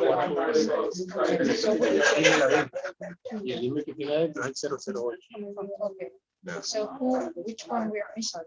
Perdón, 011. Okay, so I'm going to call the names again. I want to make sure we have this right.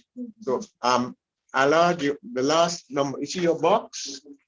There's a very fine print at the bottom here. And it says IMEI number. You see where the barcode is? The other side, yeah. So the last 3 numbers on the barcode. So Allard should have 512, right? Antoine should have 491. Yep. Can you see? Yeah, that's Peter. Yep. Judy Antoine should have 173.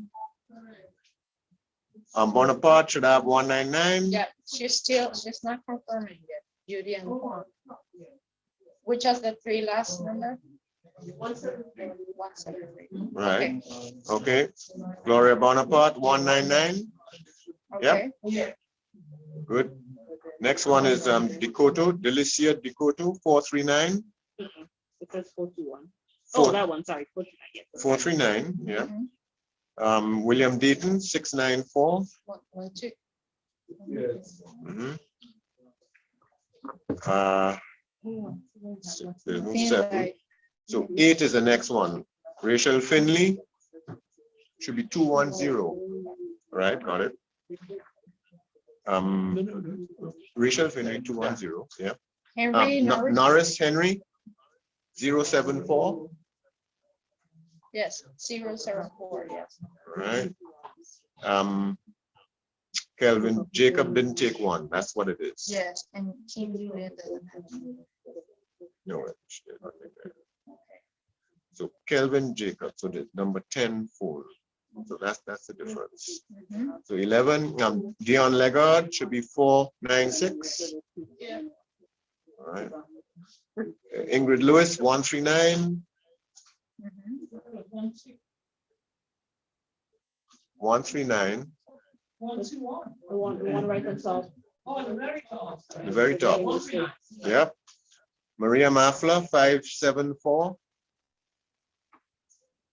Yes.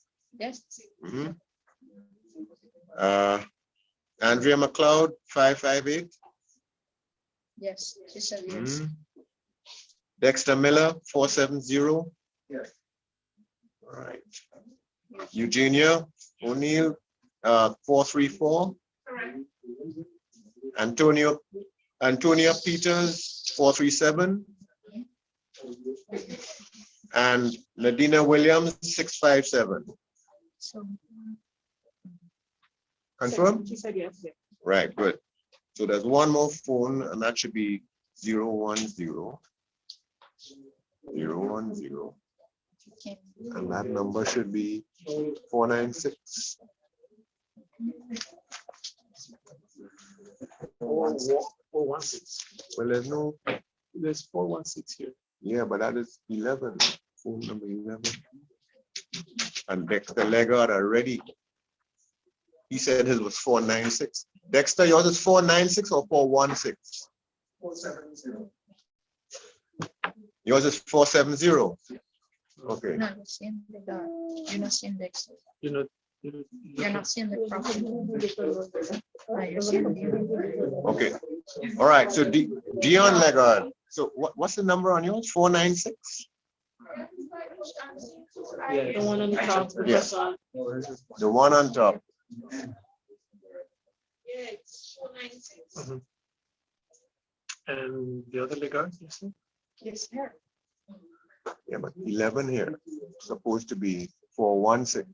There's 496 is 10. It's 10. Her number is 10.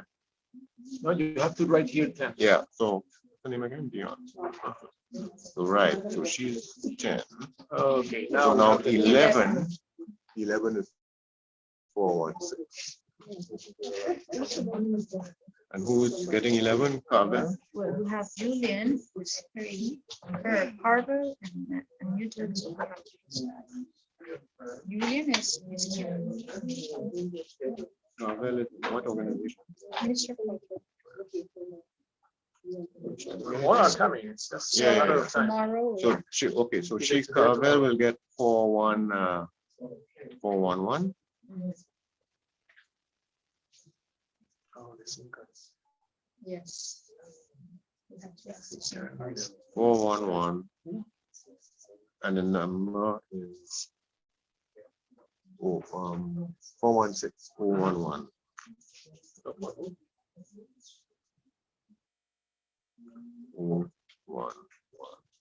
Okay. So we have how many? 71, 2, 6, 12, 13, 14, 15, 17. Okay. So can we start then? Tell them to open Yeah, the but- call. Who's gonna give? Who is this Carvel? Alison Carvel. Oh,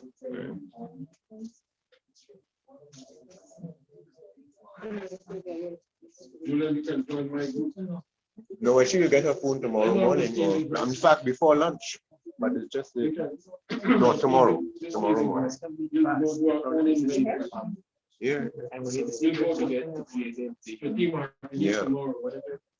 So after, so the people, the lady at Flow, that's the problem. She won't make it. She won't make it. She's not gonna make it. Yes, Judy.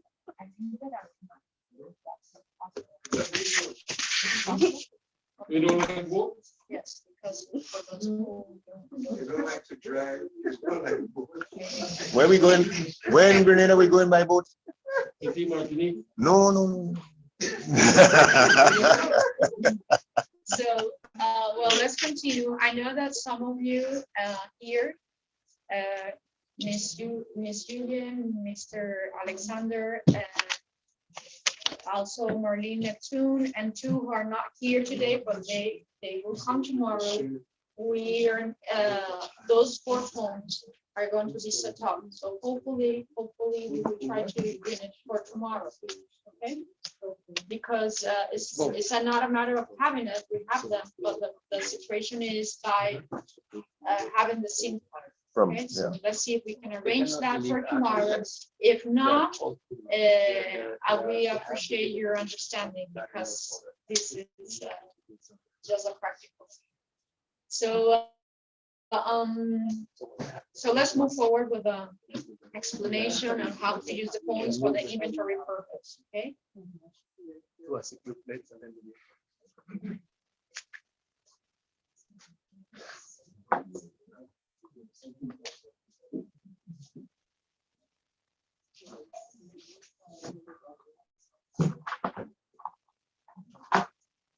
So inside of all of the boxes of the phones, there's a little piece of paper that has the email address of the phone as well as the phone number that it should be assigned to. So you can make a copy of it and put save. Yes, take a photo of it or write it down in a safe place because that's your number assigned and the email that you And passport. and the password. And the password for the email address. So inside of the box, there will be a little strip of paper which will have the email address and the password to the email address along with the phone number that's assigned to the phone. Okay, then it shows me, yes. Yeah, each one will have a different email because your phone is considered as a separate file. So each email address and its own password. It goes to your specific file when you see it in Dropbox. So that's what is important that you know it and you keep it. Okay.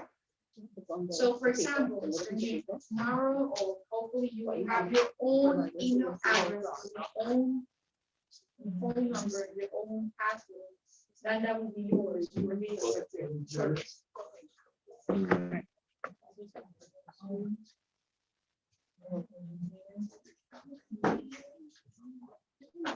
Locked. All of them.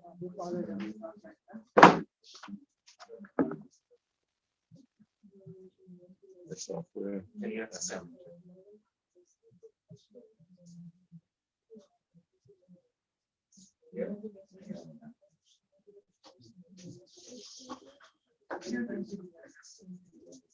Okay, so the questions, yes, I think that we should, there are questions, but I think that it's better to hear here. And if we have any joke at the end, we have the questions. Can everyone turn the devices on? The new devices. Can you turn on? I will solve it. Is this yours or yours? Yeah. I'll give you back. I need to do something else.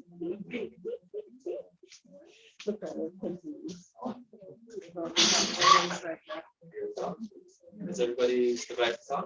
Yeah. So just unlock it by swiping up on the screen if you have the Alright. And on the main page, you should see an application called Dropbox.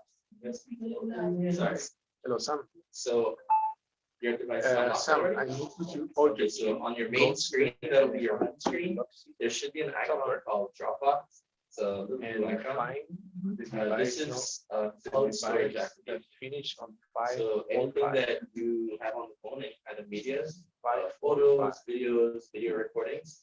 This is where I'm sorry, 0.3 files, and that way you don't have access. Yeah. If you open it, just press on it. You should have a page like this. At the top, you'll see an icon that says shared. Just hit that tab. Share. Yes, sir. It's unlocked. Seems to be locked. Is everyone in this folder? Yes. In this tab? Or there should be an email, or this is an invitation. You should see your email address in there. The email assigned for the phone. Everyone's there? Then is anyone missing that email? You don't have it?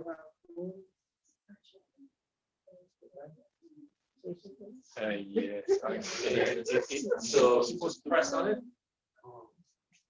This is an email invitation. Just hit add to Dropbox. Yeah. Change the date and see. And now you have a shared folder. So anything that you put into that file. The Grenada National Trust, yes. The coordinator will have access to the files that you put in there. Yes. So each person has their own individual folder. So all the content doesn't get mixed up. So I'm going to show you how to set it up so that anything you put on the phone will automatically go there.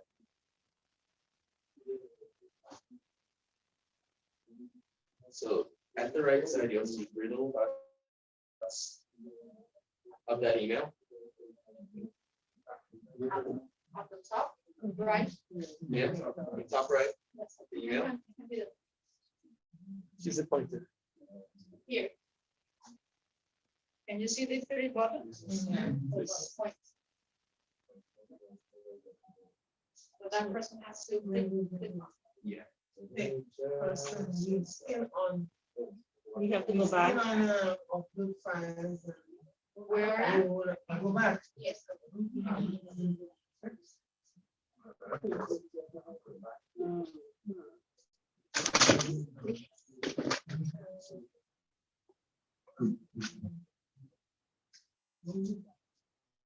Give me just a second.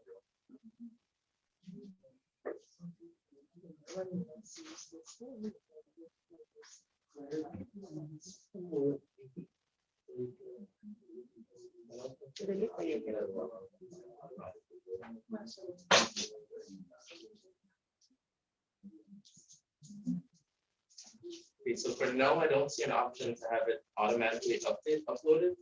So you'll have to do this manually. At the start comes up at the top. Yes. So It asks you. Is yeah. that the same for everyone? If you go back to the home, it's still there. I didn't put that in.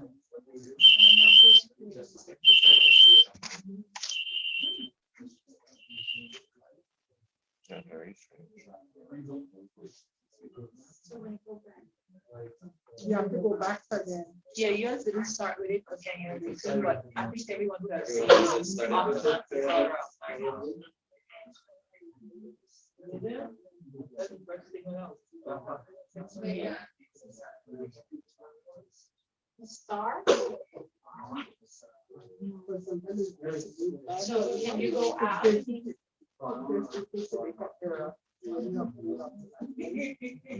For backup. Someone was already loading stuff on there. So yeah, if you do see it on yours, turn it on.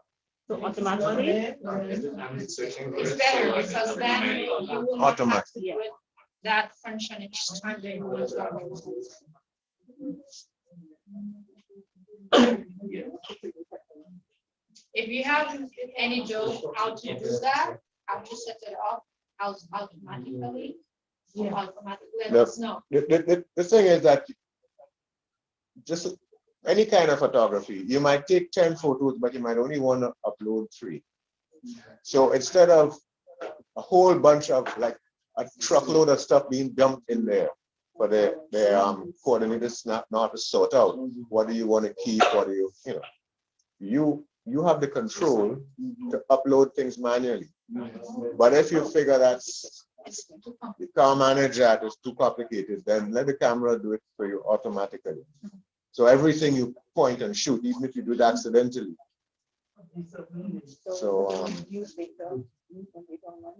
yeah. Should we turn on backup? When they said, how should we back it will up back up the photos? to the Dropbox. Include video? So that is where that's the automatic feature. It will back up to Dropbox. Okay. So if you want automatic uploading, then you leave it up. If you want to do it manually, then so the menu at the top. She said, okay. All right, so everyone. Hello. So what you're gonna do is at the top left of the screen, you'll see a menu, 3 dashes. That's a menu icon. Hello? Hello. Ari? Cheers. Yeah, you can start over. Yeah. So you're gonna go to the menu icon at the top left. It's the 3 horizontal down. You press on it. You go to settings. From there, and you will see right here where it says camera uploads. Right now it's off. You just press on that option, and you hit the slider to include videos, and the other option just below it that says use the data when offline. And then hit back up my photo. This way, any photos or videos that you take on the phone will get automatically backed up to the Dropbox folder. So basically, you have the option if you want the phone to upload the pictures and videos automatically, you can set it that way. Or if you prefer to choose the picture and do it yourself, you can also do it that way. Okay. So if you wanted to do it manually now, you would go back to that section where it says shared, hit the email, and you'll see several options there. You can hit upload file, and it'll take you to a list of all the files, documents, pictures, things that you have on the phone. You'll have to then navigate to that item that you want to upload to the folder. Once you press on it, I'll just pick a random file. It'll upload it to the Dropbox. So basically, who prefers to do it automatically rather than pick the pictures or videos and then upload it? Who prefers to do it automatically? Nobody? Nobody, right? I already did it automatically, so. Huh? I already set it up automatically. Automatic. Yes, Maria.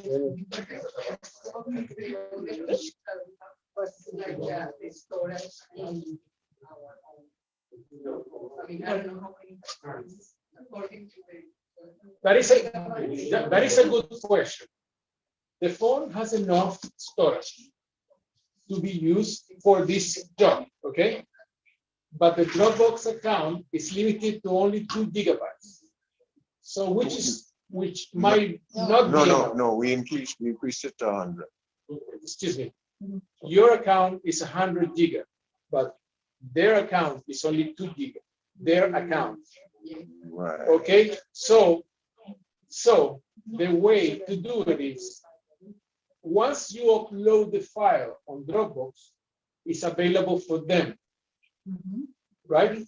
And once they copy and they take out that file and put it safe, then it can be delete on your phone. You understand? How would you know where they come? Yes. Yes, so, Yes. so the important thing is each of you will be under an ICH coordinator. So you have to keep that channel open and communicate, listen, I already took the photos, I already uploaded. So once she has access, because at the same time they have access to that files of their own team, then she can delete it, or should you delete, or she give you the authorization. Yes, I have it already in the Grenada National Trust Dropbox. Let's delete it.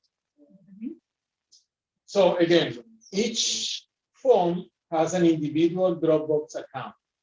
That Dropbox account is limited to 2 gigabytes. Neil, can you please show them how to check how much space they have on their Dropbox? So from the Dropbox menu, at the bottom right, you should see an option that says account. When you go to the account, you'll see that it says space used.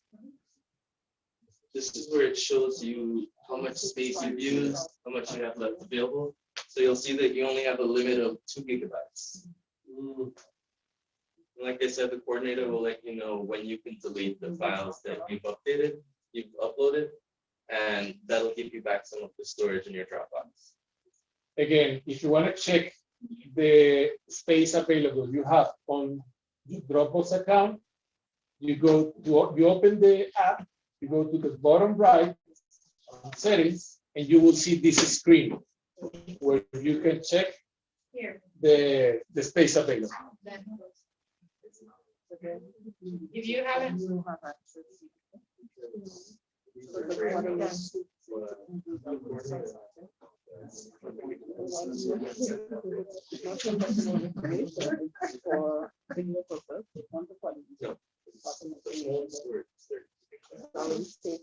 So maybe if you have questions, you can raise it up loudly. So if the rest of the team has the same dope, you can, can be clarified. Her question was that the Dropbox is limited to only 2 gigabytes. But if you have more than 2 gigabytes worth of media on your phone, what's going to happen?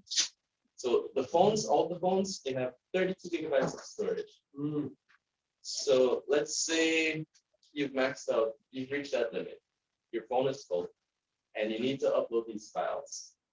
It would be upon you to organize how you're going to upload them and then delete them. So you'll upload 2 gigabytes worth of files to your Dropbox. Once the coordinator has it and they tell you it's okay to delete them, then you delete it from your Dropbox and you can delete it from your phone. But you can only upload 2 gigabytes at a time. Another question. The coordinators have more storage than 2 gigabytes. Yes, so the main account is 100 gigabytes. Any other questions so far? We need to find out what is the best position to take a photo. Is it landscape or portrait? Exactly. Tomorrow we'll do a little exercise. So I don't know what type of photos you'll be taking, but I don't know if there's a recommended way that you guys need it. Yes. But if you're taking photos of 1 or 2 persons, it's probably best if you do it in the portrait position. If you notice, the phone only has 1 camera. So there's no wide angle lens. It's just 1 telephoto lens. Telephoto lens basically is for zooming in and out. So you zoom out as far as you can. If it's 1 or 2 people in the picture, there's automatic face detection. So the phone will focus on the subject's face and it will give you the clearest image.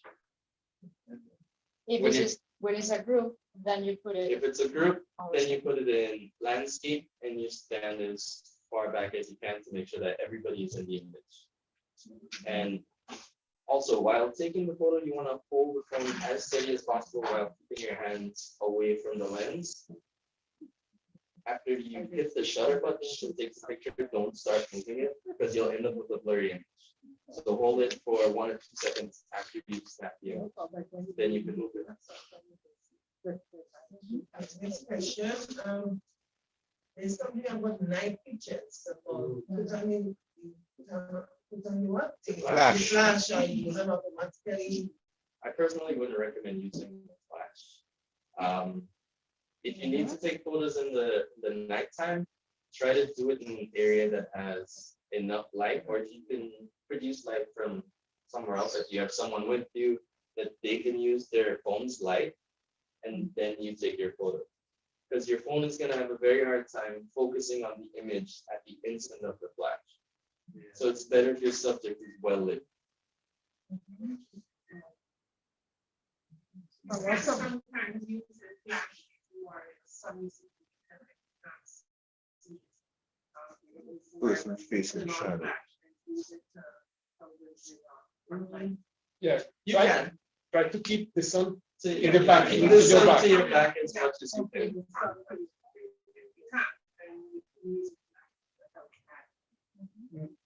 Using a flash, whenever you turn your flash on, it'll create a lot of shadows. So you'll end up with an image that has a lot of dark areas. So if possible, try to avoid using the flash. The reason I asked is because somebody said to me once, like, flash automatically comes on if you're in a dark area and It varies from phone to phone. Some phones have that setting. These aren't set that way by default. But if you have to, you can turn the flash on from within the camera app. So up to the page where the camera uploads and you set to switch on YouTube videos and use data and then offline, you want to keep those on? Yes, leave those on. So, Neil, we're setting up to use using data. Yeah. Using data. Yeah. So if they're out in the field, they can upload. Okay, perfect. Each phone has a SIM card with a data plan of 20 gigabytes per month that you can use. I think it's enough for what you're going to do. If you use it for the job only.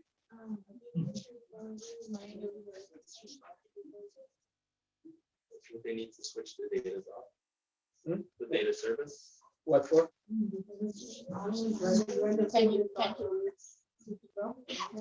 No, it's not necessary.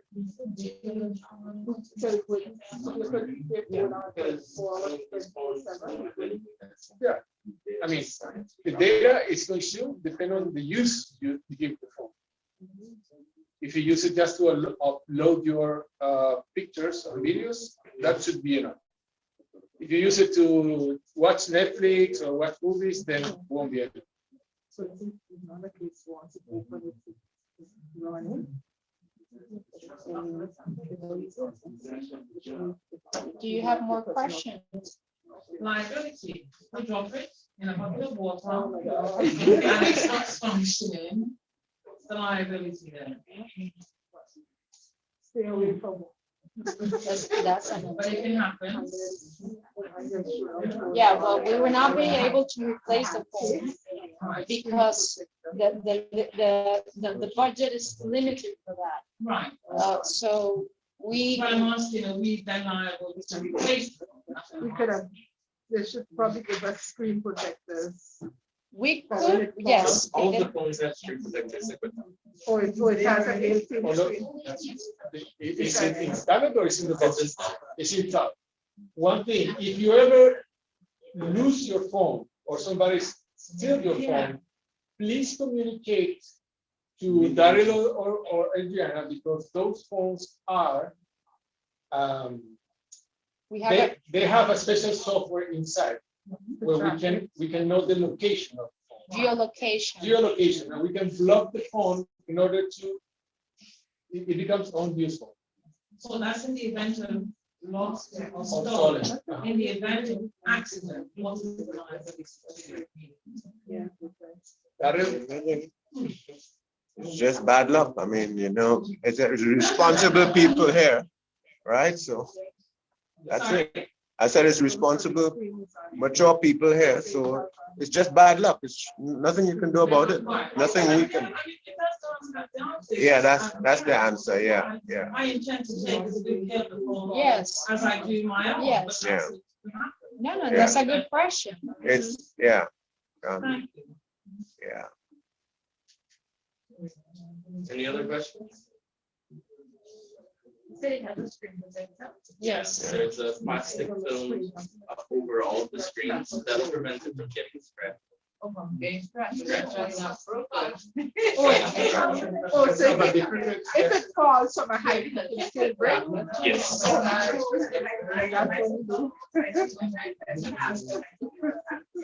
Well, we don't have like a superpower phone.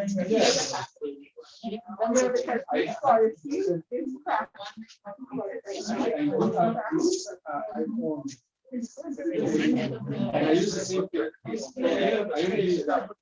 These are most of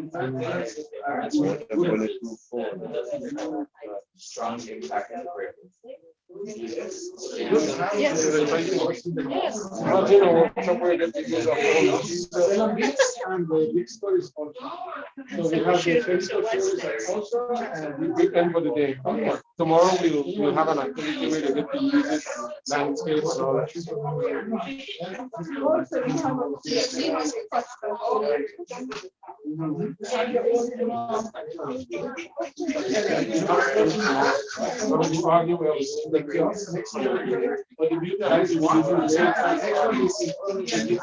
So maybe you can join us tomorrow as well. You want to do audio and then you upload it. Yes, sorry, boss. I was asking if Wilson could join us. So, we'll have to ask them to report audio. We have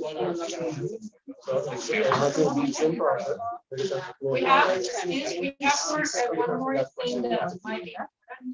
It's a little tip. As I said, there's only one camera on the phone. So if everyone can open their camera app.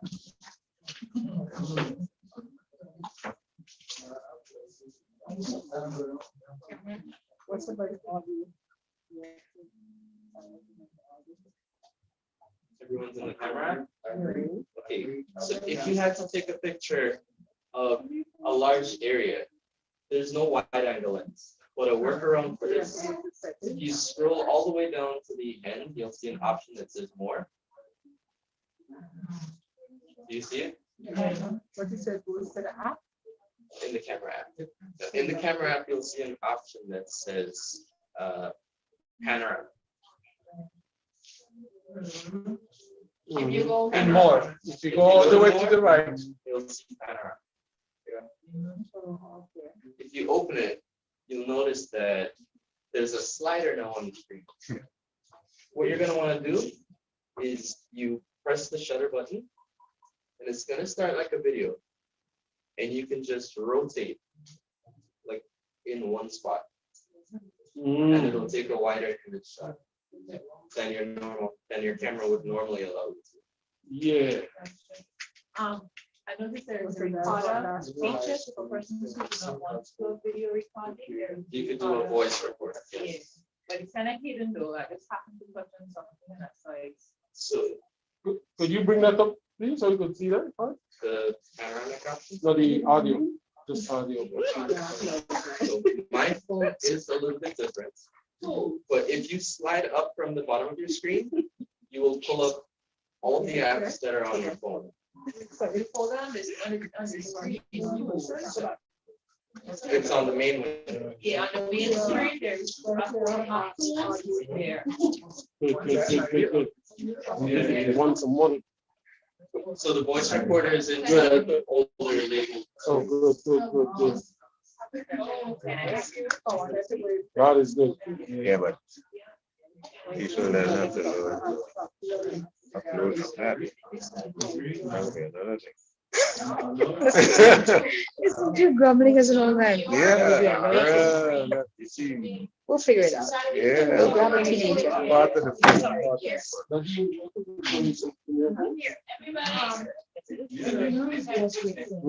Record, you have the recorder inside of the tools. Your main menu of screens.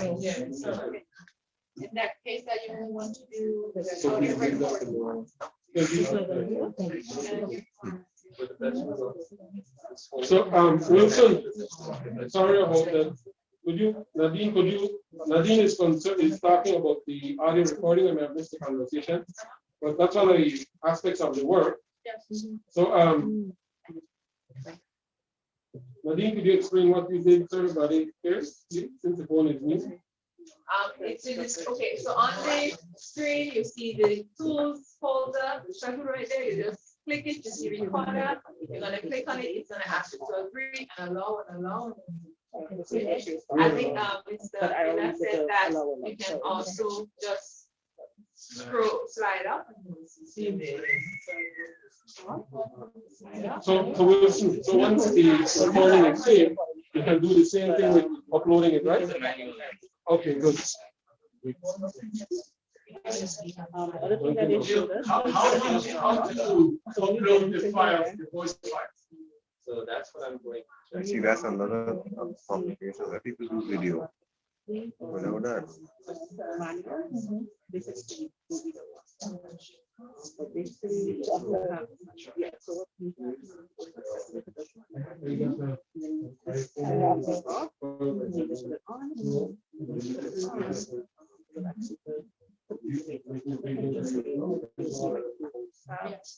Okay, so once, first you have to do a test. I mean, you record for 1 second, 2 seconds, and then you go. So you go back to the Dropbox folder. You click on the emailing, the shared file.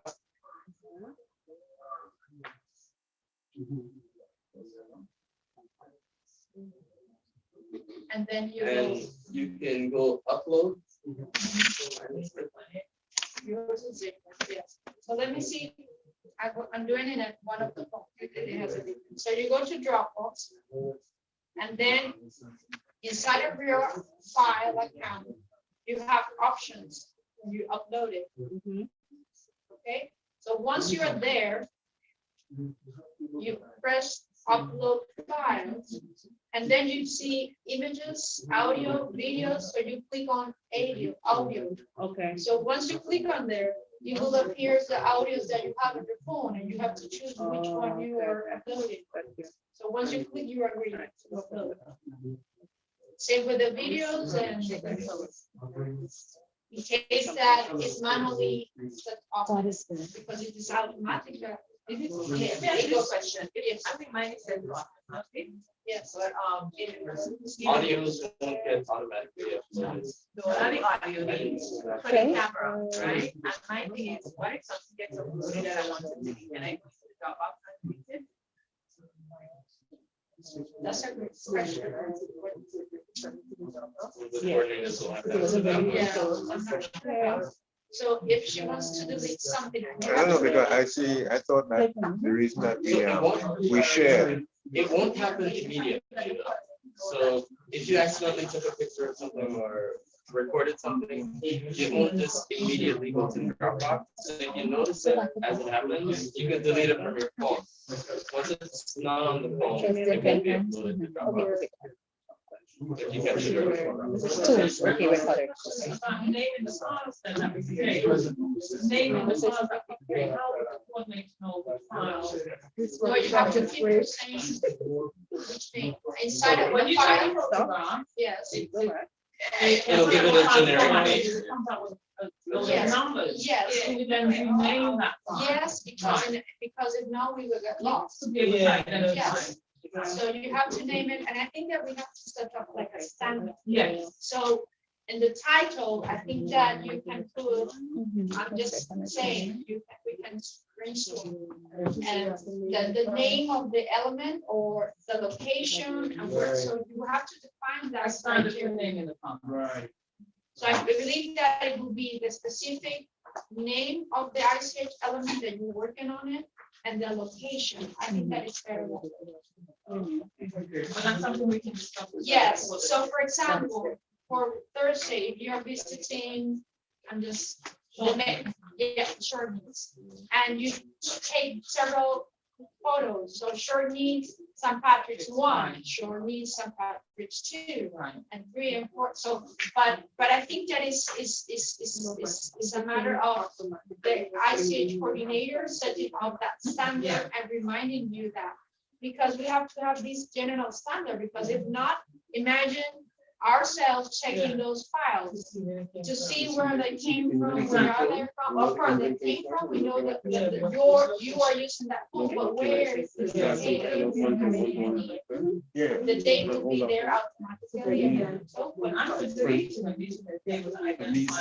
yes, At least yes. 3 of those per group. So don't alter, that's Right. another So they thing. can Don't actually modify rank the inside there. order of the In addition to photos. So having for the example, notepads and so on, right? if you take in the short means St. Patrick's 1, short means St. Patrick's 2, and then and the 3 and so on, and the second one was it doesn't have a good quality. I don't know what to Leave it that way.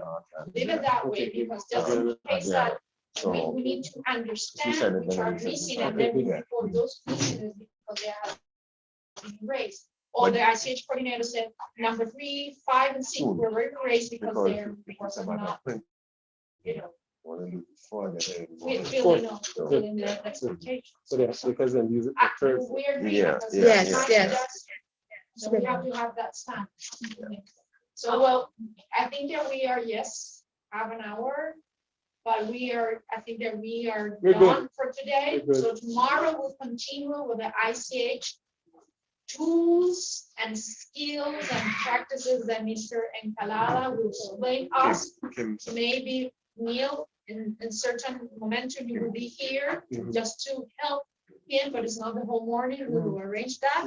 Just if any technical issue or doubt appears in regards to the specific forms that you have, please remember to bring them tomorrow.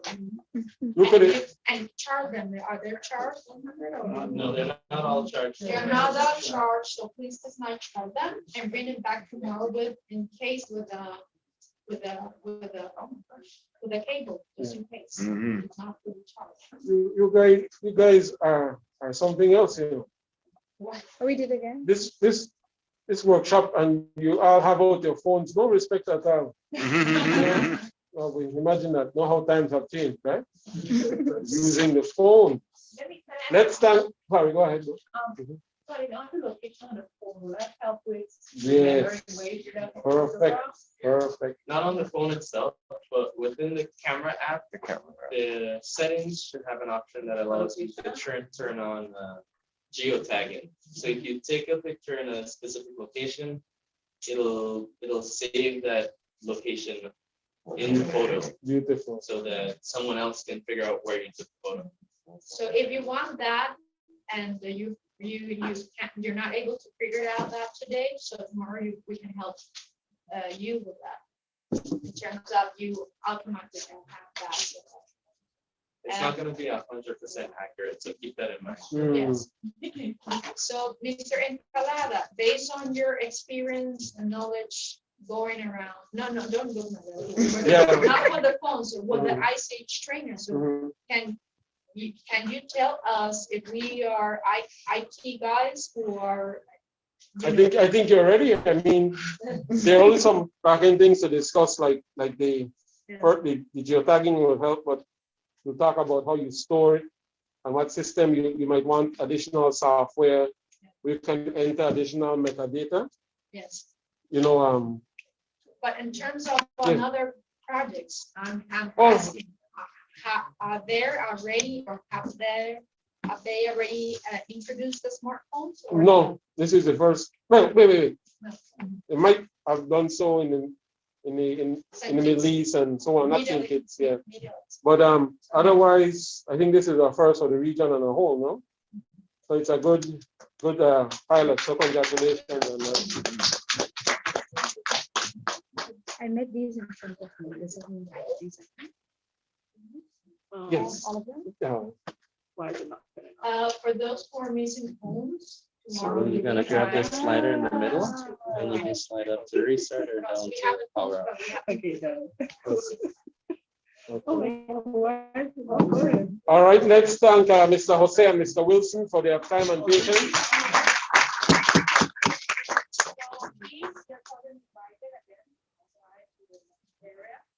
And coordinators, you can start your preliminary discussions with the group.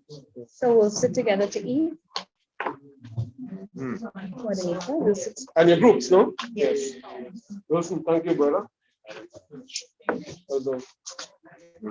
Thank you. So I'll get tomorrow. Is that? So what happened?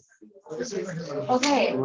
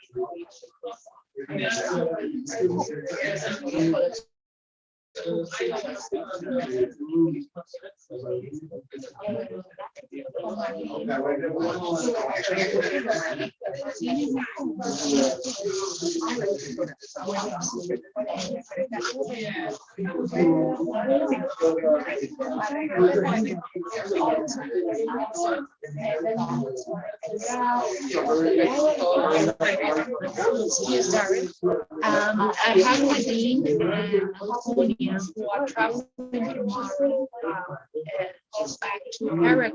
So have we have any answer from WC or are we giving them?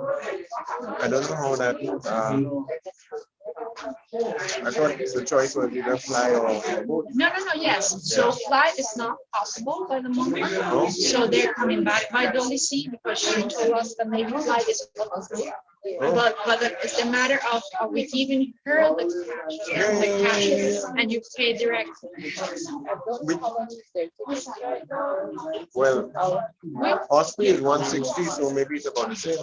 Well, 160 round trip. Yeah, She already came by Osprey. Yeah. So it's a matter of WC. And let's call it. You know the number? No. Let me see. Yeah. Sure. Yeah. I'm happy to hear that. That's good. So Adriana, I was telling, you know the inventory form? Yes. We need at least a set of 4 or 5 for you. Okay. So it's printed for tomorrow. Okay. And then along with your notebook. Where's that form? You have a form. We have it. It's in management folder. And it's in capacity building 2. Not in settlement. Capacity building 2. Capacity building 2. Okay. And it is the Celine. doc. Celine Dion. Thank you very much. Inventory questionnaire. So that's the one that's the one that we have to print, correct? Should we erase unit 6? So how many 3 times? Yeah, erase unit 6 and then just erase the title. I'll just put the inventory questionnaire. Yeah. Just print 25. I mean, I will print 25 right away. No, No? double it because, Double. yeah, you want at least 2 of those per group. Per group. Yeah. No, I'm saying per person. One per person or per group. No, 1 per person. Or are you recommending? 2 or 3 per group. So you have people capturing. Okay, so it would be 15, 5 per 3, 15. So you have 5 groups. 5 groups. What, you just double. Okay.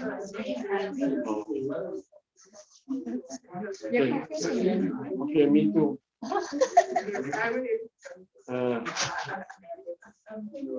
For each person, you have it, that's fine. Yes, so 25. But that's funny how that happened, boy. These forms, you have to be so careful when you add stuff. Like that whole thing just disappeared. So I have to do. That's why I did a save as. It's called addition by subtraction. Yeah.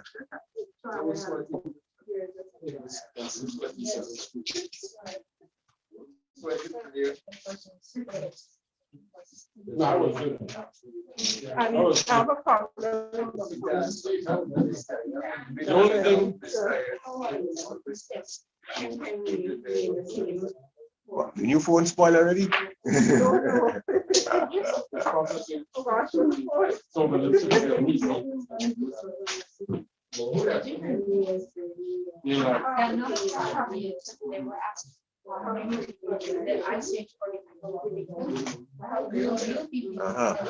tablets.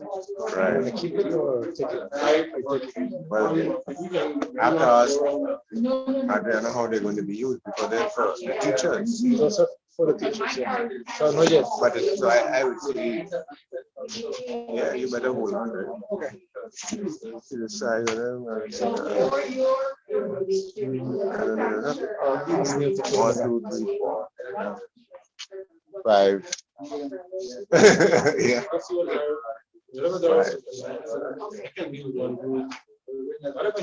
Yeah. Yeah.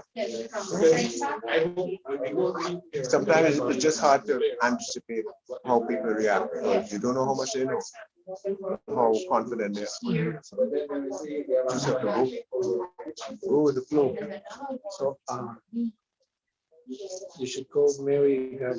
Yeah. So the thing is, technically we need 6 more, but the 3 people from Caribou, because they're actually returning the phones by Friday. So, but we still need, and I don't think she will have the extra SIM cards ready for tomorrow. So, should be. So, what I think we'll just ask for the 6, and whenever it comes, it comes. Okay. You know what I mean? Because So what I'm gonna do is I'm gonna, because I have them ready. Yeah. So I'm gonna take out the license because I have 24 hours to take it out without paying it. Oh. So in case you don't use it, I don't stay with the. Yeah. Hello. Well, things are going well. We have without the phones with the 17 SIM card, but you know, by the time I reach there, the course is so popular that it's oversubscribed. So we need 6 more SIM cards. Yeah, because remember I said it was 30 total, right? So, but yeah. Right away. And then you have the file. Yeah, and then I have the things too. Yeah. I can sign off on it. No, it's full. No, it's not mine. Okay. Right. Perfect. Great. Okay, thanks. Yes, man, I know that. I'll tell you something. I have to sit for hours at a time at a desk doing these workshops and so on, especially that frustrate me to living because sitting is terrible. It's that one. It's right there, and it's that. I'm very But you have different. I'm walking. The demonstrate one is still there. But also will go. Bring it to the- to By the way, oh, good, good. Yeah, you can. For sure. Good. So tell me what you think about it. Sure, yeah. Neil? Let's go. 927-7434. That way, whatever is on the list. I'll send you something we have tomorrow night. Oh, yeah.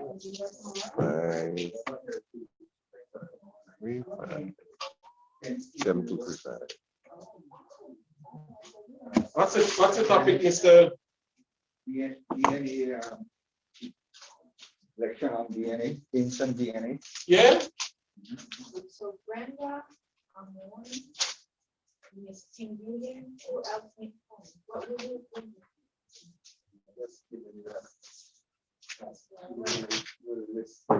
Yes, the records.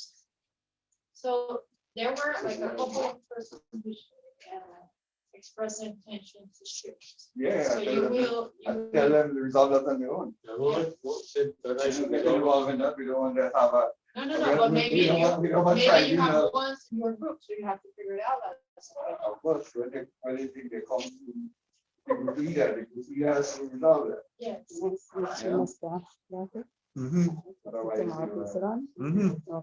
Looking forward to that. Glad you all could make it. Can you imagine? 9572. Can you imagine that, huh?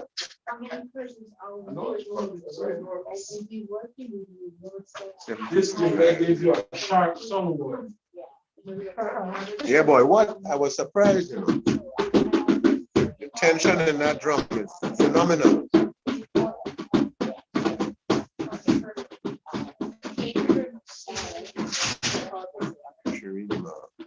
Okay, good. See you. Okay, Gary, how many? Having lunch? Take it over there. Take it over. Yeah, 6. Yeah, 17 and 6, 23. Okay. Because we have a morning with Brenda, No, well, and we from the Ministry of Culture. Yes, there it is. We have 6. yeah. And Alexander Butte from 7. Oh boy. If he could use the phone. See that? I cannot consider every possibility. He said they have the IC already. He said they have the IC in culture. Yes. They have the element already. Well, she haven't shared with me, but she says that she has a team of